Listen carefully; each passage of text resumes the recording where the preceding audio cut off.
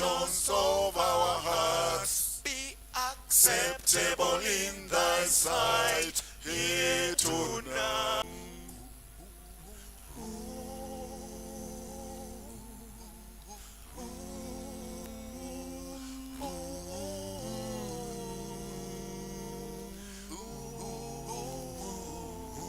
When the wicked carried us away, captivity required from us be acceptable in thy sight here tonight. Let the words of our mouth and the meditations of our hearts be acceptable in thy sight here tonight.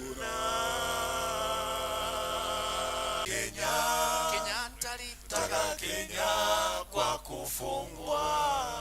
Kenyatta litaka Kenya. Kenyatta litaka Kenya. Kenyatta litaka Kenya kwa kufungwa.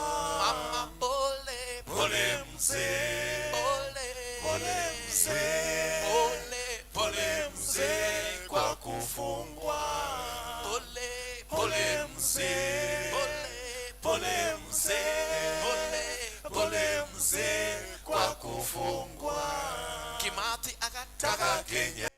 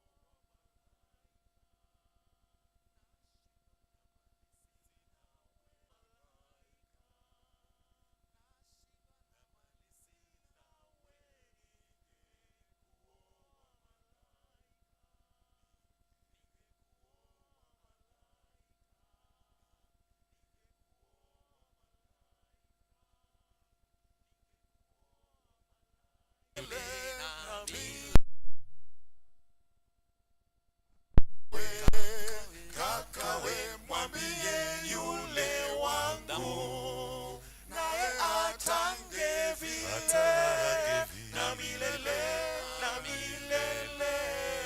Mama yetu na masemo yote hayatakuwa sawa kweli na milele na milele. Santa we kakae na mwambie yule wangu, naye atange vile na milele na milele.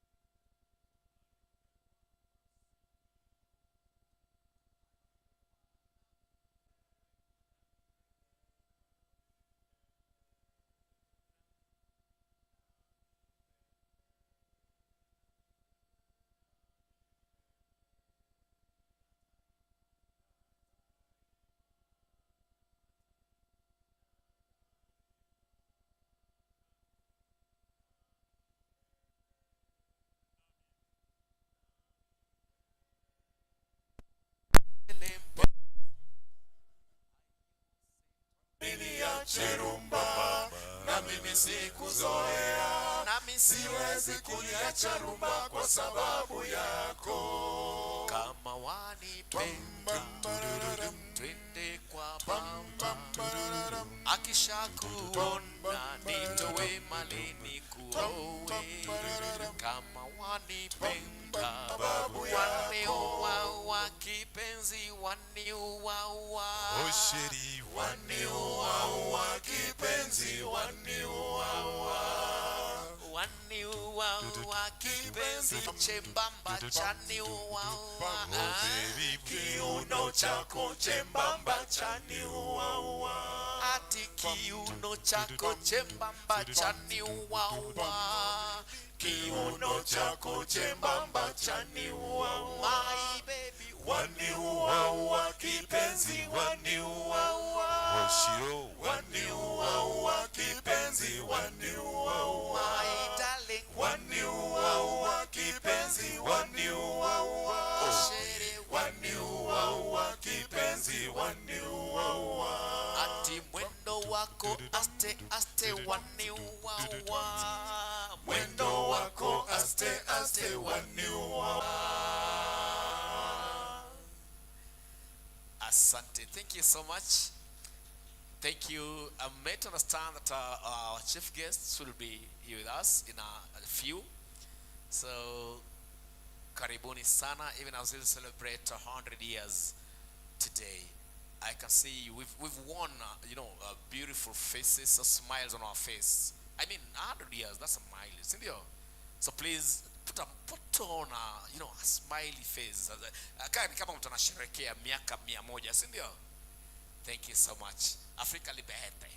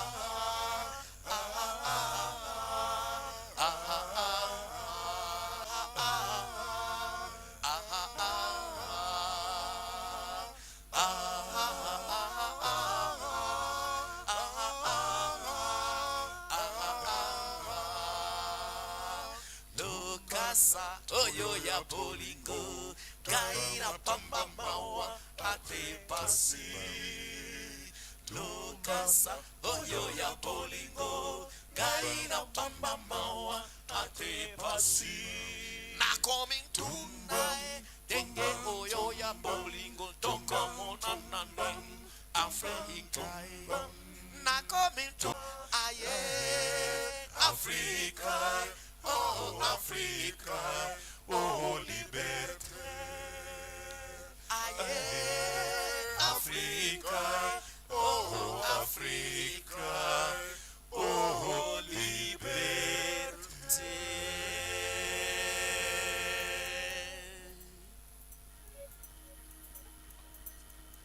Asante sana. Africa liberté. Now we're taking you on a journey to the coastal regions of Kenya. Of course, via the SGR.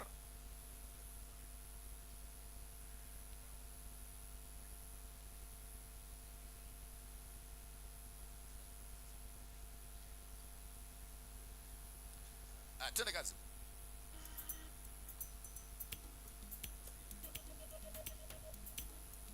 Hewa kiasi.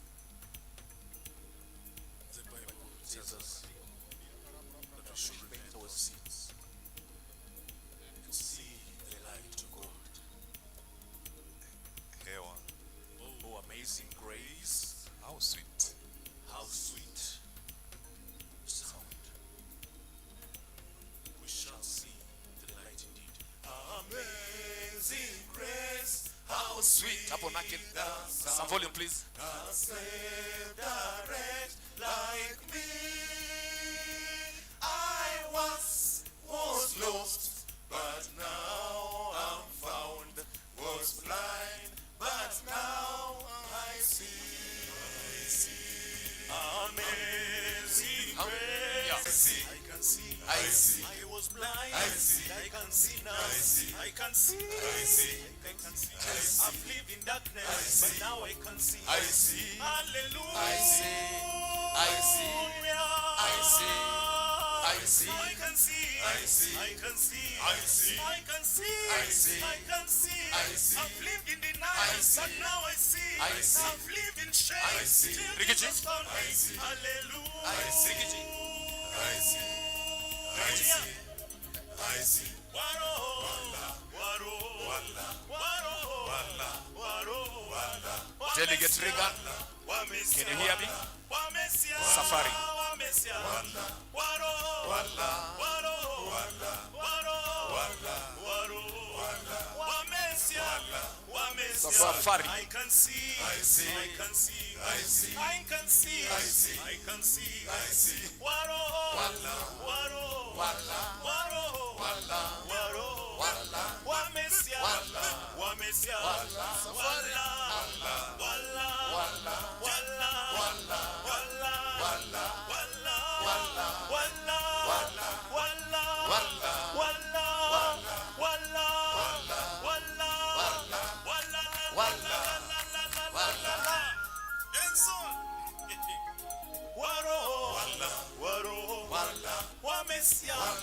Wamesia.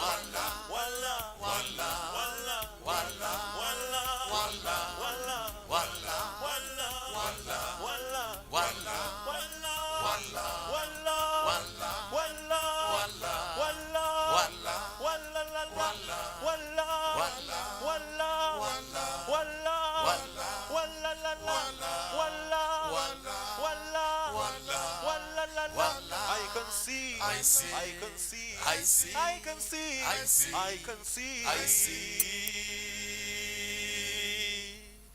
Thank you. I once was blind, but now I can see. Amazing grace. How sweet thy sound. Asante sana. We're now taking it down to the coastal regions of Kenya. Safari.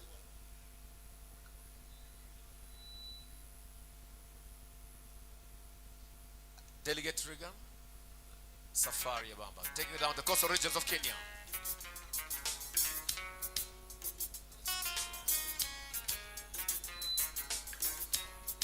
Safari, oh, safari ya bamba ni machero. Iyalume turesa. Safari ya bamba ni machero.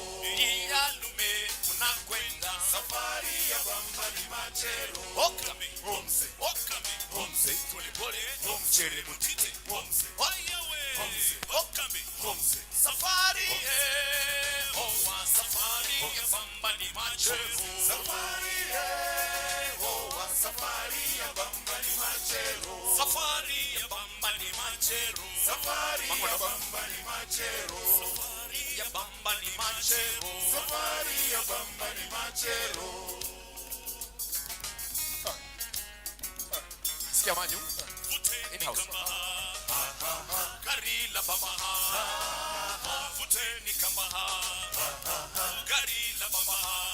Zunguni lero kadenge wa baba ni mutima.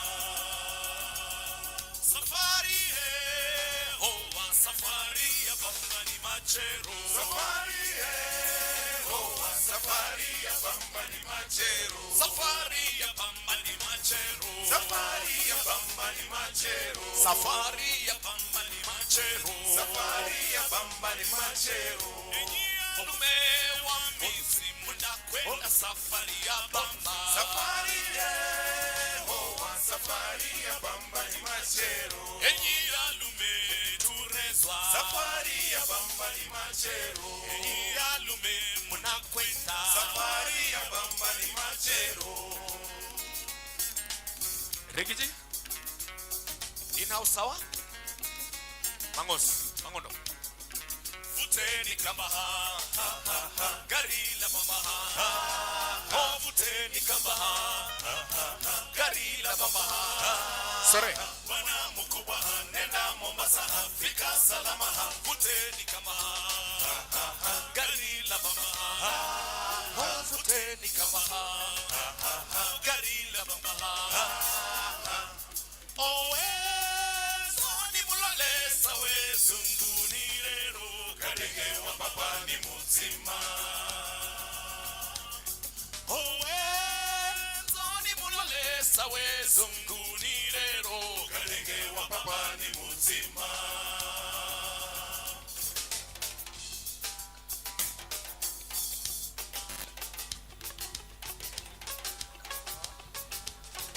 Zurungi zariri cha muzini, azurungi zariri cha muzini, ezurungi zariri cha muzini, azurungi zariri cha muzini, ezurungi zariri cha muzini, azurungi zariri cha muzini, ezurungi zariri cha muzini, azurungi zariri cha muzini, zuru zariri cha muzini, wewe zariri cha muzini, wewe zariri cha muzini, wewe zariri cha muzini, zariri cha muzini, zurungi zariri cha muzini, zurungi zariri cha muzini, zurungi zariri cha muzini, zurungi zariri cha muzini, zurungi zariri cha muzini, zariri cha muzini, zurungi zariri cha muzini, zurungi zariri cha muzini.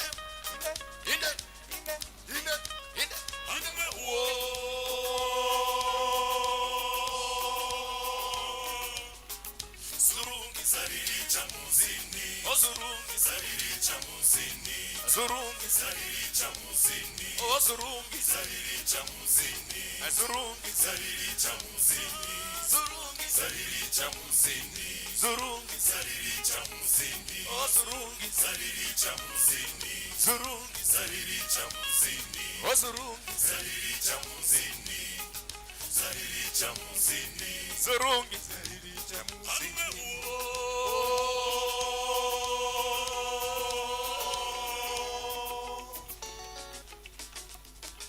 Asante. Thank you so much. Asante. By the way, we do appreciate hata ya mkono. Hiyo ya macho iko sawa tu, but hata ya mkono yeah, thank you. Asante sana. By the way, those who are one appreciate na mkono, those are the people who are really celebrating 100 years of TVET. Sindio? Now we're taking you on a journey, of course, through Kenya. As you well know, Kayamba Africa, we do songs from all the regions in Kenya. Kuanzia Lokichoge huko mpaka wapi pote pale. So we're now taking down the western regions of Kenya. Listen to this.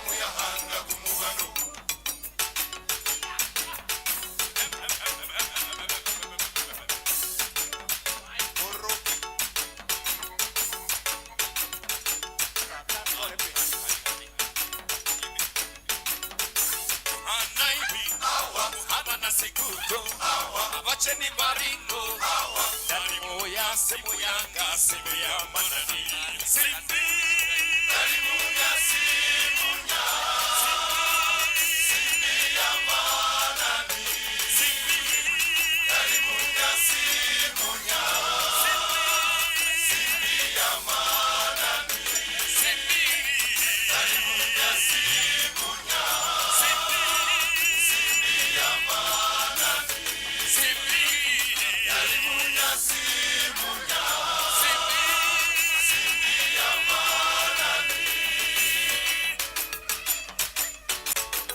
wapi mjonga mswa bideva gonga mswa gonga mswa bideva gonga mswa gonga mswa asisa gonga mswa gonga mswa asisa gonga mswa gonga mswa eme gonga mswa gonga mswa eme gonga mswa gonga mswa TVET gonga mswa TVET gonga mswa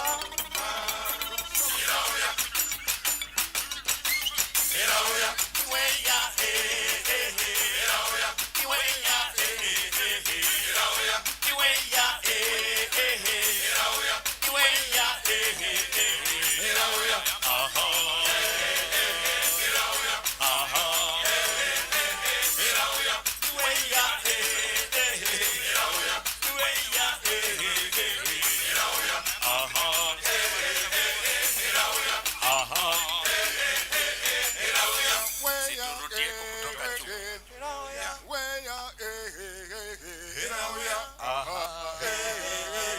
Iraoya aha Asante sana. Thank you so much. Keys around. Mwambie karibu Kenya. Kenya hakuna matara. Hata kama ni Mkenya, si ndio? Yeah, very peaceful country. Wacha Mungu. Now, do me one more favor. Do me one more favor.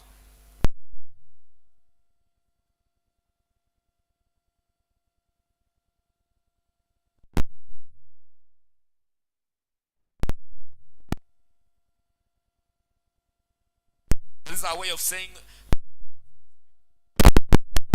of life, for the gift of breath, and thank you for those who left behind, and thank you for, our government, our country. Sindio, thank you for the 100 years. TVET, sindio? Wekelea. Very simple, eh? Some little bit of exercise. Tukikoja mgeni mheshimiwa, I'm told is already with me.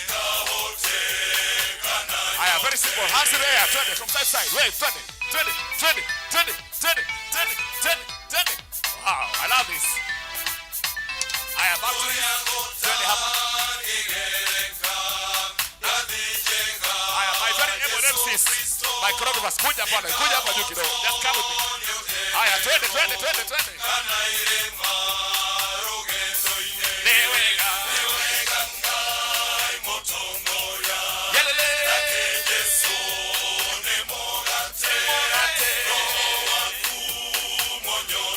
Unacheza kama MC, eh? Twende mikono juu. So side side.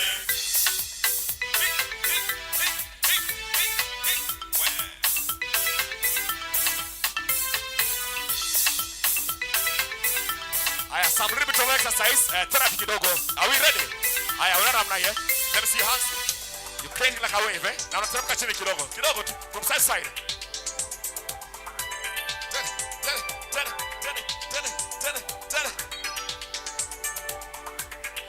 Wapi vigelegele ya Wakenya? Mara ya mwisho, tuona naye. Kama unapenda Yesu sema amen. Kama unapenda Yesu sema TVET. TVET, hallelujah. Now let me see your breast this hand. Your right hand in the air. Mkono kulia juu. Unaona unashusha baraka. Twende chini. Chini. Chini. Chini. Chini. Chini. Chini. Chini. Chini. Chini. Chini. Chini. Chini. Wapi kelele ya TVET?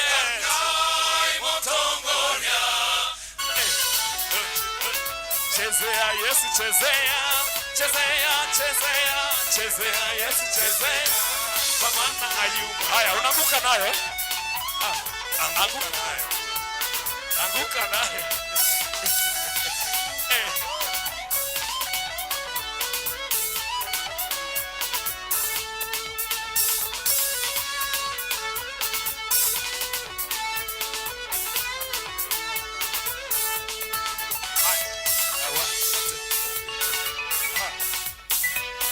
Kama unapenda Kenya sema amen. We'll spot any seat, just move as soon as the chief guest walks in and he's around.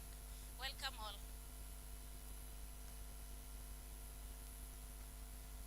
Check. Ladies and gentlemen, let us appreciate Kayamba Africa. To our beginning makofi. Thank you very much Kayamba Africa. You have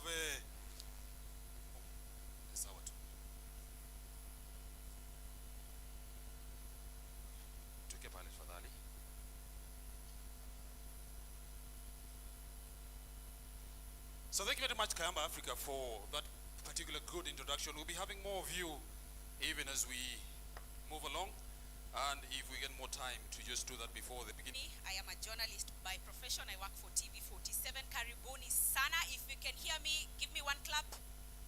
If you can hear me, add one more clap. Zikuwe mbili. Asanteni sana. Are you energetic this morning? Are you? Asante sana. Remember the theme for this year, for this particular celebration is if education is the key to employability, then TVET is the master key. We'll be expecting to receive him any minute from now. But in the meantime, let me just take you through the goal of our celebration this morning, which is majorly to promote employability, mobility, decent work, entrepreneurship, and lifelong learning among its youth and adults. We have not, of course, secluded adults here because of the various programs that TVET has been able to introduce. And ladies and gentlemen, this is our 100th year, and it's not a mean feat that we are here today. We have been existing for the last 100 years. And let me just remind you that today we are celebrating. It's not an official meeting, it's not a conference, it's a celebration of the fact that we have come as TVET. So we will be having a packed 3 days of within the 3 days. So we'll be looking at driven curricula, linkages and collaborations for quality and relevance, the challenges facing TVET institutions in implementing collaborative training for quality, and we'll also be addressing the gap existing between AGPO opportunities and accessibilities, among other topics. Kwa hivyo, feel free to be part of these breakout sessions where we will be discussing this and much more. Today we are just going to open the session. We're going to officially open the event. The chief guest I hear is around. With you anytime from now, the event should kick off officially. Leo? Good. So we shall also and industry partners. So once you enter the gate, there is a very big tent there. In it, from the best TVET institutions and key partners, so you can also go there during your own time. But in the meantime, before the chief guest comes in, I would also like to call Kayamba Africa again. Just come and entertain us for the next 2-3 minutes, and then once the chief guest comes in, we'll be able to direct you. So Kayamba Africa, if you can hear me, karibuni tena, and my plea to you is just let this be a celebration of the fact that we have come as TVET. So kindly enjoy yourself, make yourself Particular event, and let the world know that TVET is turning 100 years. The hashtag to use is hashtag TVET at 100, hashtag TVET works, and hashtag Nikoset na TVET. Are we together? I'll say that again. Hashtag on our social media platforms, and especially on the X platform, is hashtag TVET at 100, hashtag TVET works, and hashtag set na TVET. Nikoset na TVET. Thank you very much, my co-MC. Yeah, Madam MC na Bwana MC. By the way, when I grow up, nataka kuwa kama wewe. Your eloquence inaitaka. Thank you. A very special dedication to all the beautiful ladies in the house. Listen to this.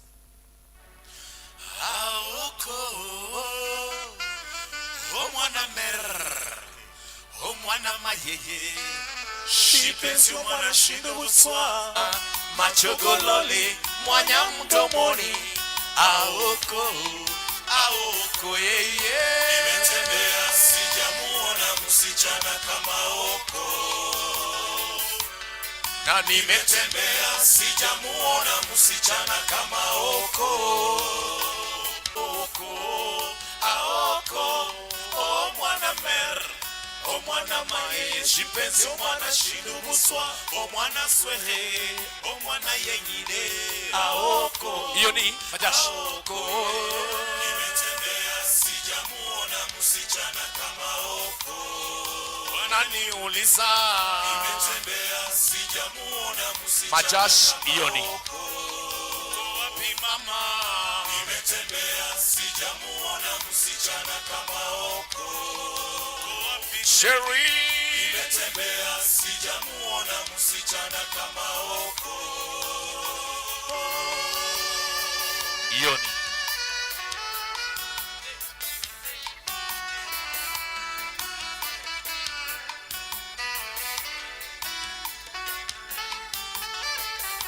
Na haisete irima naikoroka meriko nwenyeginya michitu gatufira iriaine norire dona aongetawe we wakwa nisemanete narianaka magegomeru maganaria marijarome iriaiganago maitho manene imonotandongu.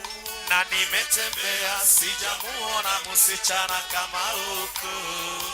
Wapi mama? Nimetembea sijamuona msichana kama Oko. Wananiuliza Nimetembea sijamuona msichana kama Oko. na nimetembea sijamuona msichana kama huko.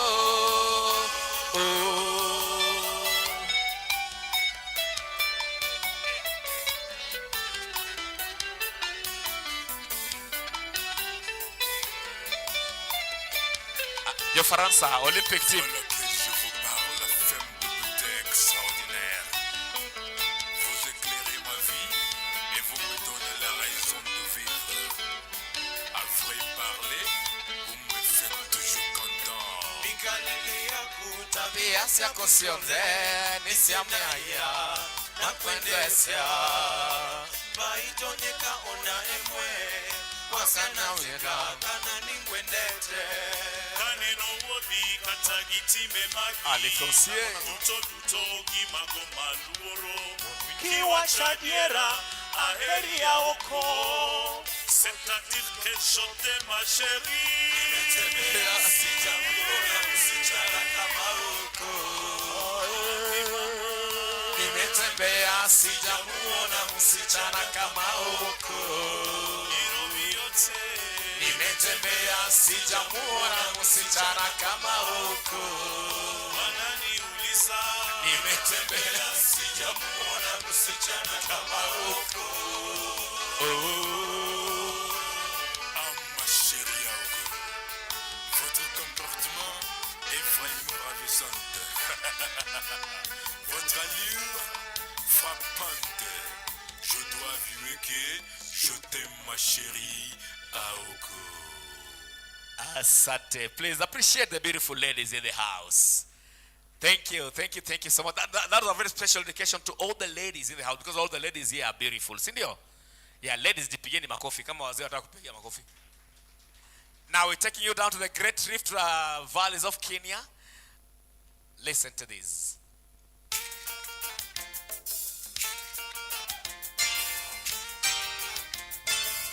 Kere. Ile kian boy boye. Petu kebra. Asai yegonyo. Kongo imise kabisa. Kongo kabisa. Iyo ni chebioso. Iyo ni neboma. Iyo ni oishe. Iyo ni neboma. Iyo ni olene. Iyo ni eleoi. Iyo ni elene.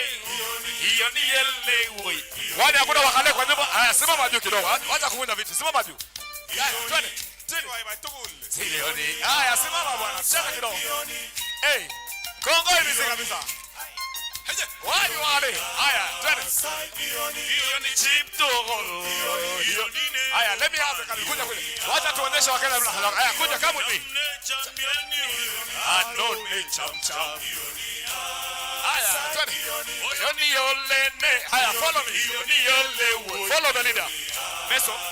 Tini. Yoni yole. Haya, twende. Yoni yole.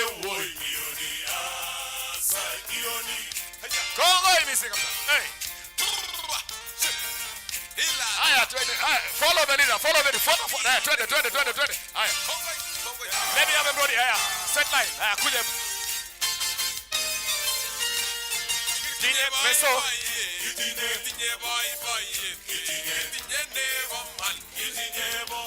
Haya, muda basi kuja. Haya, twende.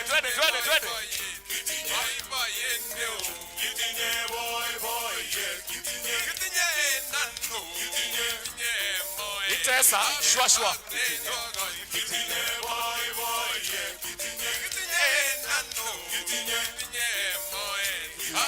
Haya, tuendelee tu. Naambiwa mgeni wa heshima anakuja. Haya, everybody let's be upstanding as we usher in our chief guest. Haya, twende. Karibu sana mgeni. We love you so much. Kitinye.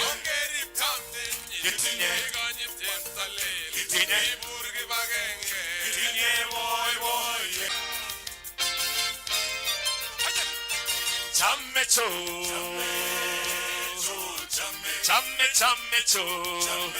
Wapi makofi ya mgeni mheshimiwa?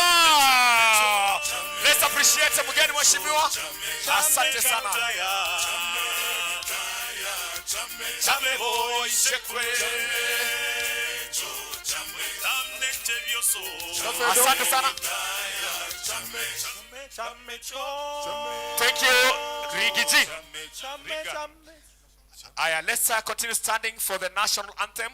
The first stanza of the national anthem, Kenyan anthem, then East African anthem.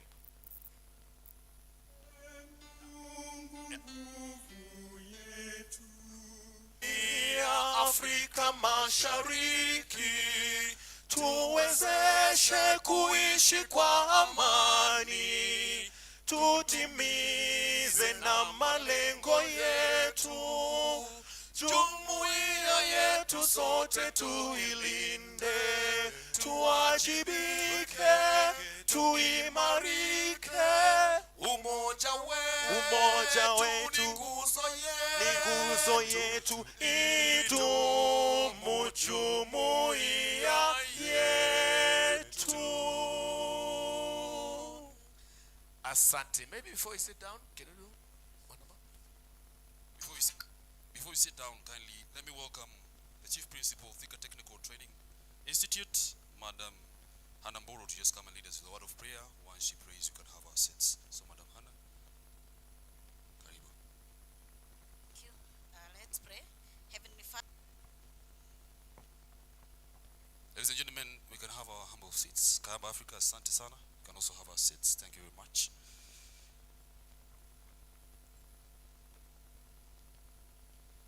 So the Prime Cabinet Secretary, Dr. Musalia Mudavadi, our PS for TVET, Madam Dr.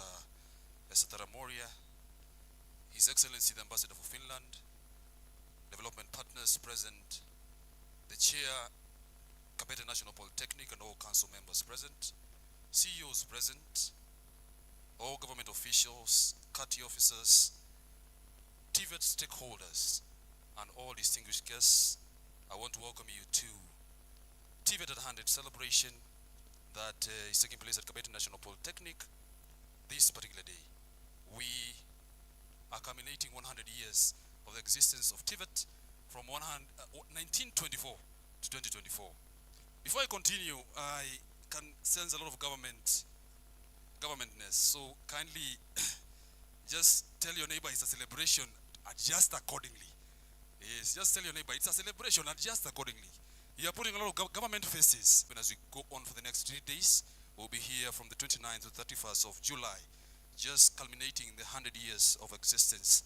Ladies and gentlemen, it all began here at Kabete National Polytechnic known as Nation. Of course, it was there before informally under apprenticeships. We have been able to establish various sagas or various state corporations, agencies, and entities and mandates that have been able to guide us even as we moved on in 100 years of existence. We have been able to establish the TVET authority that was established under the TVET Act of 2013, Curriculum Development Assessment Certification Council that was established under the TVET Act of 2013 also, the Kenya National Qualifications Authority that was established under the KNQF Act of 2014, Kenya School of TVET, National Polytechnics, which at the moment stand at 24. We've also been able to have various industry linkages, which are very, very key to existence as TVET. We pride in the various partnerships that we've been able to develop over the years. And so far, we have been able to develop industry-led task force that have been established in collaboration with private sector industries. We've also been able to constitute the dual policy development, which is ongoing and has been rolled out currently in 33 TVETs, upwards from 8. And we've also been able to identify 156 coast region and 134 North Nairobi industries that are actively collaborating with us. We've also been able to establish 72 industry advisory boards that are working closely with us. We've also been able to establish or develop the TVET standards, circulation and dual TVET policy, among various things that we've been able to do under the dual TVET curriculum. We've also been able to establish the competency-based education and training, CBET, which was rolled out officially last year, 2023, in September, with current enrollment of 53,000. We have had more than 2,000 applicants under TVET or under RPL, Recognition of Prior Learning. The government has also been able to disperse various scholarships to various trainees in the TVET that has enabled learning and education in TVET, which is very, very key. And not forgetting the various scholarships that have been offered, which I know will be elaborated more even as we go on. We are also champions for greening, having done a lot in our target to plant 80 million trees by the end of the year. We have also been able, in bottom-up transformation agenda, in one of the key areas of creating employability, we've also been able to employ Polytechnic even as we move on. Tupigeni makofi wanapokuja.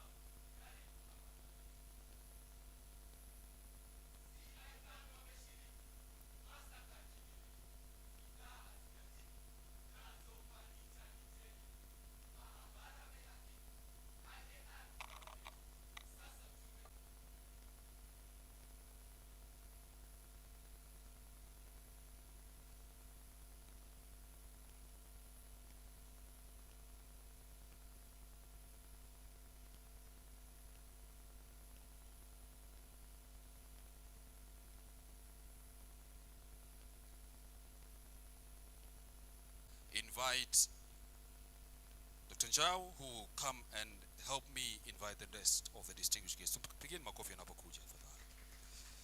Karibu sana Mr. Njau.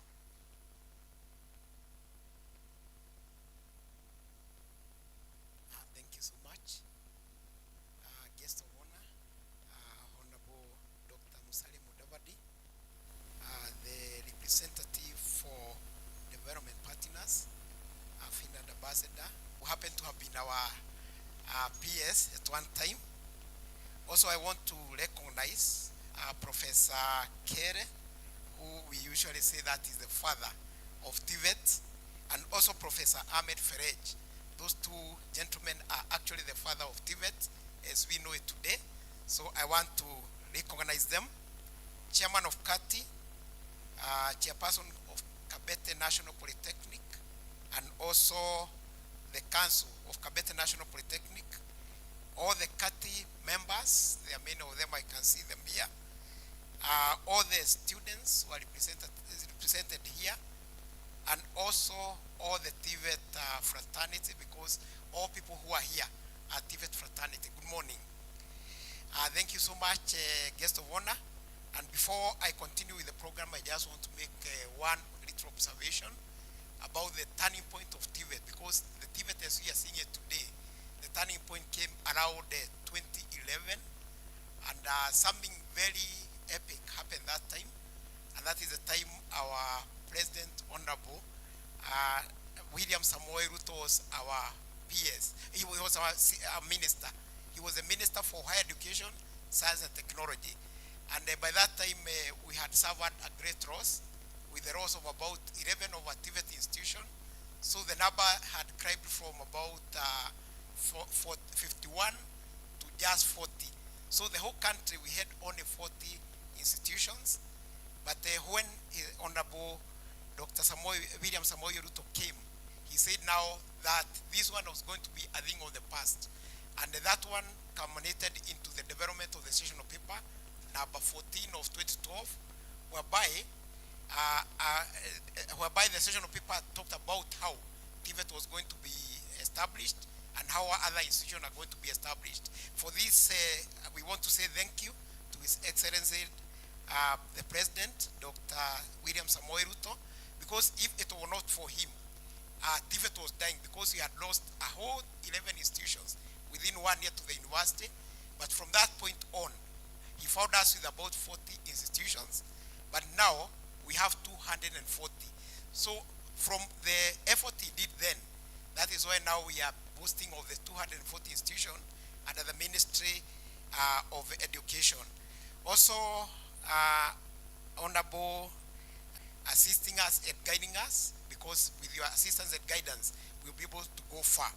Now, without much ado, I want to welcome the Principal, Kabete National Polytechnic, who is going to welcome us, and also he's going to welcome the student leader to give a small address, and also he is going to welcome the chairperson, Kabete National Polytechnic. So, Mr. Mushemi, welcome.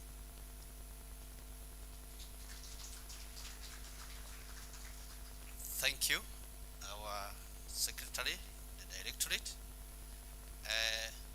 the Prime Cabinet Secretary, Honorable Musalia Mudavadi, our Chief Guest for this function, His Excellency, the Ambassador and the Permanent Representative to UNEP and Finland, Ambassador Pika Tapiola, our Principal Secretary, State Department of TVET, Dr.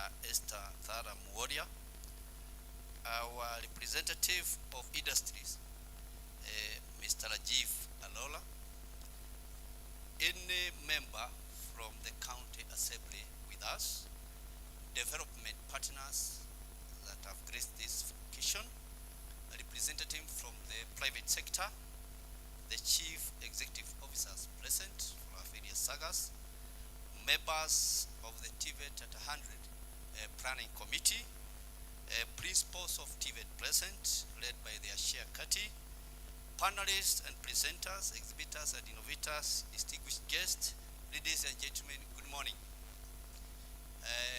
Thank you for gracing this occasion. It's a great occasion.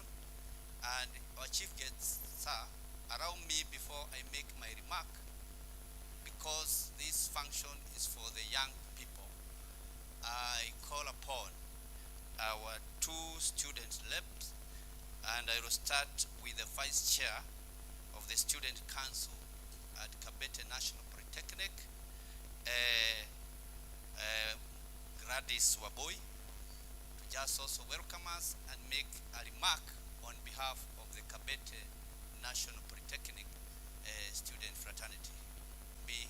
Find your way ahead here. Tony Kiplagat. So welcome Gladys.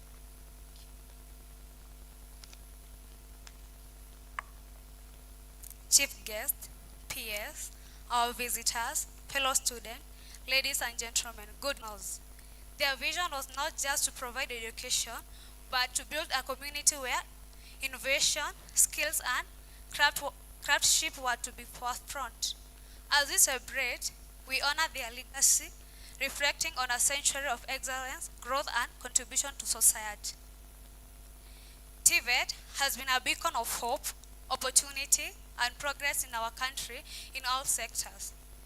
It is that force behind the success of SMEs and dual-quality sector that has contributed immensely opportunity for self-growth. TVET has been at a forefront of innovation and technical skills that ensures our workforce remains dynamic and competitive. As a student leader, I have witnessed firsthand the impact that TVET can have at a person's life. It is not just about acquired skills, technical skill, it's about nurturing it through the cabinet. Our chief guest has repeatedly reminded us that TVET is a play of crucial role in building a skilled workforce of our country. Our PS, State Department of TVET, has served us ensuring that all TVET institutions are offering competence-based education and training, ensure TVET institutions have established industrial linkages which has helped us to improve in our skills and competence. Ladies and gentlemen, in closing, I would like to extend my heartfelt gratitude to everyone who has played a role in making TVET the cornerstone of education and workforce development that it is today. Let us celebrate this continue with pride and optimism, knowing that the next 100 years hold even greater promise and potential. Thank you. Thank you. I think another clap for Boy, Council Vice. Also, ladies in the house, a good clap for Boy. Thank you, thank you. Our chief guest, with the interest that our government has on the issue of ICT, there is a program on Jitume program. And we have a student who has, when he is a student, he has graduated to be a trainer and he's still a student. Tony Kiplangat from Rift Valley National Polytechnic will share a good experience on this aspect. Tony, welcome and good clap for Tony. He's a student and a trainer too.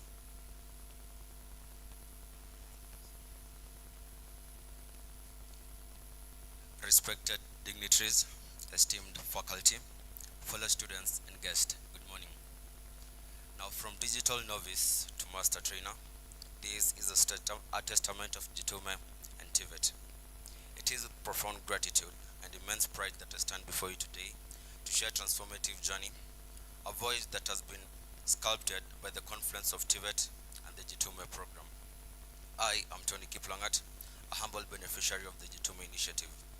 A mere year ago, I embarked on my academic journey at the renowned Rift Valley National Polytechnic, nurturing an ardent passion for information and communication technology. Little did I anticipate that destiny will soon unveil a path of unprecedented growth and accomplishment.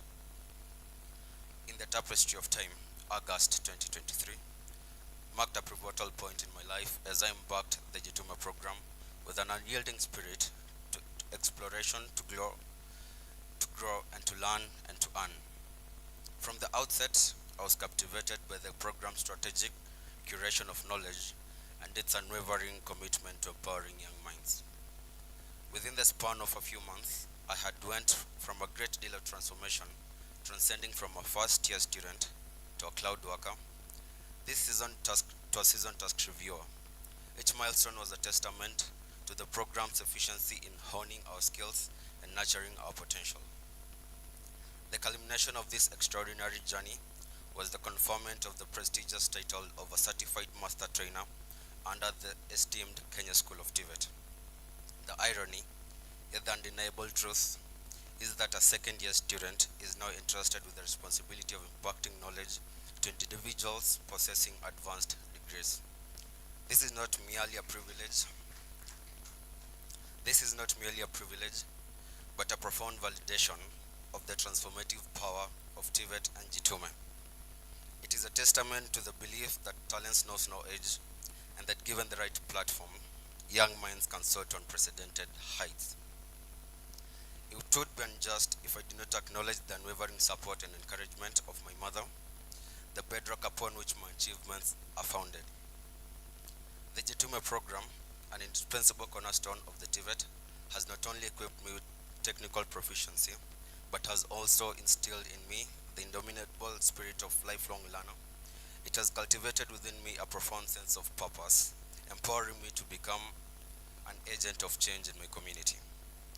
As we commemorate a century of excellence in technical vocational education training, I implore us to recognize the pivotal role of programs like Jitume in shaping the future of our nation.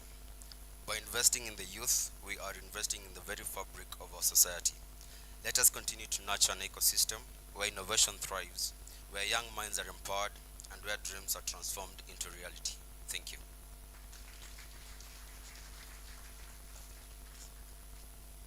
Thank you. I think a good applause for youthful trainees.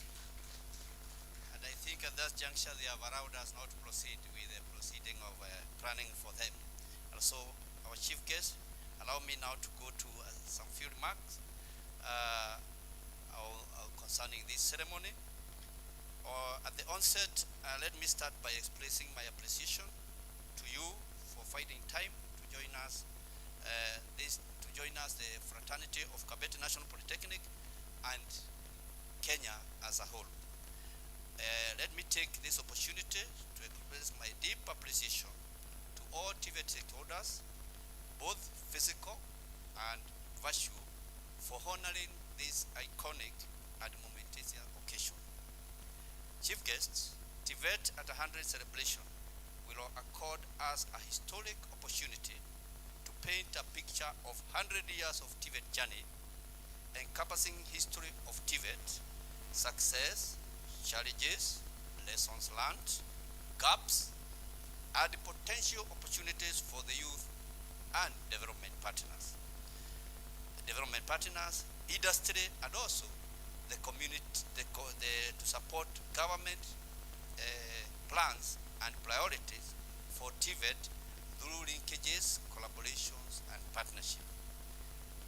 Your Excellency, this function is here at Kabete because of some historical happenings around. The historical of TVET at 100 journey started from humble beginnings in around a time like this one, July 1924, when the colonial government formally established a native industrial training depot at Kabete, west of Nairobi, to offer a 3-year course, trade course, to support the maintenance of the Kenya, Uganda, demonstrate the resilience of this institution and its status as the grandfather of TVET in Kenya and sub-Saharan Africa. Today, as we celebrate TVET at 100, whose theme is "If education is the key to employability, then TVET is the master key." A new TVET era is beginning to take shape, and the next 100 years of TVET will be anchored to inspire emotional feelings about TVET, to the position to it effectively respond to labor market, societal needs for enhanced employability, decent work, entrepreneurship, and lifelong learning. In order to remain relevant and respond to labor market, societal needs, Kabete National Polytechnic has continued to keep pace with the ongoing educational reforms. As a result, I'm proud to state that Kabete has implemented the following. In its current, which we are suspecting should be the 21st strategic plan, which is running from 2023 to 2027, That strategy plan is tailored to support implementation of government Vision 2030 and the bottom-up transformation agenda. In implementing the technical and vocational training as per the TVET Act 2019, or as per the TVET Act number 29 of 2013, and the legal order 92 of 2016 that mandates Kabete National Polytechnic to develop, train, assess, and award TVET qualifications up to the higher levels, or even the higher national diploma level. Accredited, we are also accredited with as a qualification awarding institution by the Kenya National Qualification Authority to ensure that our production of quality, transparent, trusted, and globally competitive qualification to serve the national, regional, and global markets. Kabete also has put in place a robust system and structures to implement competency-based education training, that is CBET, and also recognition of prior learning, the RPM. Kabete also has ensured that online and distant learning, that is ODER, unit is in place to access equity to its qualifications. And also, as Kabete does this, we are also equipped our workshop. We have also equipped our workshops with the state-of-art equipment that are ready to deliver our mandates. Ladies and gentlemen, the celebration today is against the background where we increased students' enrollment from less than 100 in 1924 to 8,520 currently the students at this institution. The Polytechnic also has 11 fully established academic departments comprising of 78 training program currently up to or from less than 5 programs that were there in 1924. On internationalization, Kabete, I'm very happy that Kabete is committed to be a world-class polytechnic in the advancement and recognition of knowledge, skill, competence, and sustainable development. It is therefore my trust that these celebrations will inspire renewed synergies among stakeholders to work towards Kabete National Polytechnic, the skill capital of the country and the world at large. Ladies and gentlemen, as I conclude, I would like to sincerely thank the leadership of the Ministry of Education, and specifically Madam PS, Dr. Esther Moria here, together with all the critical partners for supporting this noble idea of TVET at 100. Special appreciation goes to the MasterCard Foundation through the Colleges of Institute of Canada, CICAN, for their donation of the state-of-art training equipment for industrial automation and robotic, the only one in Kenya, set to be commissioned by the head of state. I wish you all God blessings as we celebrate the TVET at 100 celebrations, and we struggle to uplift the skills of our Kenyan youth. Thank you. God bless you. God bless Kabete. And at this juncture, allow me, chief guest, to invite our chair of the council, who is the council that has been nominated here by the Ministry of Education. And let me invite our able chair, Madam Agnes. Yeah. A clap for our chair. Thank you. Thank you very much, Mr. Principal, Chief Principal. Those who know me know I'm not very good with formalities, so I'm going to read word for word what has been given to me. Prime Cabinet Secretary, Honorable Musalia Mudavadi, Your Excellency, the Ambassador and Permanent Representative to UNEP and UN Habitat Embassy of Finland in Kenya, Ambassador Pirkka Tapiola, Principal Secretary, State Department for Vocational and Training, Dr. Esther Thara Moria, Principal Secretary is present,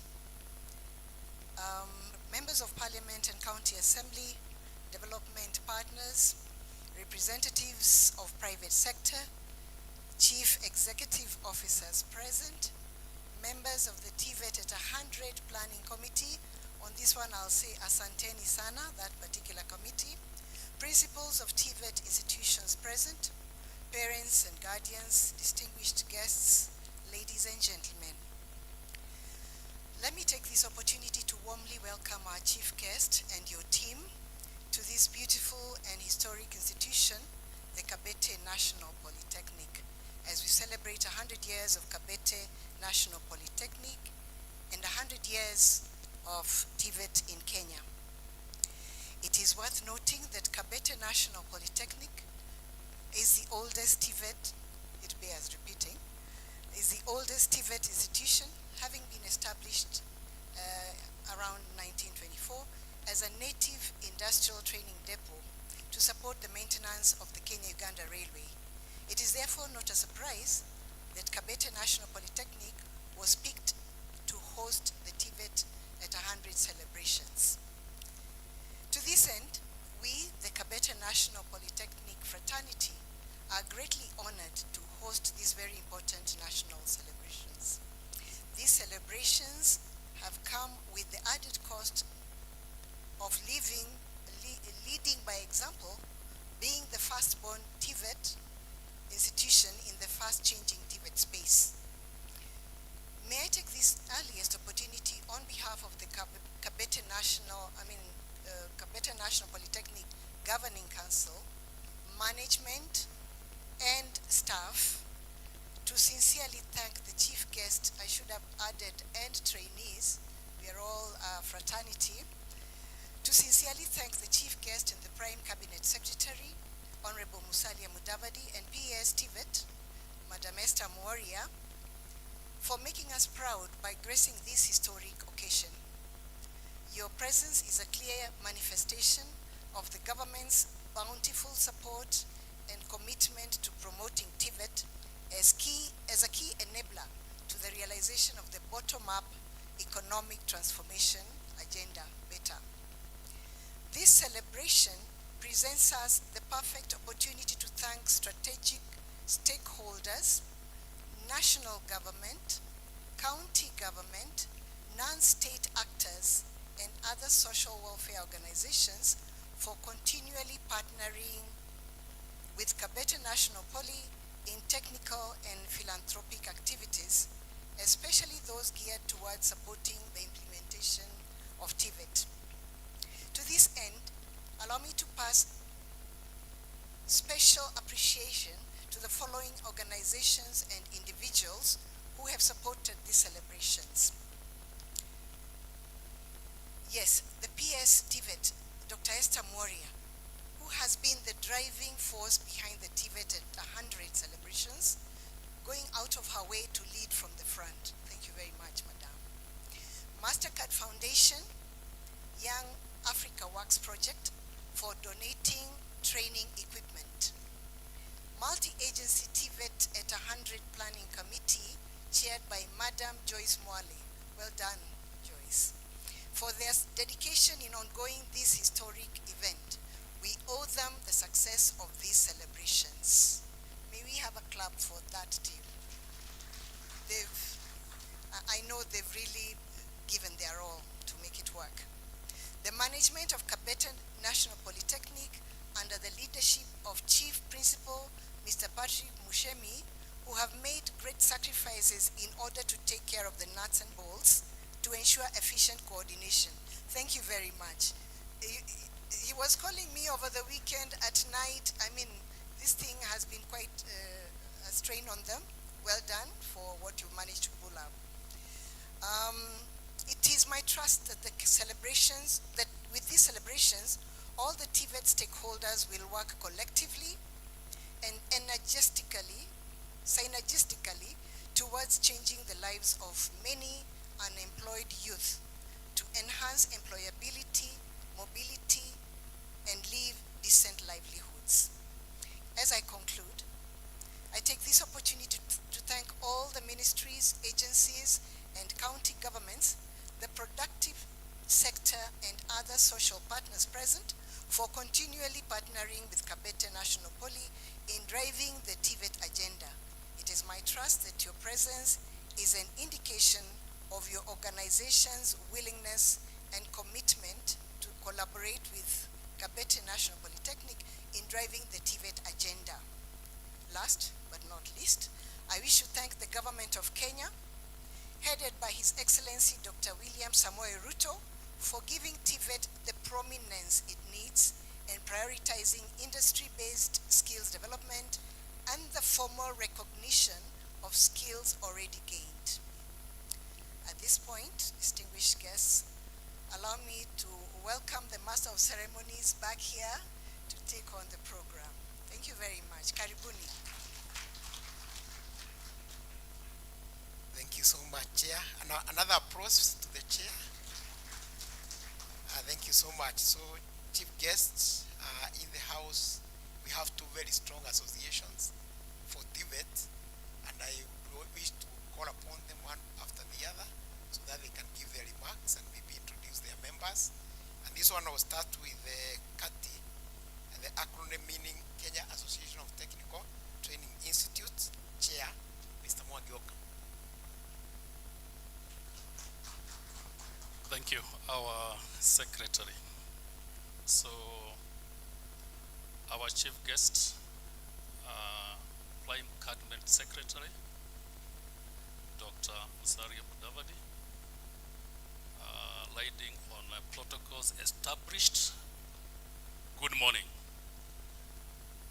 I'm David Mwangi, Chief Principal Nyeri National Polytechnic, and also the chair, Kenya Association of Technical Training Institutions.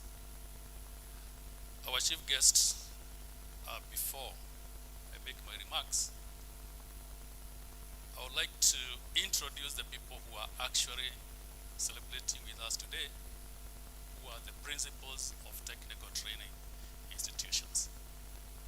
And that group of association, it has got an umbrella governing body that is the governing council. So I would first of all wish that all the governing council members, wherever you are, you just raise up your hand, stand and raise up your hand. I don't know whether our chief guest will be able to see you. Yeah, those are the members of the governing council. And our chief guest, our association is not political. Our association is based on advocacy and advisory. So anything that we want to do with the Ministry of Education, we work together. Then we are divided into 9 regions in Kenya. So once I mention the region, the principals from those regions just stand up and we clap for them. And we start with the host, that is Nairobi region. Nairobi region. Thank you. We go to South Rift. South Rift. Thank you. We go to North Rift.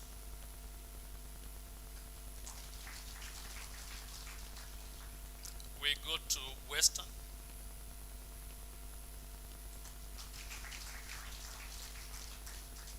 We go to Lake region.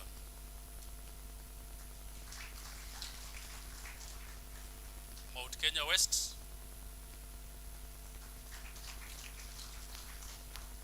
Mount Kenya East.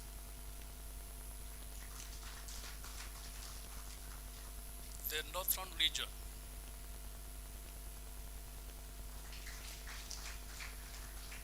And lastly, we have the Coast region. Yeah, the Coast region. Our chief guest, I would like only to mention 3 things. that might not be documented when you're celebrating TVET at 100. I would like to say that when Kabete started alleging for celebration of TVET at 100 as an institution, I talked to the principal, Mr. Moshemi, and we went to our peers, Dr. Mbori, and we agreed this TVET at 100 will be celebrated by all the TVET institutions in Kenya. And that's the time we crafted a kind of a communication strategy that we are going to have each and every person in Kenya knowing what is TVET. And we started now with what you're referring to as the TVET torch or the TVET frame. And that torch was actually launched at the Nyeri National Polytechnic by His Excellency the President on the 26th of March. And immediately after that, it went all the 9 legions of Kati. And during the President's speech, during that time, is where we got now our theme, because he said, if education is the key, TVET is the master key. So we came up with that theme, and we requested him during that time that he will still come and be with us as we finalize this communication. So as we celebrate, we are celebrating communication to the masses that TVET works. And I would like to say this. When our president was the Minister for Higher Education, from 21st April to 19th October 2010, the roadmap of TVET was set. And during those 2 years, the session papers, then we ended up having the TVET Act in 2013. And we are celebrating it. In 2016, 2017, we could not, our chief guest, get trainers from the Teacher Service Commission. Reason being, Teacher Service Commission was posting people with 2 teaching what? Subjects. And all the principals who are seated here, the trainers who are here, their certificate is written B.Ed Technology, CIFO.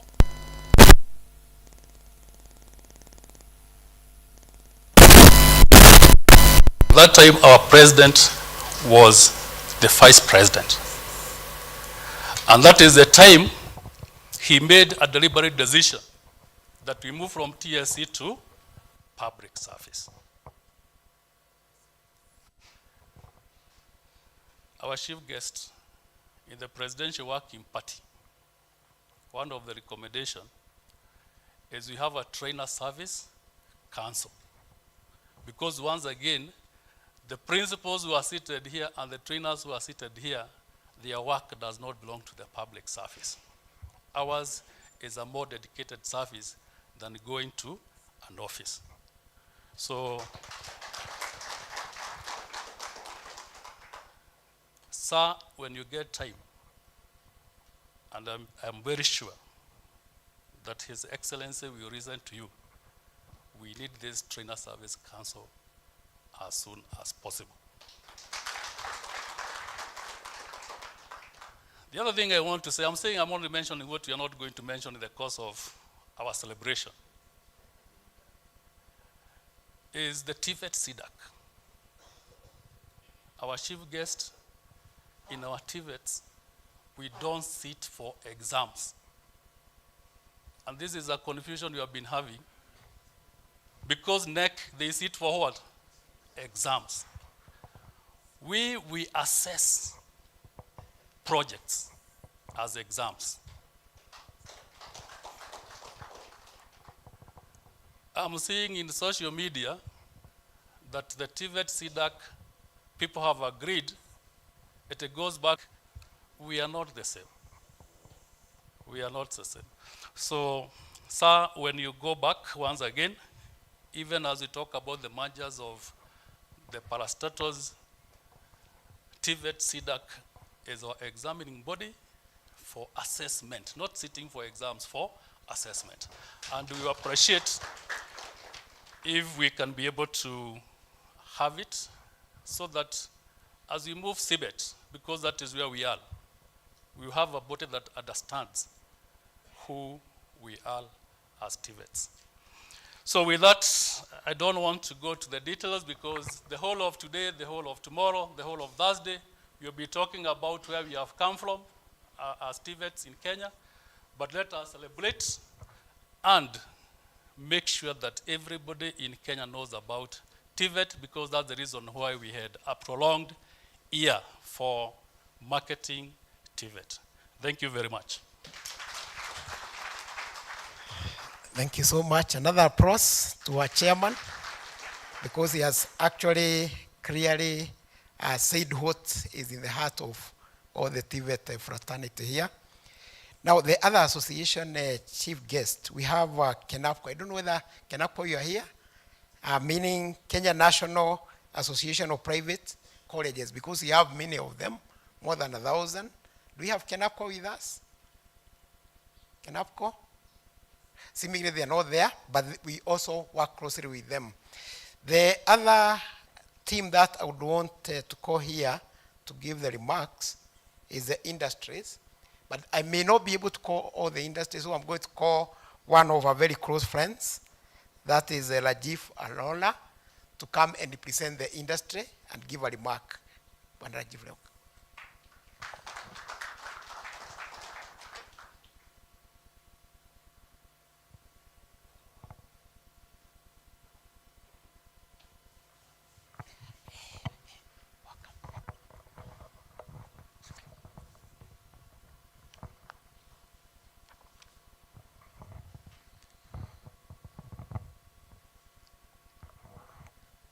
Good morning. The Prime Cabinet Secretary and Cabinet Secretary for Foreign and Diaspora Affairs, Honorable Musalia Mudavadi. The Principal Secretary for TVETs, Dr. Esther Moria, and all protocols observed. Once again, good morning.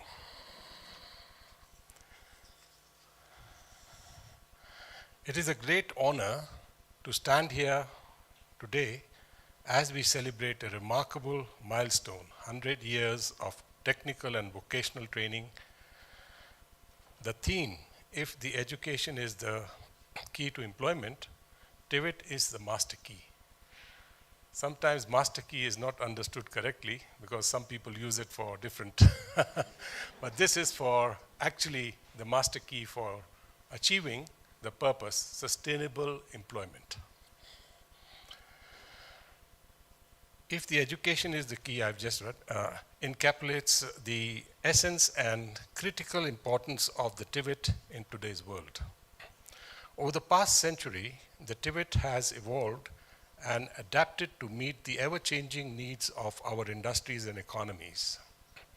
The sector has been the backbone of many advancements, providing the skilled force drive innovation, economic growth, and the traditional crafts and trades to cutting-edge technologies and digital competencies. Polytechnic TTIs ensures that curricula are aligned with the real-world changing methodologies and technologies under production 4.0.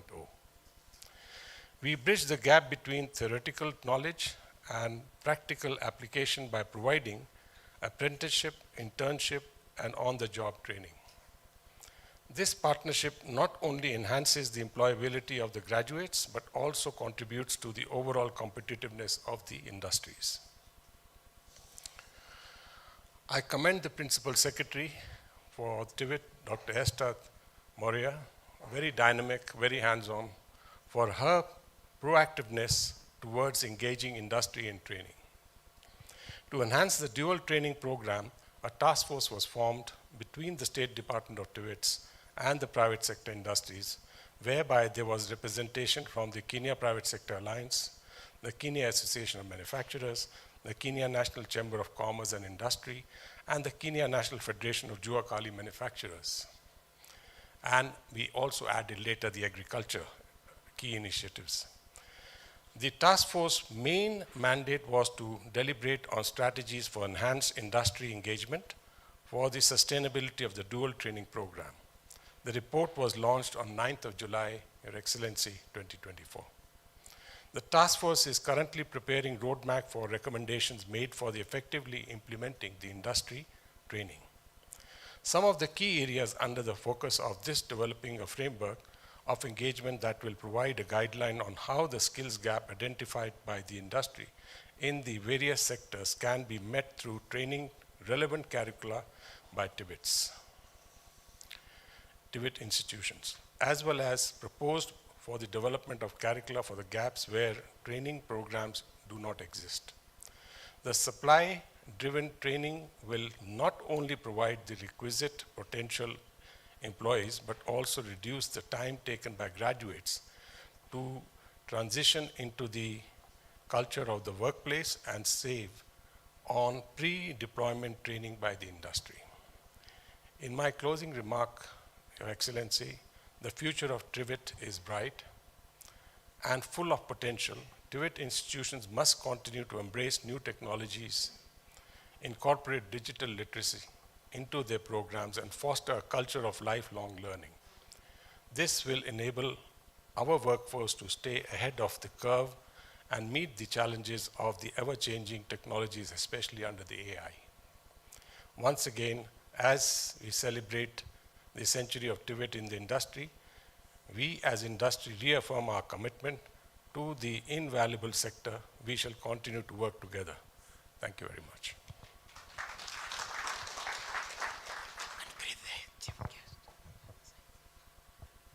Okay, thank you so much. Thank you so much, Rajiv, for your good remarks. And now, chief guest, before I sign off by doing the last task that I'm supposed to do today, allow me briefly to introduce my colleagues. They are all here. And I'm going to start with our SAGAs, that is semi-autonomous government agencies. So CEOs and chairmen around, kindly start and wave. That is, we have CDAC, we have TVETA, we have KenQA. So those are our SAGAs. Thank you so much.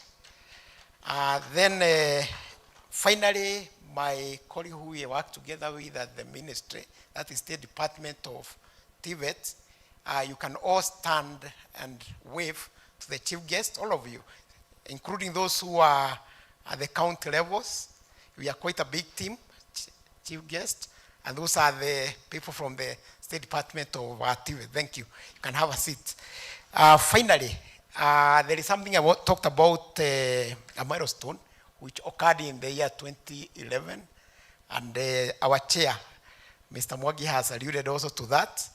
Then there is also another milestone that happened in the year 2022, when His Excellency Dr. William Samoei Ruto became the president of this country. And of course, he has been the supporter of TVET #1. So finally, we knew our supporter #1 is at the highest office in the land. And he has not disappointed. He has supported us up to this day. And we know he's also going to continue supporting us as we continue. And on top of that, he gave us the better, that is bottom-up economic transformation agenda. And truth be said, the better agenda is 100% TVET.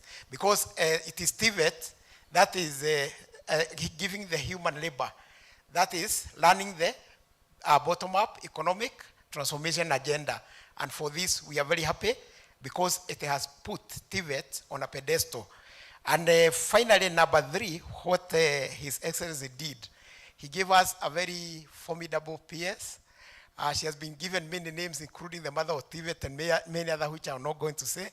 In the name of Dr. Esther Moria, and she has re-energized TVET to what it is today.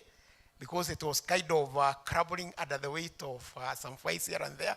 But now she has steadied the ship, and we are continuing very well. And we are praying to God that she's going to be with us for some time, so that she can be able to steady that ship, so that by the time she will be saying kwaheri, that ship will be up on its way going to greatness. And for that reason, I want to invite our PS, Dr. Esther Moria, and we can welcome her with a round of clap. Yeah, yeah.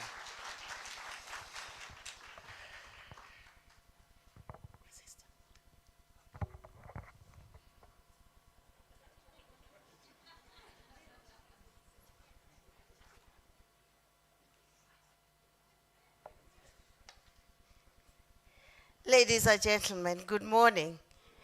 Your Excellency, Dr. Musalia Mudavadi, before I make my remarks, kindly allow me to welcome another of my very pragmatic partners. Tabiora, please, the ambassador, come and say a few things.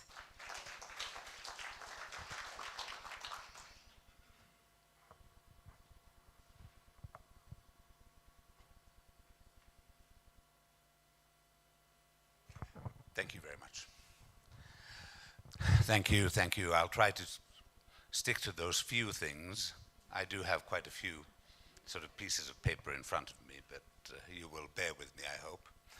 Your Excellency, Prime Cabinet Secretary, Dr. Musalia Mudavadi, my dear friend, Principal Secretary, Dr. Esther Moria, Chief Principal of the Kapet National Polytechnic, Patrick Muchemi, Excellencies, ladies and gentlemen, I cannot start to express how delighted I am to be here this morning. To be here at the opening ceremony of the TVET 100 Years Conference. And the theme has already been mentioned a number of times. If education is the key to employability, TVET is the master key. And that is indeed true, because we need to build a better link between the needs of industries, the needs of society, and education. And indeed, for instance, even in Europe, you will see that we sometimes have even an oversupply of university-trained people, where actually TVET skills are more and more needed. And I'll get to the importance of that a bit later. Now, let me start, however, by congratulating the Kabete Polytechnic for being the first TVET institution in Kenya, established a remarkable 100 years ago.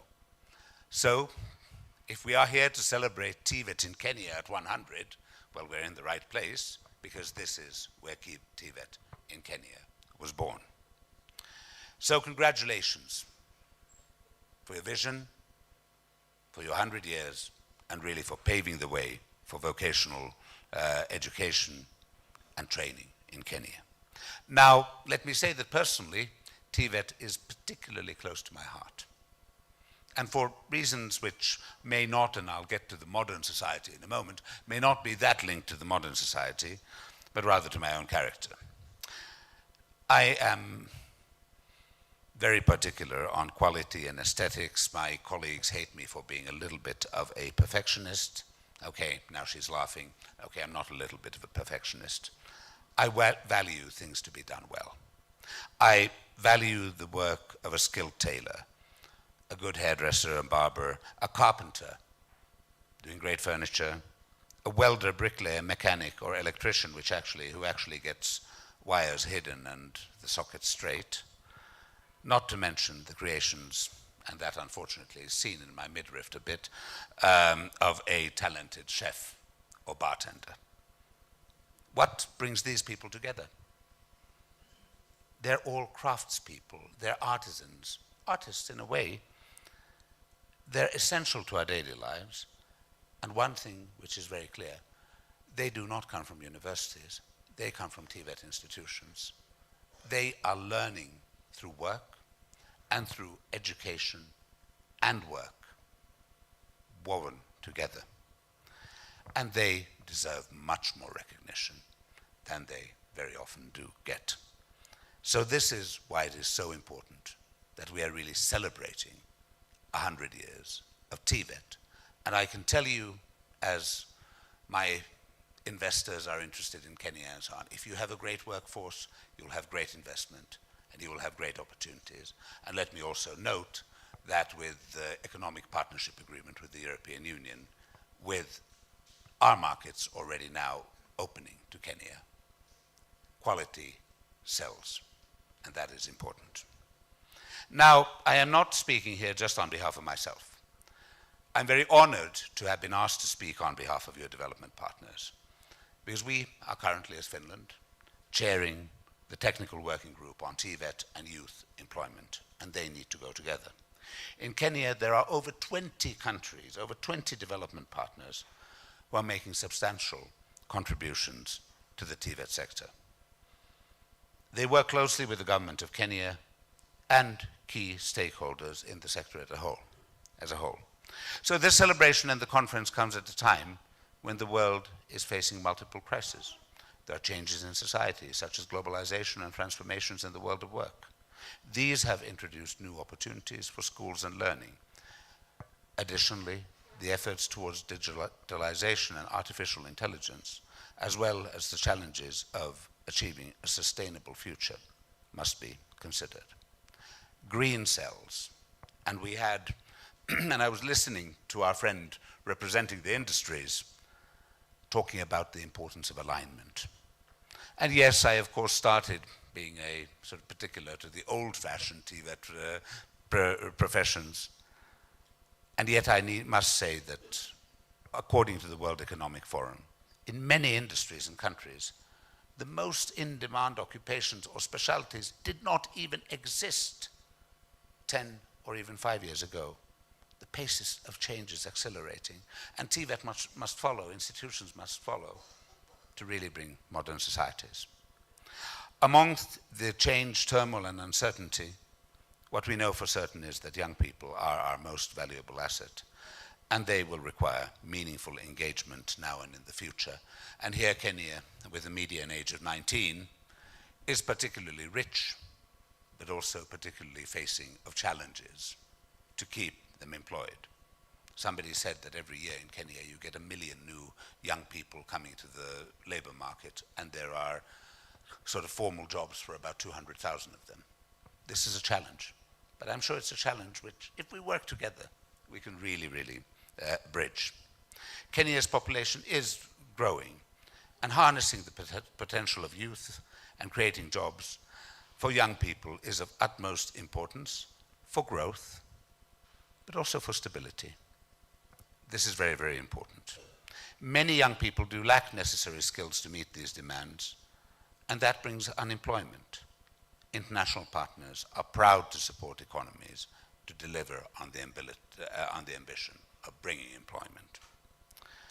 Investments in practical-oriented TVET have shown to increase job prospects and earnings for individual students. They have shown to drive employment, entrepreneurship, innovation, and labor productivity. These are needed to develop the economy. And I am convinced that Kenya can break that glass ceiling and move from a lower middle-income country and beyond. That requires a lot of work, of course. On behalf of our development partners, I'm really glad to note that investments in TVET and the private sector growth are really on the top of the current administration's agenda, Dr. Mudavadi, and your presence here really underlines this importance. And Kenya has really made impressive gains in improving TVET over the last decade. The number of institutions have grown, and enrollments have grown massively. This is important. Now, quality, access, and relevance are what you really need to look at. Education is a vital cornerstone of economic competitiveness. And this reminds me of around 10 years ago, I was asked to comment a World Bank report on whether in Europe, this was very Eurocentric, but I'll say it still, whether countries with big, heavy government or very libertarian government were more efficient and brought better possibilities for their citizens. And you know what? That didn't matter. investment in education and research and development was what mattered. It was not the size of government. So you can actually see what really matters. We, as development partners, we're committed to supporting you in your journey towards making the TVET system more efficient. Now let me, and I'm talking long, I know, but there's a lot to say, highlight three themes. Private sector collaboration, industry here again, quality and inclusion. Private sector collaboration with industry is really key. Strong TVET industry linkages ensure that students acquire the skills that are really needed. We are working closely as Finland, together with Germany, on something you call the dual TVET model, where we're really collaborating with private sector so that the education is relevant and suitable for industries. And students go from institutions to practice, to be interns in companies. This approach, this dual training system, this brings results. And the commitment to this training system is very strong in Kenya. Many development partners. And finally, I would be untrue to the principles of my country if I would not mention gender equality. I was joking about that already a little bit earlier when somebody said we need the men to do the job. I said, no, you need the women and men to do the job. As stated in the National TVET Blueprint Access, participation and equity in TVET is not uniform across the country. We know that today too many girls and women are held back by bias, social norms and expectations influencing the education they receive. Now, STEM education is something very close to my heart because girls want to be part of the technical and mathematical sciences as well, the scientific part of it, the stuff which earlier was called suitable for boys. Now, I've been a humanist my whole life. If I would have followed gender rules, oh God, if somebody would have put me to do anything more technological, I'm sure there are many girls much more committed and competent than me to do that. So let me just say, it really is important to be inclusive and really to work on gender equality, but also inclusive in other ways. TVET is especially relevant as a pathway out of poverty from youth, from lower income backgrounds, young persons and disabilities, with disabilities, and young women. In addition to relevance and quality, we really need to look at equal access to TVET. So, Excellencies, ladies and gentlemen, you can now sigh of relief, I'm about to conclude. I really wish to encourage everybody to participate very actively in the coming days.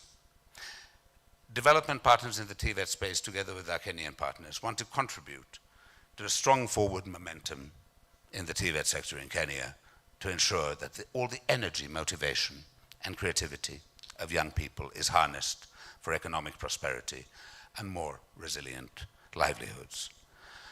We are dedicated with the government and with industry and other stakeholders. And yes, very often you hear, oh, but TVET, it's not that. I mean, you should go to university, you should go to college and so on. That doesn't matter. Go where you get the education you're interested in.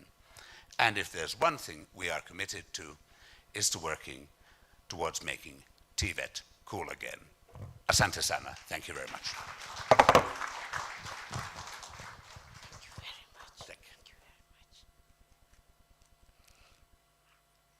Your Excellency, Dr. Musalia Mudavadi, let me confirm to you that when we met one time at I won't remember the exact time, at the Kempinski to launch the TVET, Germany and Finland collaboration, I made a clarion call on the two, Germany and Finland, that we not only collaborate in training, but also in availing opportunities for work for our would-be graduates. And today, I am excited that the ambassador is now confirming that their doors are now open for our young people.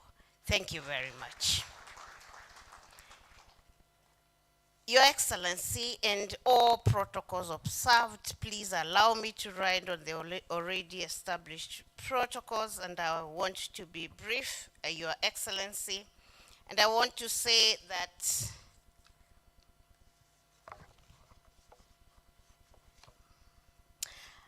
it is with great pride and joy that I stand before you today to celebrate a remarkable milestone, the centenary celebration of TVET. We honor a century of transformative skills development that have shaped our nation and workforce to the success that we witness today.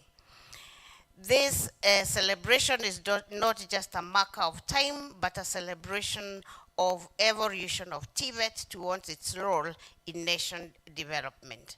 The vision of our forefathers who recognized the critical role of technical vocational education in nationalizing our public service and boosting economic development is hereby celebrated 100 years later. Ladies and gentlemen, in recent years, our government has taken hold of steps to modernize and enhance TVET sector. Significant investments have been made in this sector, which have already been spoken about, Your Excellency. These efforts have borne fruits, and we are witnessing a resurgence of popularity and prestige in technical training. However, as we look to the future, we must recognize that the journey is far from over. The world of work is evolving at an unprecedented pace, driven by technological advancement and globalization. It is imperative that our TVET system remains agile, responsive, and ready to advance with the times. I hereby want to recognize my fellow former PS, Desai Kevit, for the tremendous work that he's doing through a program like Ujuzi Manyatani that is reaching out to the youth in the marginalized areas to ensure that no one is left behind in development of competent skills. And Your Excellency, like I said before, we are working on the ASAL area to ensure even those young people in the crime-prone areas are really brought to the fold through TVET. And Your Excellency, we are working very well on that program, and sooner than later we shall be announcing that all the pocots in those caves are actually on board as far as skilling is concerned. One of our priorities moving forward will be to enhance this inclusivity to ensure that regardless of gender, disability, socioeconomic backgrounds, like I've already said, have access to quality technical skills.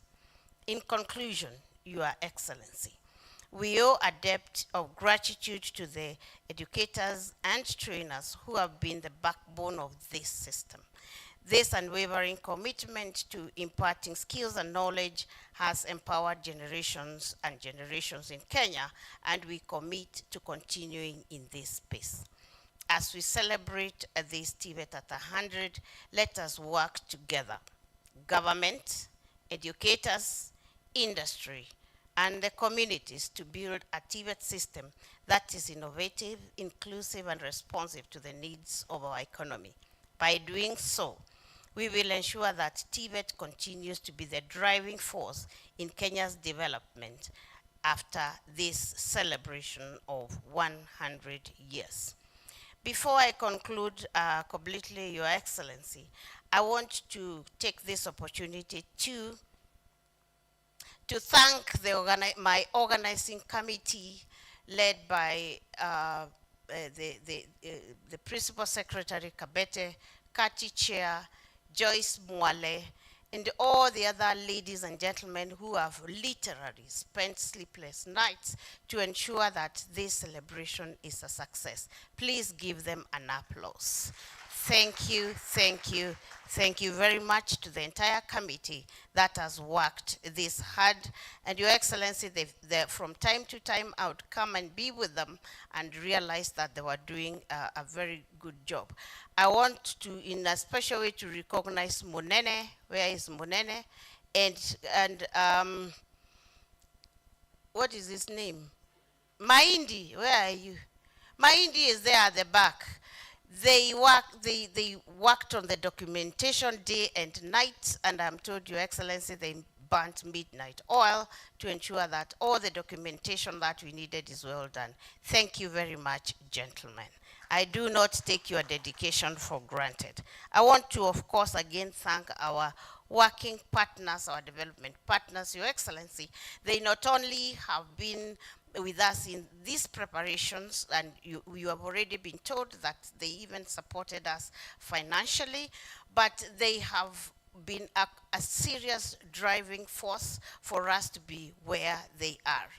Thank you very much, our development partners. They are many, and we recognize you. We take your work with us seriously, and we recognize you inadvertently. Your Excellency, other than the development partners, I want to thank Rajiv and his partner, Kantaria, because when I asked them to come on board and as industrialists to help us really link with industry, they came in. We formed a task force that we have now finished, and we are now in the process of implementation of our findings. Because, Your Excellency, we began by ensuring the curricula is recrafted, and that I worked out very well with my department. We ensured that CDAC was in place, and we forever thank His Excellency the President, because he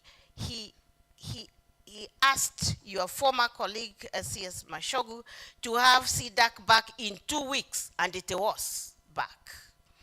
And once we had now the training of CBET and the CDAC in place, Your Excellency, we were able to place the department on a platform where we could push it ahead. And we have worked very hard with all these colleagues that you saw, our sagas. The Kenya School of TVET has been able to recraft our trainers so that they are able to implement the curricula as should be. So we want to thank the Kenya School of TVET. The TVET authority has been able to ensure that whatever it takes for our institutions and our levels of training be where they are, Your Excellency, they have done a very good job for us. We want to thank KNQA because they have ensured that, Your Excellency, we have a framework where we are going to load our qualifications, and so that they are recognizable across the globe. And of course, TVET CDAC. We are still walking the journey, because like the CATI chair said, we are not going to be doing exams. We are going to be assessing projects and qualifications, assessment of what the students are doing, Your Excellency. And that is why CDAC had to come back, so that we are doing practical things. And of course, Your Excellency, the big body of principals. The principals across the country, Your Excellency, we have had numerous and numbered conversations on where we must place this institution, this department. And Your Excellency, I want to say that the principals have remained my foot soldiers. We have worked very hard. We have had numbered conversations so that we are able to place TVET where it must be placed, because the president told us that TVET is the master key. And unfortunately, Your Excellency, when I had a conversation with you and him in Mombasa, you heard him saying very loudly, yes, you go and be with them on Monday, because I'm going to be there on Wednesday. This is his space. And I enjoy chindi. In fact, he is the one, when he is asking you a question, he already knows the answer. So my friend, it is very difficult to be in these shoes that I wear, because you wear shoes of a person who knows everything. So, and Your Excellency, remember, we didn't even have to remind him that you'll be here on Wednesday. It is him who was telling you that he will be here on Wednesday. So we want to thank him for the unequivocal support, and he allowed you, and you humbly agreed to abandon your work in Mombasa to come and be with us today. Please give His Excellency a clap. He is supposed to be in Mombasa as we speak now, but he agreed to be here with us because as top government, they recognize that this is the department that will beseat the development of this country to the next level. And there, ladies and gentlemen, we have to go. We have to take this country to another level of development, and we are going to each do their part. Kila mtu, each and every one of us, we need one another. Whether you are from industry, whether you are from class, whether you are from top government like Dr. Musalia Mudavadi and the president himself, we all need to do our part because this is our lovely country. We need it to take it to another level. And for the youngsters, I don't think they are here. We need to remember that we need to take care of this country. This is a beautiful country. And I have been saying, and I say that we all make mistakes. If today His Excellency Dr. Ruto was not the president and Njao here was the president, he would still make his mistakes. We would still have questions to ask. So let us ask questions within a serene environment where you young people can still grow up, can still make a difference, but when we decide to do things that are not moral, things that are not good for this country, then we are disadvantaging everybody. Let everybody do whatever they need to do at young, at middle age, or old level, so that we are able to take care of this country. Your Excellency, I've been telling these people I was in one of the, let me not mention it, one of our neighboring countries not too long time ago. And I longed to come back and take a cup of tea. Because even the plates and the cups that are presented to you, you cannot be quite sure that you should actually put. I was with Alice Kande. Oh, Alice, now you might know where we were when I say I was with Alice Kande. And ask her. We were told not to get out of the hotel, Your Excellency. And the day me and Alice decided to get out of the hotel, we actually came back very quickly. Ask her. Why? Because the place is so dirty. And when we asked to be taken to a TVET, to some TVET institutions to go and see them, Your Excellency, those institutions had desks that I lastly saw when I was in nursery school. Don't ask me which year. And that is what they are calling their TVET institutions. Ladies and gentlemen, we have a responsibility to take care of this country because it is a beautiful country. With those very many remarks, allow me now to take the humble duty of inviting His Excellency Dr. Musalia Mudavadi to come and speak to us. Please give him a better clap as he comes. Thank you very much, Your Excellency. Please be seated. Okay.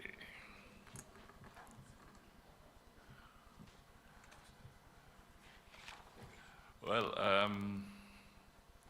Dr. Esther Thara-Moria, Principal Secretary, State Department for TVET, Madam Agnes Kimili, Chairperson, Kabete National Polytechnic, Governing Council, Ambassador Pirka Tapiola, representative of the development partners, Mr. Patrick Muchemi, Principal, Kabete National Polytechnic, Mr. Dave Mwangi, Chairman, Kenya Association of Technical Training Institutions, chairpersons, members of councils and boards of SAGAs and TVET institutions, principals, CEOs, representatives of various stakeholders, including industry,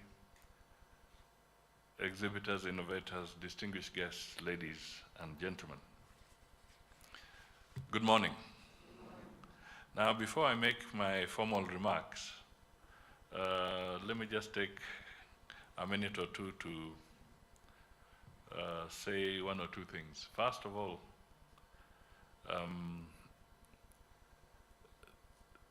can you imagine trying to put together a birthday party for somebody who is 100 years? You know, it's not easy. When people were young, you would imagine that your parents, when it was possible, would have a cake there, and then maybe you'd have 1 candle, 2 candles, 3 candles to blow. Now, here we have 1 major flame, because you cannot put 100 candles on a cake anymore. There'll be no space on that cake unless it's gigantic. So you have 1 flame to celebrate 100 years. Just try and conjecture that picture. It becomes very interesting. The other thing is that how many friends of yours will be available when you're celebrating 100 years?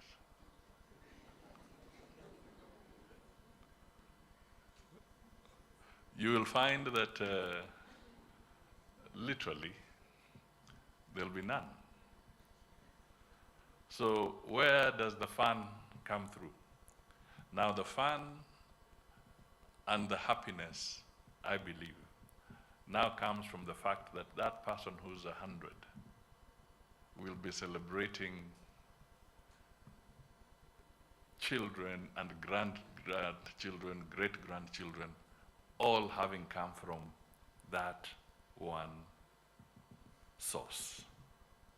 So today, we're here to celebrate this 100 years of this institution, but also to celebrate now the many institutions that have arisen out of this one important seed that was planted.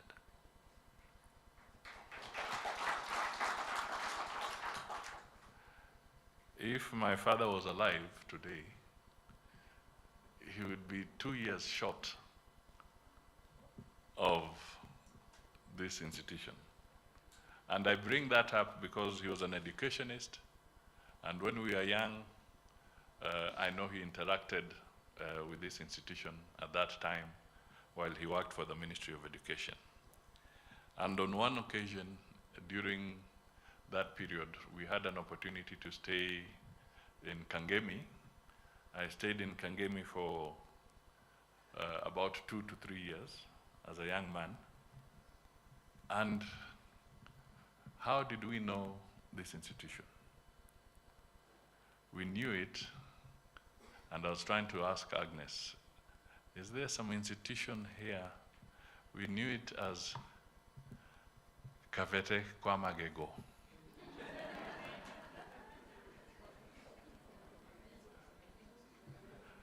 Because I think not too far from here, there was a dental clinic. Is it opposite the road or something? It's somewhere? Nightingale, somewhere here, Mountain View. So when we would grow up, when they would make reference, they would make reference to the place where you go for treatment, to have your tooth dealt with, either uprooted or fixed. So that is how then they would market the institution. Yet, that was a very small component, and this is the big institution. So today, as we celebrate this 100 years, we really now must market the TVETs. We should not associate the TVETs with Magego.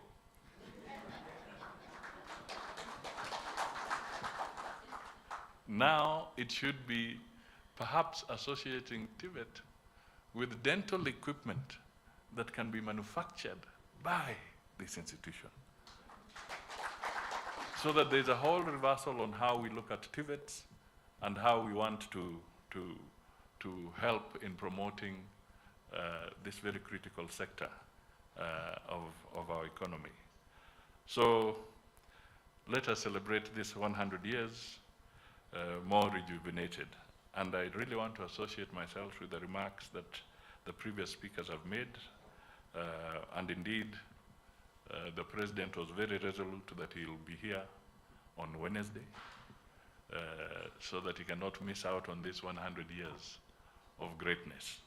So ladies and gentlemen, now let me revert to my formal remarks.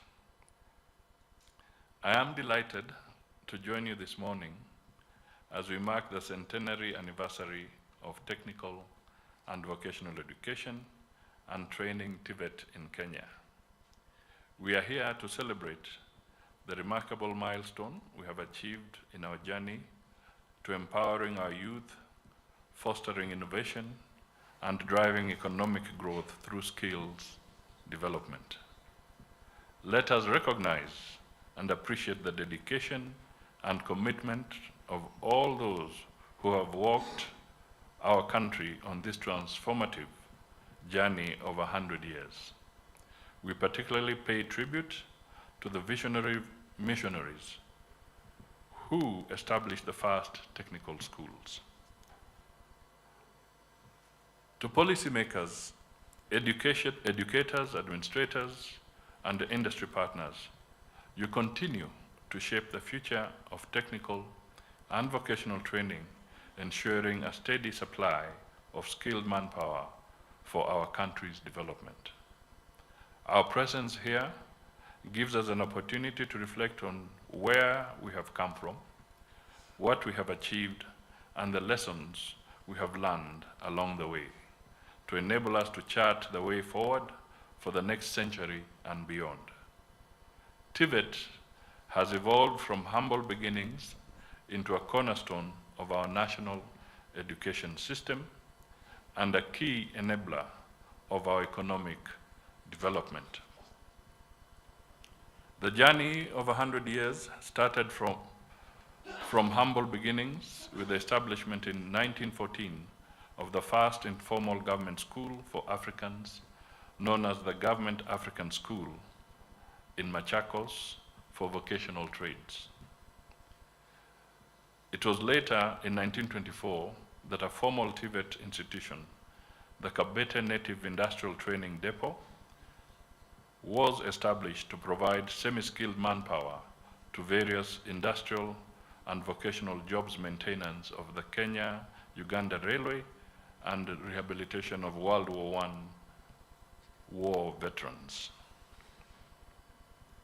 From the first seed, TVET has expanded to a network of 2,401 institutions across the country that produce skilled and competent technicians and technologists for all priority sectors of our labor market. We have TVET institutions in 238 constituencies, covering over 80% of all the 290 constituencies. That now really is the celebration of these 100 years. The government has invested heavily in TVET infrastructure to stimulate regional growth and equity. It has upgraded and equipped TVET institutions with state-of-the-art equipment and machinery to ensure Kenyans trained in TVET skills are globally competitive. Furthermore, it has mainstreamed TVET for differently abled trainees through our dedicated TVET colleges. These initiatives have enhanced the demand for TVET training. As a result, enrollment of trainees increased by 51.8% from 250,733 to 380,638 during the financial year 2021 to the financial year 2023-2024. Medium-term expenditure framework period, the enrollment of differently abled trainees rose from 3,301 to 4,497 during this period. To support the rising enrollment, the government scaled up the recruitment of additional trainers. In the 2022-23 financial year alone, 1,300 trainers were hired. Recruitment of another 2,000 trainers interviewed during the 23-24 financial year is at an advanced stage. The government scholarship program focused on the trainee has ensured equity and inclusivity by providing grants to needy students. Over 1.95 billion Kenya shillings has been disbursed this year to 52,542 trainees. In addition, the Higher Education Loans Board disbursed 6.5 billion Kenya shillings in loans to 166,924 trainees. This hybrid model, aligned to the funding needs of individual trainees, is designed to enhance retention and completion, ensuring that no one is left behind. TVET's phenomenal growth has become a game changer for our country. It is a key driver of social and economic transformation at national and local levels. It is worth noting that TVET has supported Kenya's transformation through 3 industrial revolutions, from the 2nd to the 4th. We are now in the 4th or 4.0 industrial revolution, characterized by rapid technological progress, demographic transformation, and climate change that are shaping a new world. The fundamental challenge for us now is to position our TVET training to adapt to the emerging global environment and demand for skills in new areas of growth, such as artificial intelligence and advanced robotics. This is a key area of focus by the Ministry of Education, which is investing in TVET education and training technology to prepare our youth for the 4th industrial revolution and beyond. I wish to applaud the leadership of TVET, led by PS Dr. Moria, for the zeal and passion with which you are implementing practical programs to empower our youth by scaling up enrollment and linking them to the job market. It is refreshing to note that you have, since September 2023, fully implemented the competency-based education and training, CBET, which is an innovative and flexible curriculum that aligns TVET trainees' skills with the industry needs. Through TVET partnerships with the private sector, you have ensured that TVET training programs are responsive to the needs of the labor market and our society. This commitment is being accelerated in order to have as many TVET centers of excellence as possible in liaison with industry. These initiatives are in line with recommendations of the Presidential Working Party on education programs, which highlighted the need for TVET linkages with industries and partners on training, assessment, and public-private partnerships. The State Department for TVET has embarked on implementing these recommendations to strengthen existing linkages and establish new ones for dual training, capacity building, and infrastructure development. This will ensure transformative skills development in specialized skills areas are accessible to all. These partnerships include one with Konza Technopolis, together with the Ministry of ICT and Digital Economy, that has established digital hubs in 127 TVET institutions and delivered 11,520 virtual desktop infrastructure. This infrastructure is being used for training the youth both in the TVET institutions and their neighboring communities on digital competences and connecting them to online jobs. The youth, majority of them, the Gen Z, are earning an income through this online platform. Moreover, the recognition of prior learning policy framework launched in March 2024 ensured that the knowledge, skills, and competences of our artisans who acquired skills through informal and non-engagement are recognized and certified. Another big thing for TVET is the National Research Fund that the government is using to promote research, innovation, and commercialization in TVET institutions.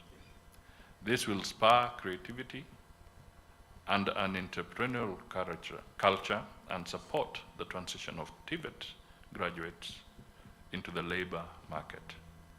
It will also offer solutions in critical areas of our country's development, including the impact of climate change on food production and the need for clean, sustainable energy. You will agree with me, ladies and gentlemen, that we have many achievements to celebrate. We have walked a long road with challenges and opportunities that have shaped the role of TVET in our national development. We have a great opportunity to enhance the quality of our TVET trainees and trainers, to equip them with quality skills that can fit well in job markets in Kenya and abroad. Our TVET graduates are taking advantage of the bilateral labor agreements we have negotiated with foreign governments to access accredited jobs in international labor markets. Collaboration between the state departments of TVET, Diaspora Affairs, Labor and Skills Development, and Immigration and Citizen Services has embraced the whole of government approach in delivering on the government's promise of securing quality diaspora jobs. Finally, let me take this opportunity to appreciate all the students who have gone through the TVET institutions and their instructors for demonstrating the importance of technical skills to Kenya's industrialization.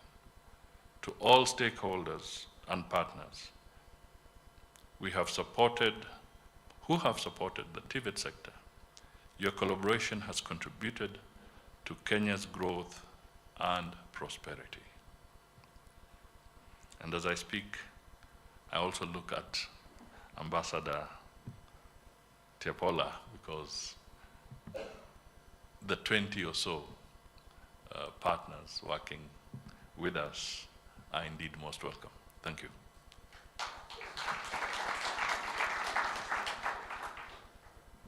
So let this centenary celebrations renew our joint commitment to advancing technical and vocational education in Kenya. TVET will be an important catalyst for transforming Kenya into a newly industrialized nation. Congratulations to all of you who have been part of this transformative journey. Asanteni sana, and God bless TVET.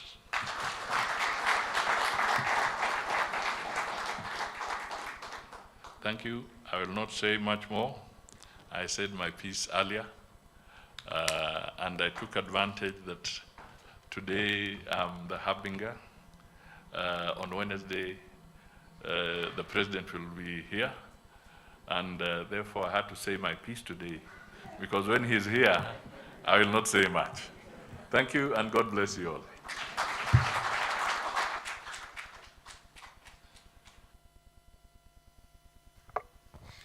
Asante sana, Your Excellency Honorable Musalia Mudavadi, Cabinet Secretary for Diaspora and Foreign Affairs, and also the Prime Cabinet Secretary. Asanteni sana. And thank you so much, Chief Guest, for taking time out of your busy schedule to just be with us here today as we mark this major milestone and even as we celebrate TVET at 100. Aren't you happy that he made time out of his busy schedule? Let's give him another round of applause, tafadhali. Now, as we move to the next activity, I will ask all of us to please remain in the hall as the chief guest walks out of this hall straight to the booth right outside this hall for a photo session. He will be accompanied by the Principal Secretary, His Excellency Ambassador of Finland, all the 4 CEOs, Chair Kabete Council, Chair Kati, representative from the private sector, Chief Principal, Mr. Murenga, Mr. Desai, and Mr. Njao. Sawa sawa? Now, I also want to remind you that the badges we are putting on, these badges, they have a QR code. You are kindly requested to scan. It is very necessary for you to do that. And then I also want to tell you that there is tea after this that is being served right in the tent behind the bus park. And then paper presenters are requested to meet at Kasuku Breakdown Room immediately after this. All right, as we walk out of the room, I want to invite the Kayamba singers kindly come on stage, even as we pave way for the chief guest to go right outside the photo booth for a photo session. Thank you once again for coming. We will be here tomorrow. We will be here again the day after tomorrow just to celebrate this great milestone, okay? My name is Andrin Kilemi. Asanteni sana for coming.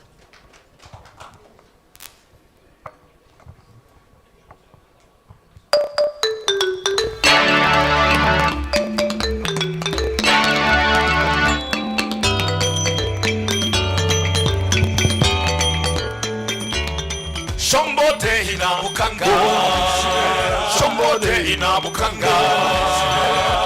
Kuwanani aduka kenyaga kwishombo suku samarinda nishibera. Shombote inabukanga, Shombote inabukanga. Kuwanani aduka kenyaga kwishombo suku samarinda nishibera. Namawa kawatora hunyira. Namawa kawatora hunyira. Namawa kawatora hunyira.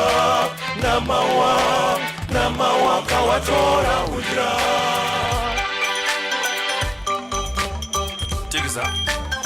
Tigisa. Ferkiasi. Chini ya maji. Namaru kawatora hunyira. DJ, asante.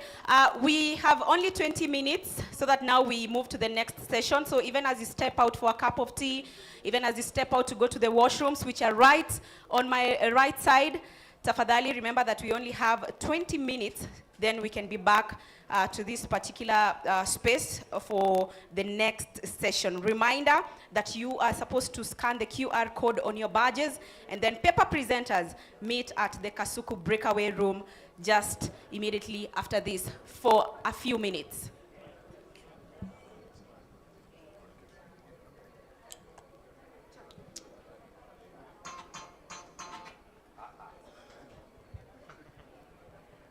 Regiji Shombo.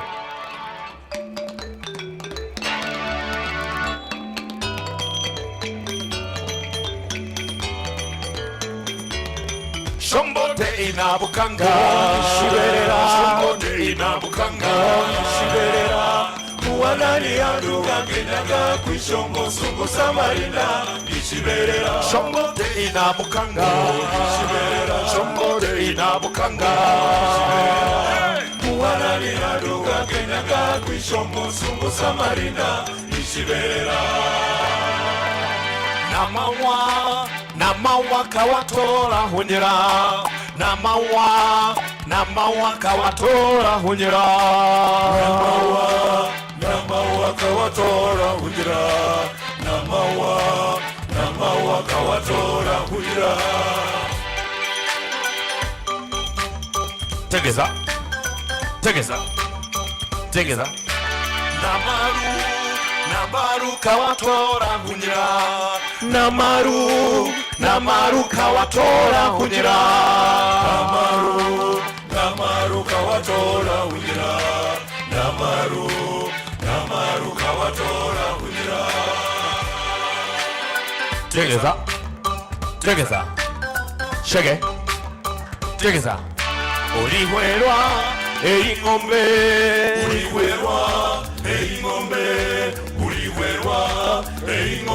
mulai wa mama eingombe gonanga nimbara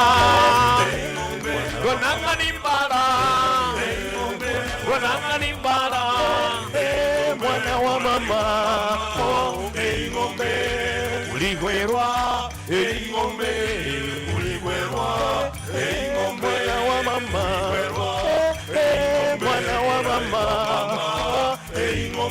gonanga nimbara mwana wa mama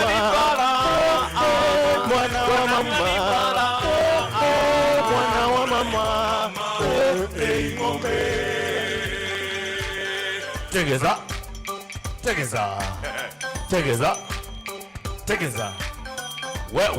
we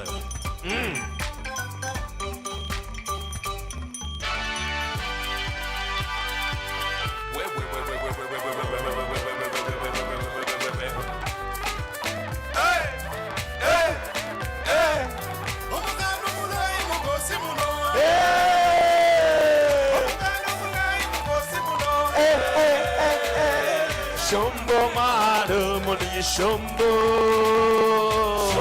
maru muni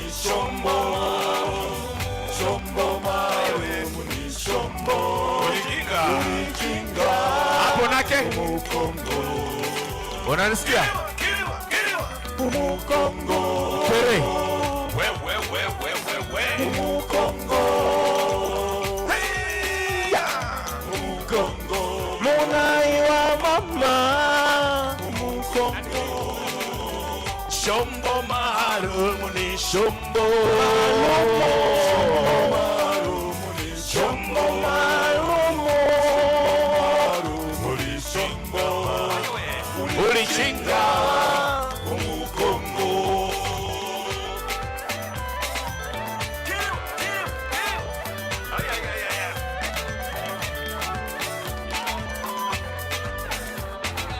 Mapias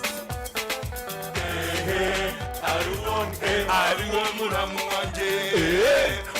wanje uningire ngubo nefana ninje kendo Aruon muhera wanje uningire eleso nive moya ninje ruchendo DJ background Waya mapeka ufunika maholo Atitisira rukendo Genanga ya virenja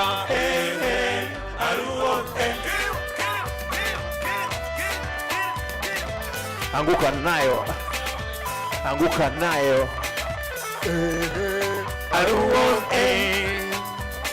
Anachukua anaweka Aruo muramu wanje Anachukua anaweka Ujinjira ngubo nindefanya ninge rukendo Aruo inde yava ya mapeka Wafunika maholo Aruo atitisira rukendo Inanga ya virenja Aruo Thank you. DJ, some background music please. Asante sana Kayama.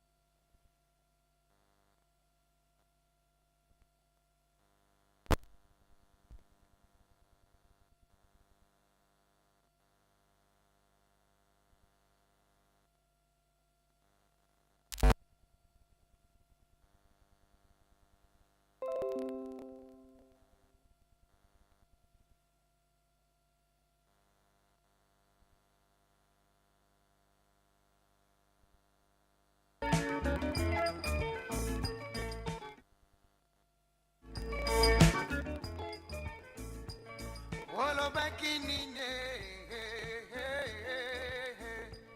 olo bakinine mamo,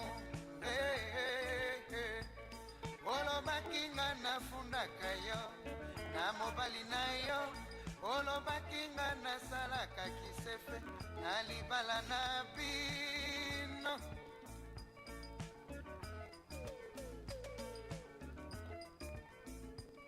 Olo bakinine, olo bakinini mamo, olo bakinga na funda kayo, na mobali na yo olo bakinga na salaka kisefe, na libala na bino. Madilutika ye aloba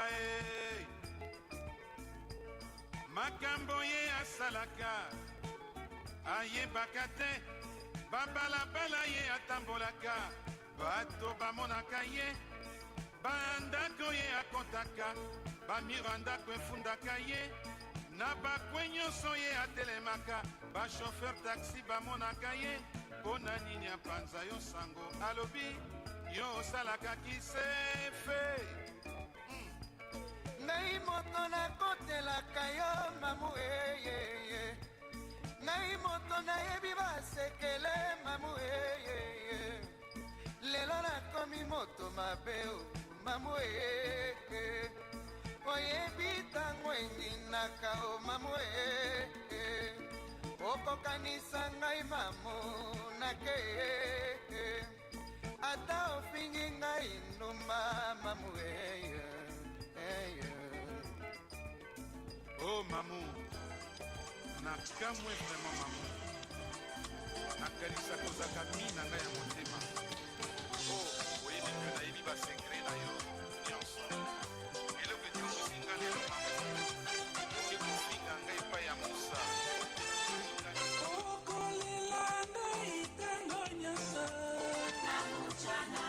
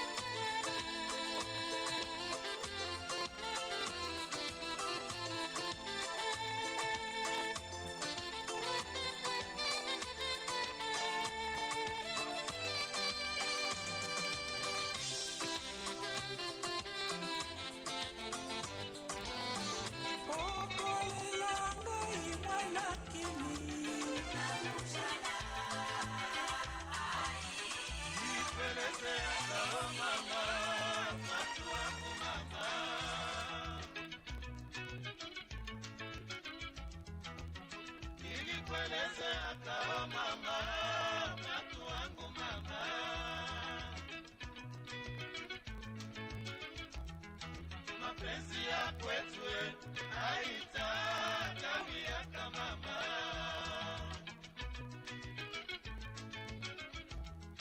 Mapenzi ya kwetu haitakawia kama mama.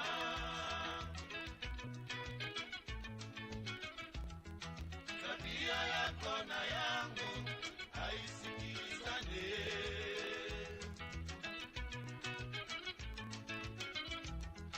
Tabia yako na yangu haisikilizane.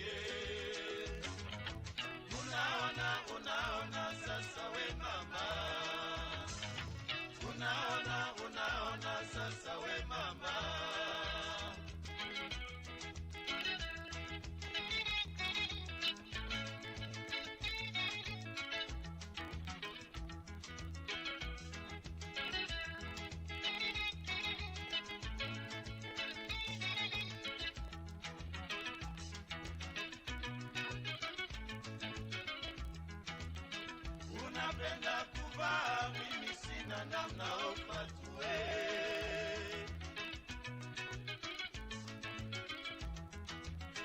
Unapenda kula vizuri, mimi sina pesa opatue.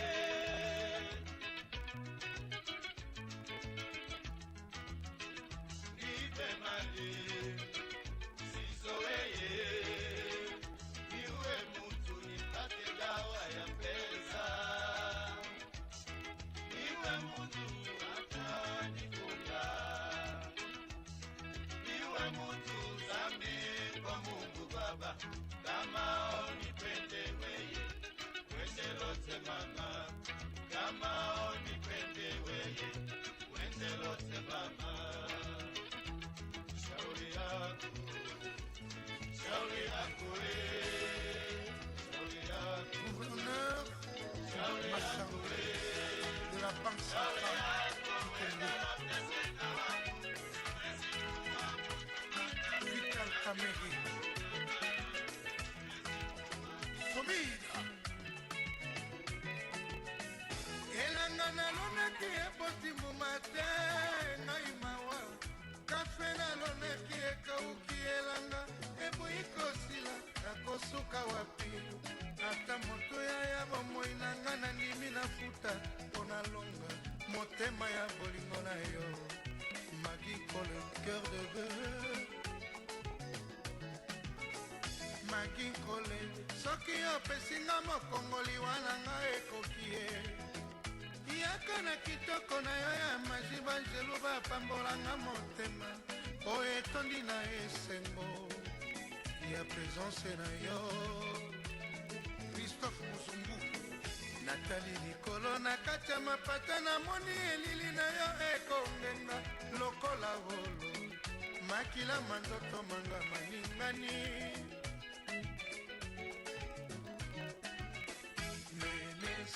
melesi na pesa sena bayeba bota yo kole oyo ozalaka lokola jelue motema ya meme kitoko ya kobangisa tika kozala pidike na bolingo magi zala sympathique okomisa nga na esika mama koto akomisa ngai te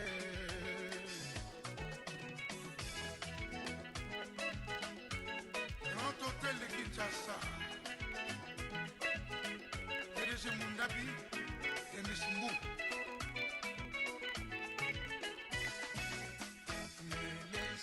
melesi na pesa sena bayeba bota yo nkole oyo ozalaka lokola angelue motema ya meme kitoko ya kobangisa tika kozala pidike na bolingo magi zala sympathique okomisa nga na esika mama koto akomisa ngai te o Joel Photo Vegas Mulumbu Chico Photo Susi eta bolinga biteni mibaleo makanisi mangala komi ndambo ndambo ngani eloko na sala nkole na yebite meka oseka mwa moke bambola motindonga na lokoka na maladie Lucemo François Pourquoi osingi maboko neti malheureuse nalingaka na mona osala suri ya bamoureuse nga moteme benga lisusu minanga balembani yanga pasi toka solution mosika te bandi na yo Mimi Okito maki opesi mokongo lilitanga ne bandi ye losambo na nga na yawe tokoma lokola mapasa yanga ya ntango tokakolelongo molingo na yo enokisi mbula kati ya motema ya moto a présence de potan magi ata batenga na paradise yo na lifelo nakosala nyonso mpo nakoma na esika yo ozali ye mpo te tomona mpasi elongo nene nkole yokelanga mawa mpele nkole nasilisi maloba mpo na magi ye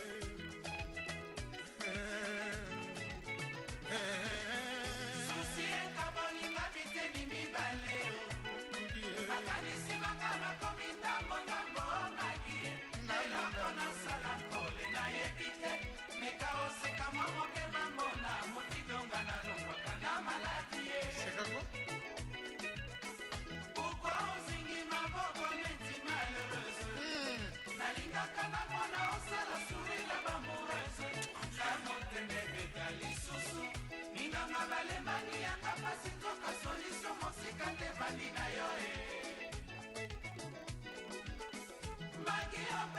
mokongo militana nebadie tosamonangana yawe tokoma lokola mapasa yanga ya ndambo tokangolelongo bolingo na yo enokisi mbula kati ya motema ya moto apresence le botan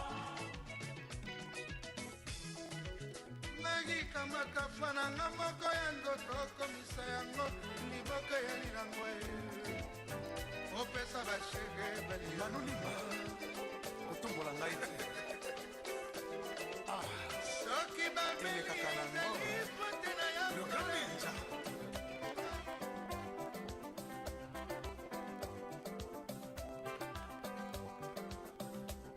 angayo ngayo ngayo angayo ngayo mawa angayo ngayo ngayo angayo ngayo mawa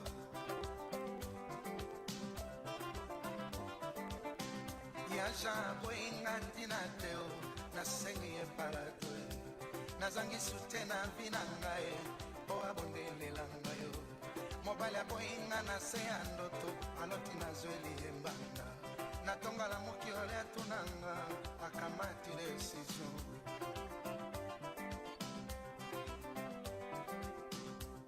angayo ngayo ngayo angayo ngayo mawa angayo ngayo ngayo angayo ngayo mawa yasha boinga tina teo nasengi epalado nazangi sutena vina ngae o abonelelanga mobala boinga na se ya ndoto aloti nazweli ye manda natongola moki oli atuna ngai akamati decision mobali na ngai baboyaka moninga poeti eske orefleshi me ngai moye na boyo ya te ata toke na tribunal nakoyebi sobe juge wana moye na boyo ya te nalula yo fu bato bayekotuna nga likambo nazali se kolelalela mawa nazangi liloba ya kozongisela bango posomo elekaki ngai batunaka biso bato makila mabe tosala nini ye balingaka tope mateo nafandaka loboko na litama nakomitunaka mawa eza makambo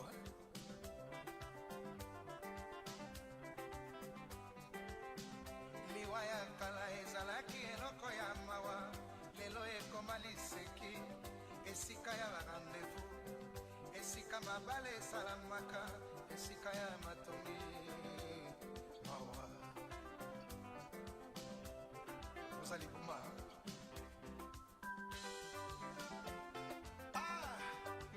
ya jean balingaka moto ndenge nini papa nga moto nakoma moye na bengo papa na to sheri nakokaka te nakoma kobenga yo ya jean na mitia na kati ya fami na yo na mikotisa ya jean yaza kosilikaka boye te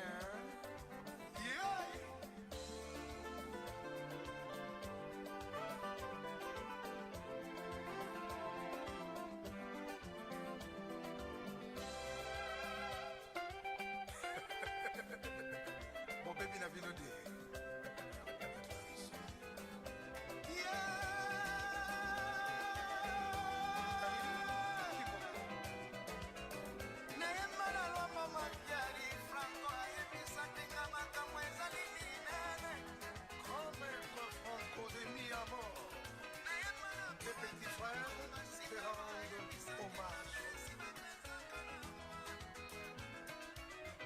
Lukasa ya mbongo utamani mafebia Salon Gabriel Carlos Telecel Boss Matuta epai wapi bomona babeta penalty sans gardien biyangoyo matata ya mwasi na mobali sila te na mokili papa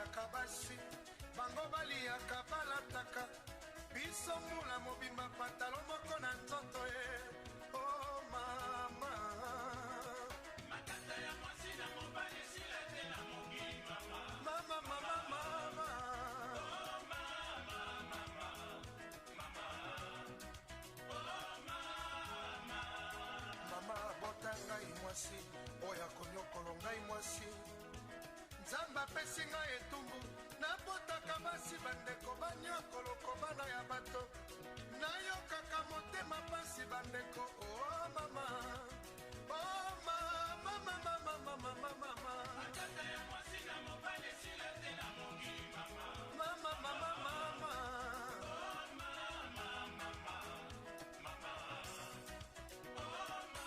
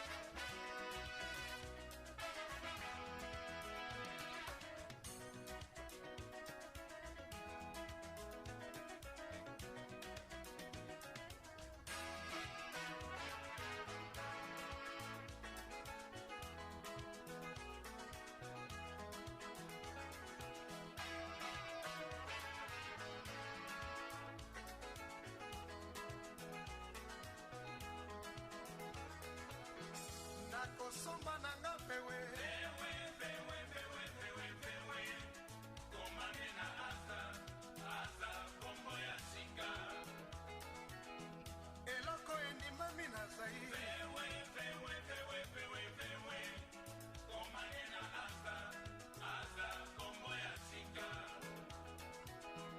adrese mosusu te kaka nesika babotaki pewe okokuta tata na mama na ye bakozela yo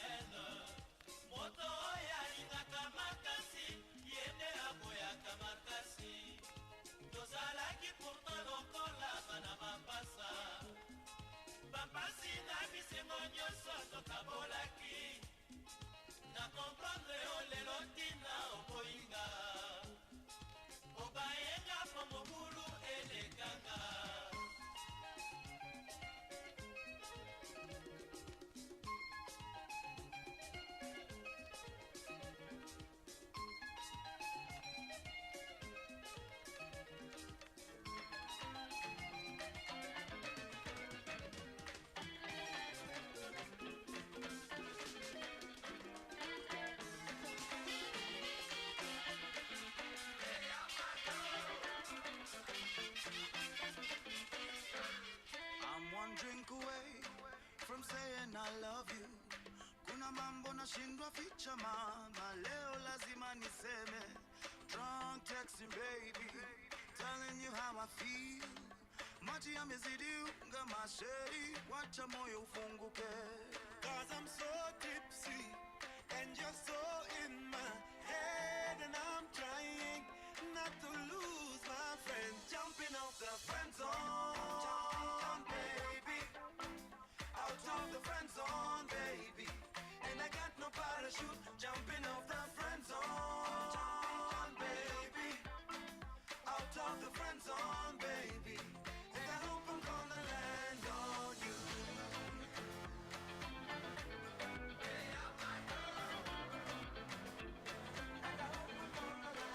Awkward information, vile unanicheki na maaibu. Wendo inspiration, ya muziki natunga kila siku. Sabi girl no they too like talk. Animals they in human form. Body man nobody like walk, but you must hustle if you want job. You no finish they won't fight us. If them they run them no fit catch up. I know they form say I too righteous. No con they form say you too like us. You no get the time for the hate and the bad energy. Got my mind on my money. Make you dance like broccoli. Steady green like broccoli. Steady on my grind, oh yeah, what they want telling me. Could deny my fantasy. They want to check if my tap ain't no wrong. But it they rush, well, it be much. Now gotta make my tap in the rush. The kind money we touch, yeah. It they rush, well, it be much. No be hype, everybody they crush. There's no darling with us.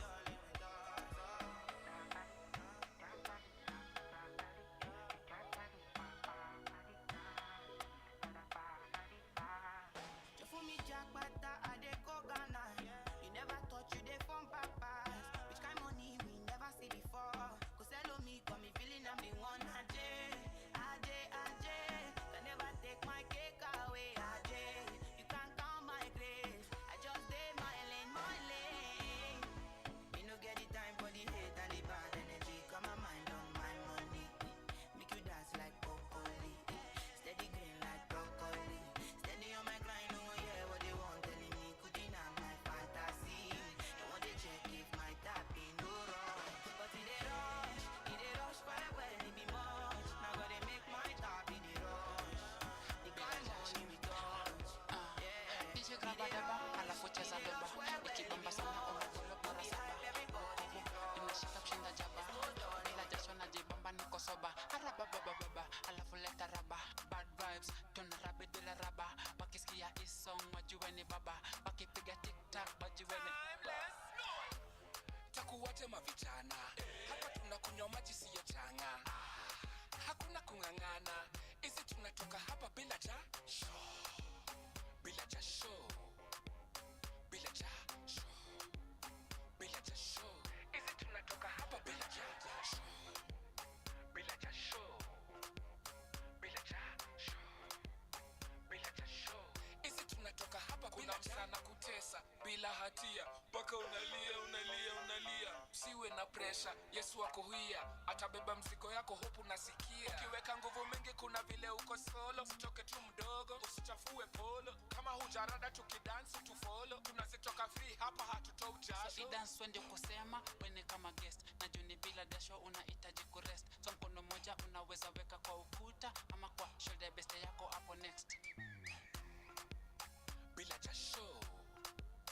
Bila jasho. Bila jasho. Hizi tunatoka hapa bila jasho. Bila jasho. Easy. Bila jasho. Bila jasho. Hizi tunatoka hapa bila jasho. Bila jasho. Leta bila jasho. Baby Nayoka, I want to know what's up. Your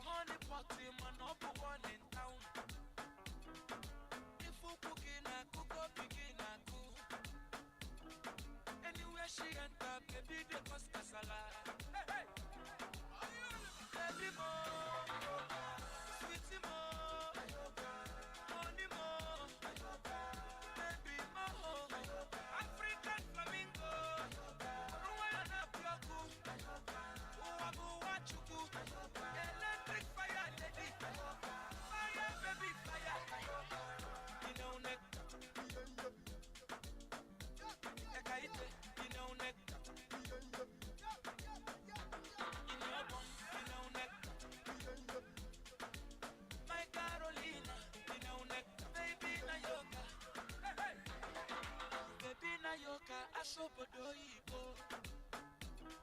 Indianapolis, Miami, Conefe, Gucci, Prada, designer, corner, yeah. Anywhere she enter, baby, they cause casala.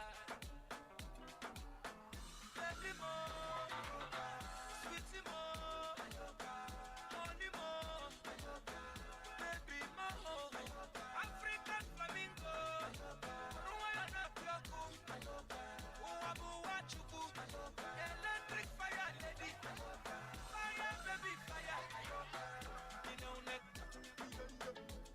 Let's let put your hands on you know neck.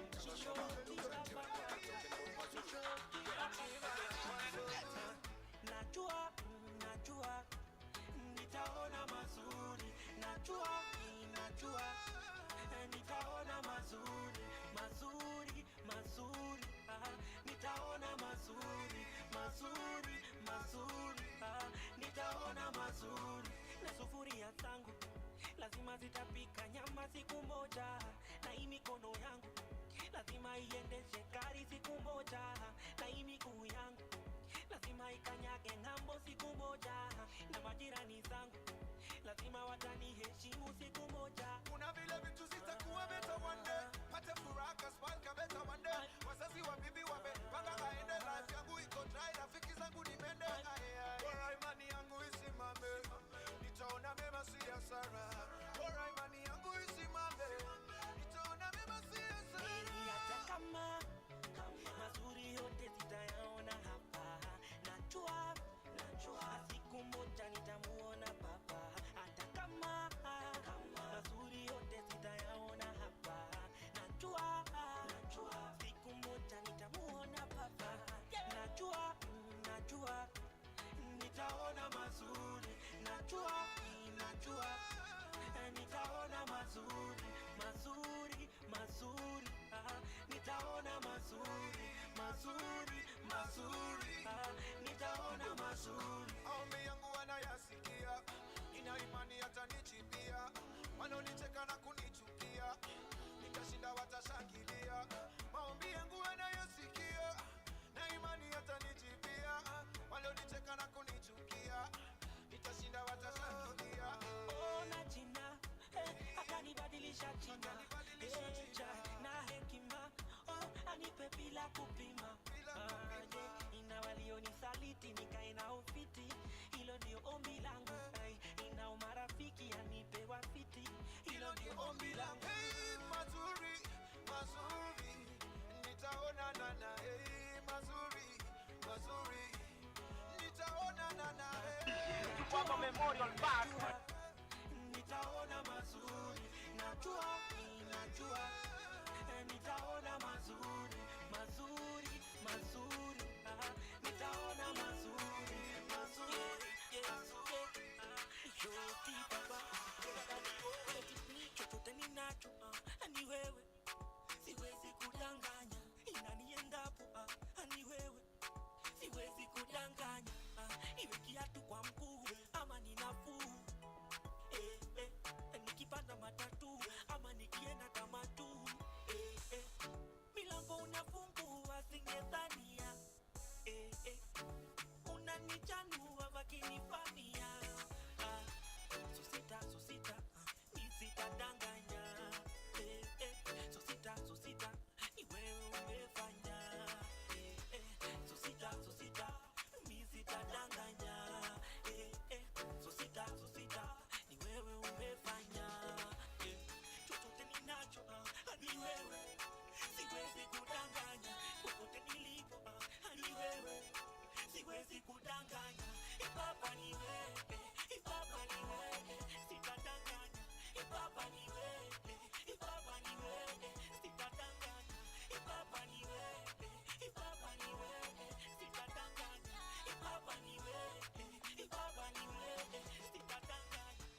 Naweza dai ni masomo lakini ni wangapi wamesoma wamechizi.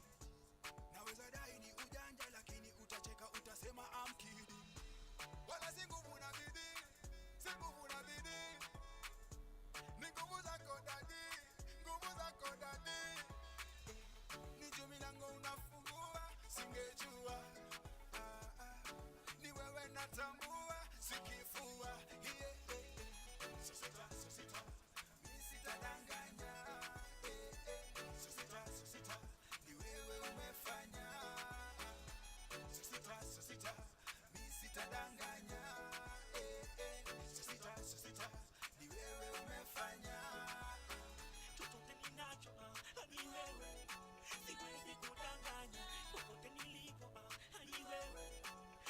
siwezi kudanganya. Ipapa ni wewe, ipapa ni wewe, sitadanganya. Ipapa ni wewe, ipapa ni wewe, sitadanganya. Ipapa ni wewe, ipapa ni wewe. Basikhohlwe ngenkinga. Ipapa ni wewe, ipapa ni wewe, sikubalisela. Basikhukulimiswa. Sukumisa umzimba. Basikhohlwe ngenkinga. Sikubalisela. Basikhukulimiswa. Sukumisa umzimba. Koma sava, koma savana, aye savana. Koma sava, koma sava, koma sava, koma sava, aye sava, Aye sava, aye sava, aye sava, aye sava, koma sava.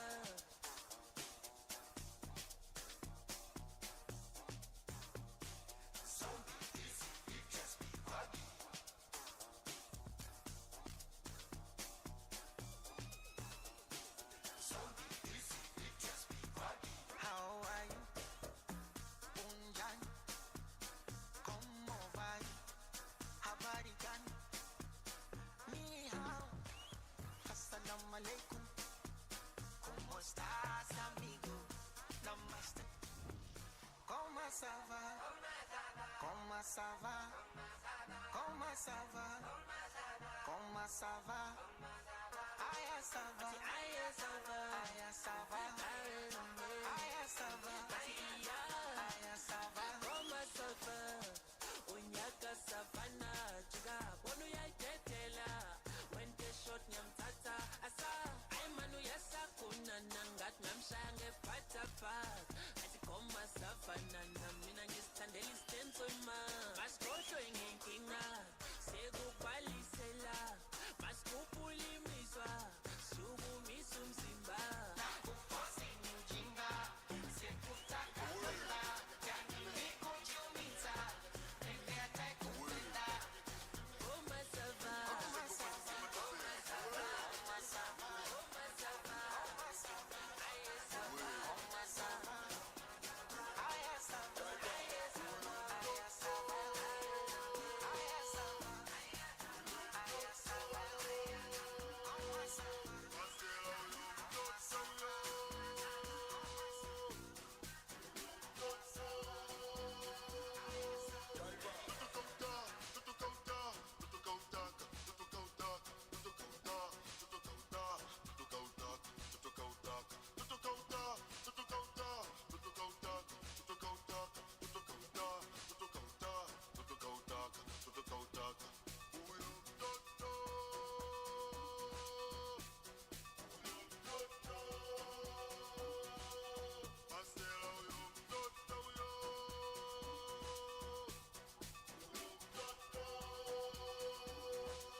Sikautaka mwenyewe huyo, kawaletea wauni shogo huyo, sikutua tumli kwa macho huyo, sikautaka umaarufu huyo, oya mwana kiseka peleka moto. Tutukauta, tutukauta, tutukautaka, tutukautaka, tutukauta, tutukauta, tutukautaka, tutukautaka, tutukauta, tutukauta, tutukautaka, tutukautaka, tutukauta, tutukauta, tutukautaka, tutukautaka. Oya hapo kwenye vipi?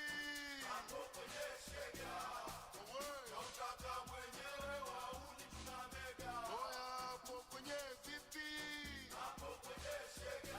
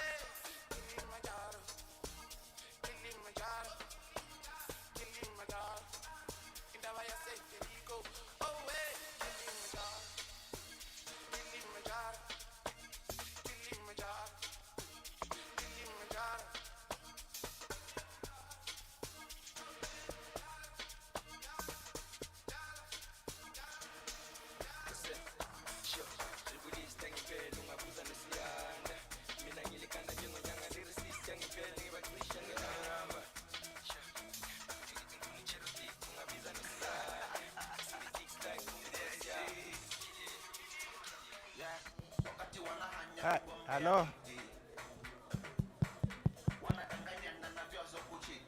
Hawa naitwaje hawa? DJ.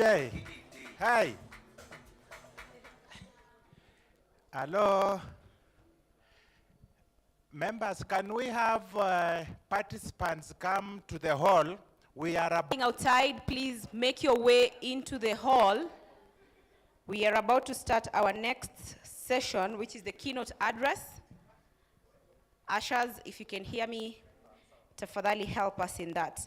In the meantime, I'll invite the Kayamba choir, singers rather, to be on stage for a few minutes, even as we wait for the rest of the members to come back. Asante. Nimeapa, gari la punda sipandi, sikulewa, wala sivuti bangi. Laniua, kinda wesha dalamu langi. Laniua, kinda wesha dalamu langi. Yamenitosha, sifanyi tena mwanangu. Yamenitosha, sifanyi tena. Yamenitosha, sifanyi tena mwanangu. Yamenitosha, sifanyi tena. Nimeapa, gari la punda sipandi, sikulewa, wala sivuti bangi. Laniua, kenda wesha dalamu langi.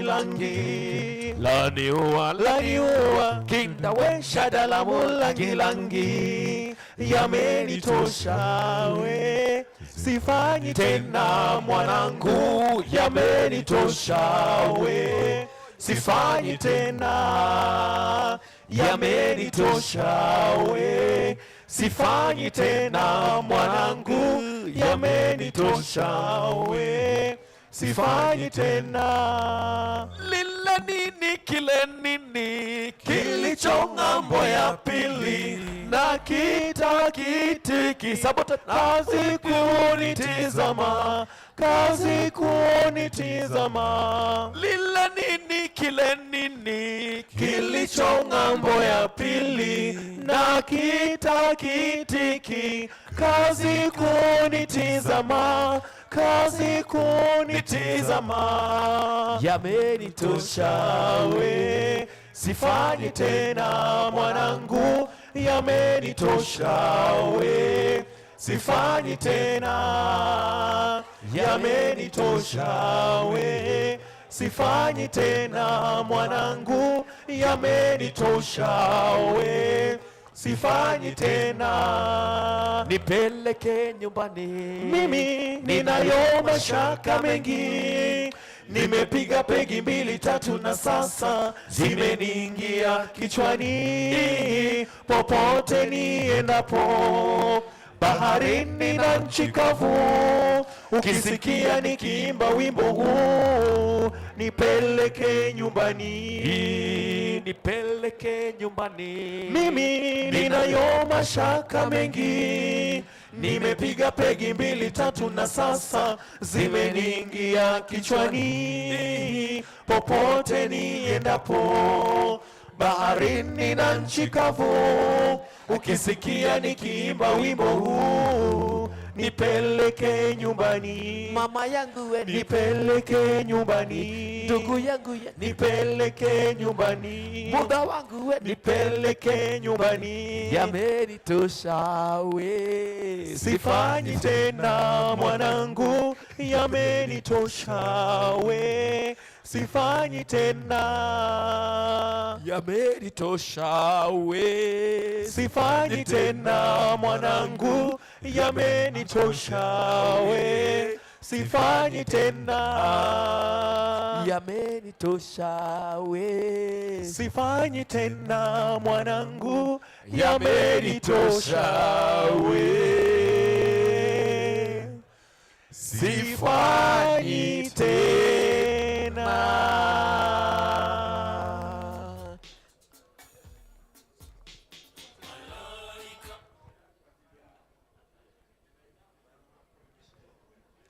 barua kwa mpenzi wangu Gasto, na picha yako ulinitumia, liko kwa kichwa cha kitanda changu we. Oh Baba Gasto, barua kwa mpenzi wangu Gasto, na picha yako ulinitumia, liko kwa kichwa cha kitanda changu we. Oh Baba Gasto, Baba Gasto ni mwimbaji really. Oh Baba Gasto, Baba Gasto asemaje? Oh Baba Gasto, Baba Gasto ni mwimbaji. Oh Baba Gasto, Baba Gasto asemaje? Oh Baba Gaston, usiku nao siwezi kulala, nikikumbuka mapenzi yetu we, ninaota kama maua tu. Oh Baba Gaston, usiku nao siwezi kulala, nikikumbuka mapenzi yetu we, ninaota kama maua tu. Baba, oh Baba Gaston, Baba Gaston ni mwimbaji. Oh Baba Gaston, Baba Gaston asemaje? Oh Baba Gaston, na Baba Gaston ni mwimbaji kama meso. Oh Baba Gaston, Baba Gaston asemaje? Oh Baba Gaston,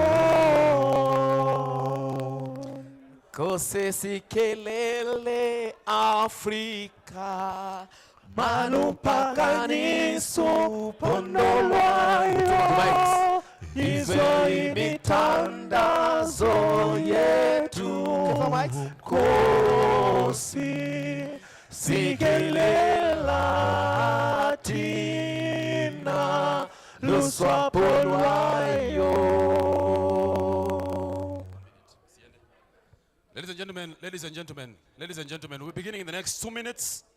We'll be beginning our session in the next 2 minutes. So kindly, if you can hear my voice, DJ, kindly add my microphone, kidogo. Kindly, if you can hear my voice, pale inje, kindly requesting you to just come and settle in. We're beginning our session in the next 2 minutes, maximum. We have our speaker already here. We'll be introducing our session in the next 2 minutes. So kindly, if you're outside, you can hear my voice. Kindly, I'm requesting you just come and settle in from the front seats going backwards. In the meantime, the next 2 minutes, Kayamba Africa will be taking over, and then we'll take over from there. Kayamba Africa, you can continue. Asante sir, our very able MC. Thank you. Malaika.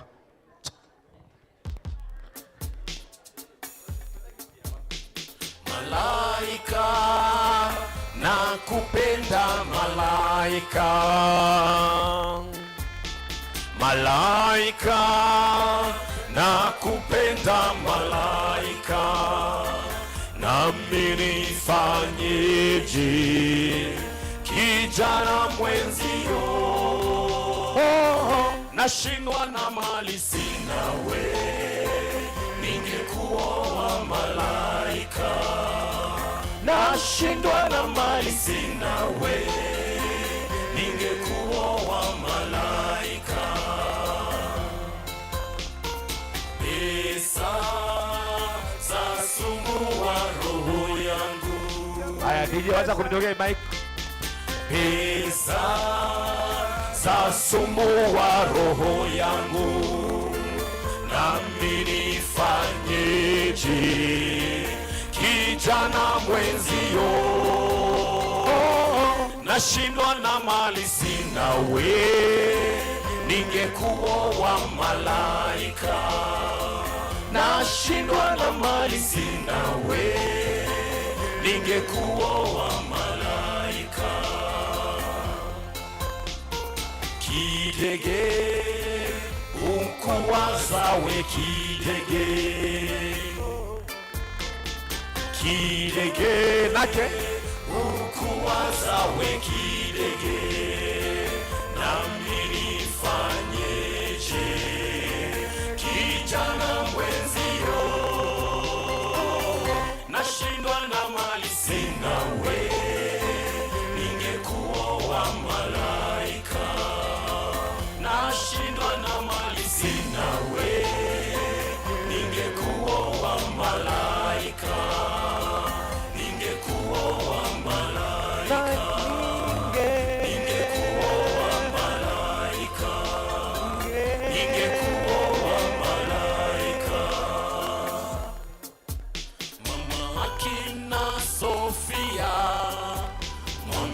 Sofia wangu, naye atange vile na milele na milele.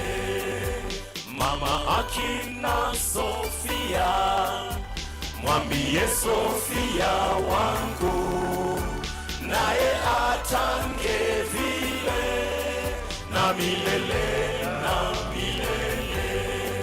Santae, santae, mamae, kakae, mwambie yule wangu, naye atange vile na milele na milele. Mamae, mamae, babae, babae, mwambie yule wangu, naye atange vile na milele na milele. Wasemaji walisema na masemo yao yote hayakuwa sawa kweli na milele na milele. Kakae, kakae, dadae, dadae, mwambie yule wangu, naye atange vile na milele na milele.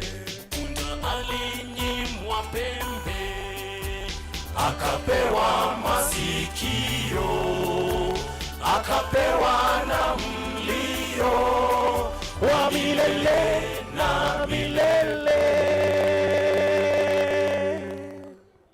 Thank you very much, ladies and gentlemen. Let's give Kayamba Africa a round of applause, tafadhali. Ladies and gentlemen, let us give Kayamba Africa a round of applause, tafadhali. Ladies and gentlemen, let us give Kayamba Africa a round of applause, tafadhali. Atuwapigie makofi, lakini sawa. I'll kindly request all of us, because we are the chief guests, in the absence of a chief guest, kindly, if you can, just come forward. Nawaomba tu tafadhali. The principals, the various guests that are here, if you're sitting behind, just come and fill in the seats that are forward. Just hold the hand of your neighbor, mwambie tafadhali karibia mbele. Yes, angalia your neighbor. Tell them we need to move forward. Okay, people seated at the back benchers, I know you can hear me. We are kindly requesting that we occupy the front seats so that we can begin this session. Just hold the hand of your neighbor and move forward. Thank you very much for those who are moving. Thank you very much for those who are moving. Thank you very much for those who are honoring our call, our simple plea, just move forward. We want to begin in the next 1 minute. We're beginning our session guided by able keynote speaker. Our session will be beginning in the next 1 minute. So, ushers, if you can hear my voice, kindly help me mobilize the people who are outside so that you can come and be part of this very important discussion that we'll be having. Ladies and gentlemen, we want to begin our session. We are far much back in time.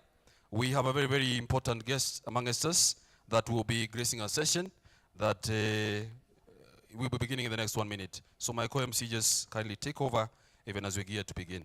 Thank you, Leo. Thank you, Leo. Asante sana. Good afternoon. Good afternoon. I want to hear you loud and clear. We've just had a cup of tea. Ama kuna mtu hajapata kikombe cha chai jamani? Anyoshe tu mkono. Hamna. Good afternoon, ladies and gentlemen. That's much better. Let's see if we can have louder voices. Good afternoon, ladies and gentlemen. Very nice, very nice. Karibuni to this second session. My name is Andrin Kilemi. I'll be taking you through this second session. And if you have your friends who are still outside, please drop them a text. Tell them that we have already started. I'll be inviting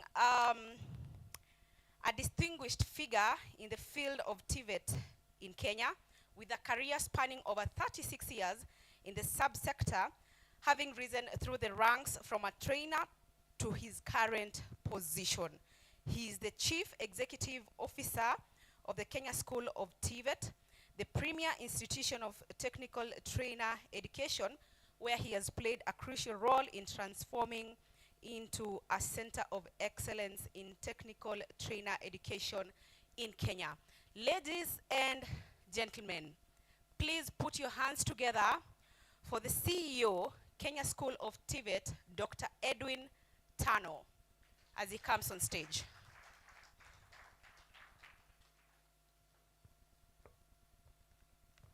Karibu sana daktari.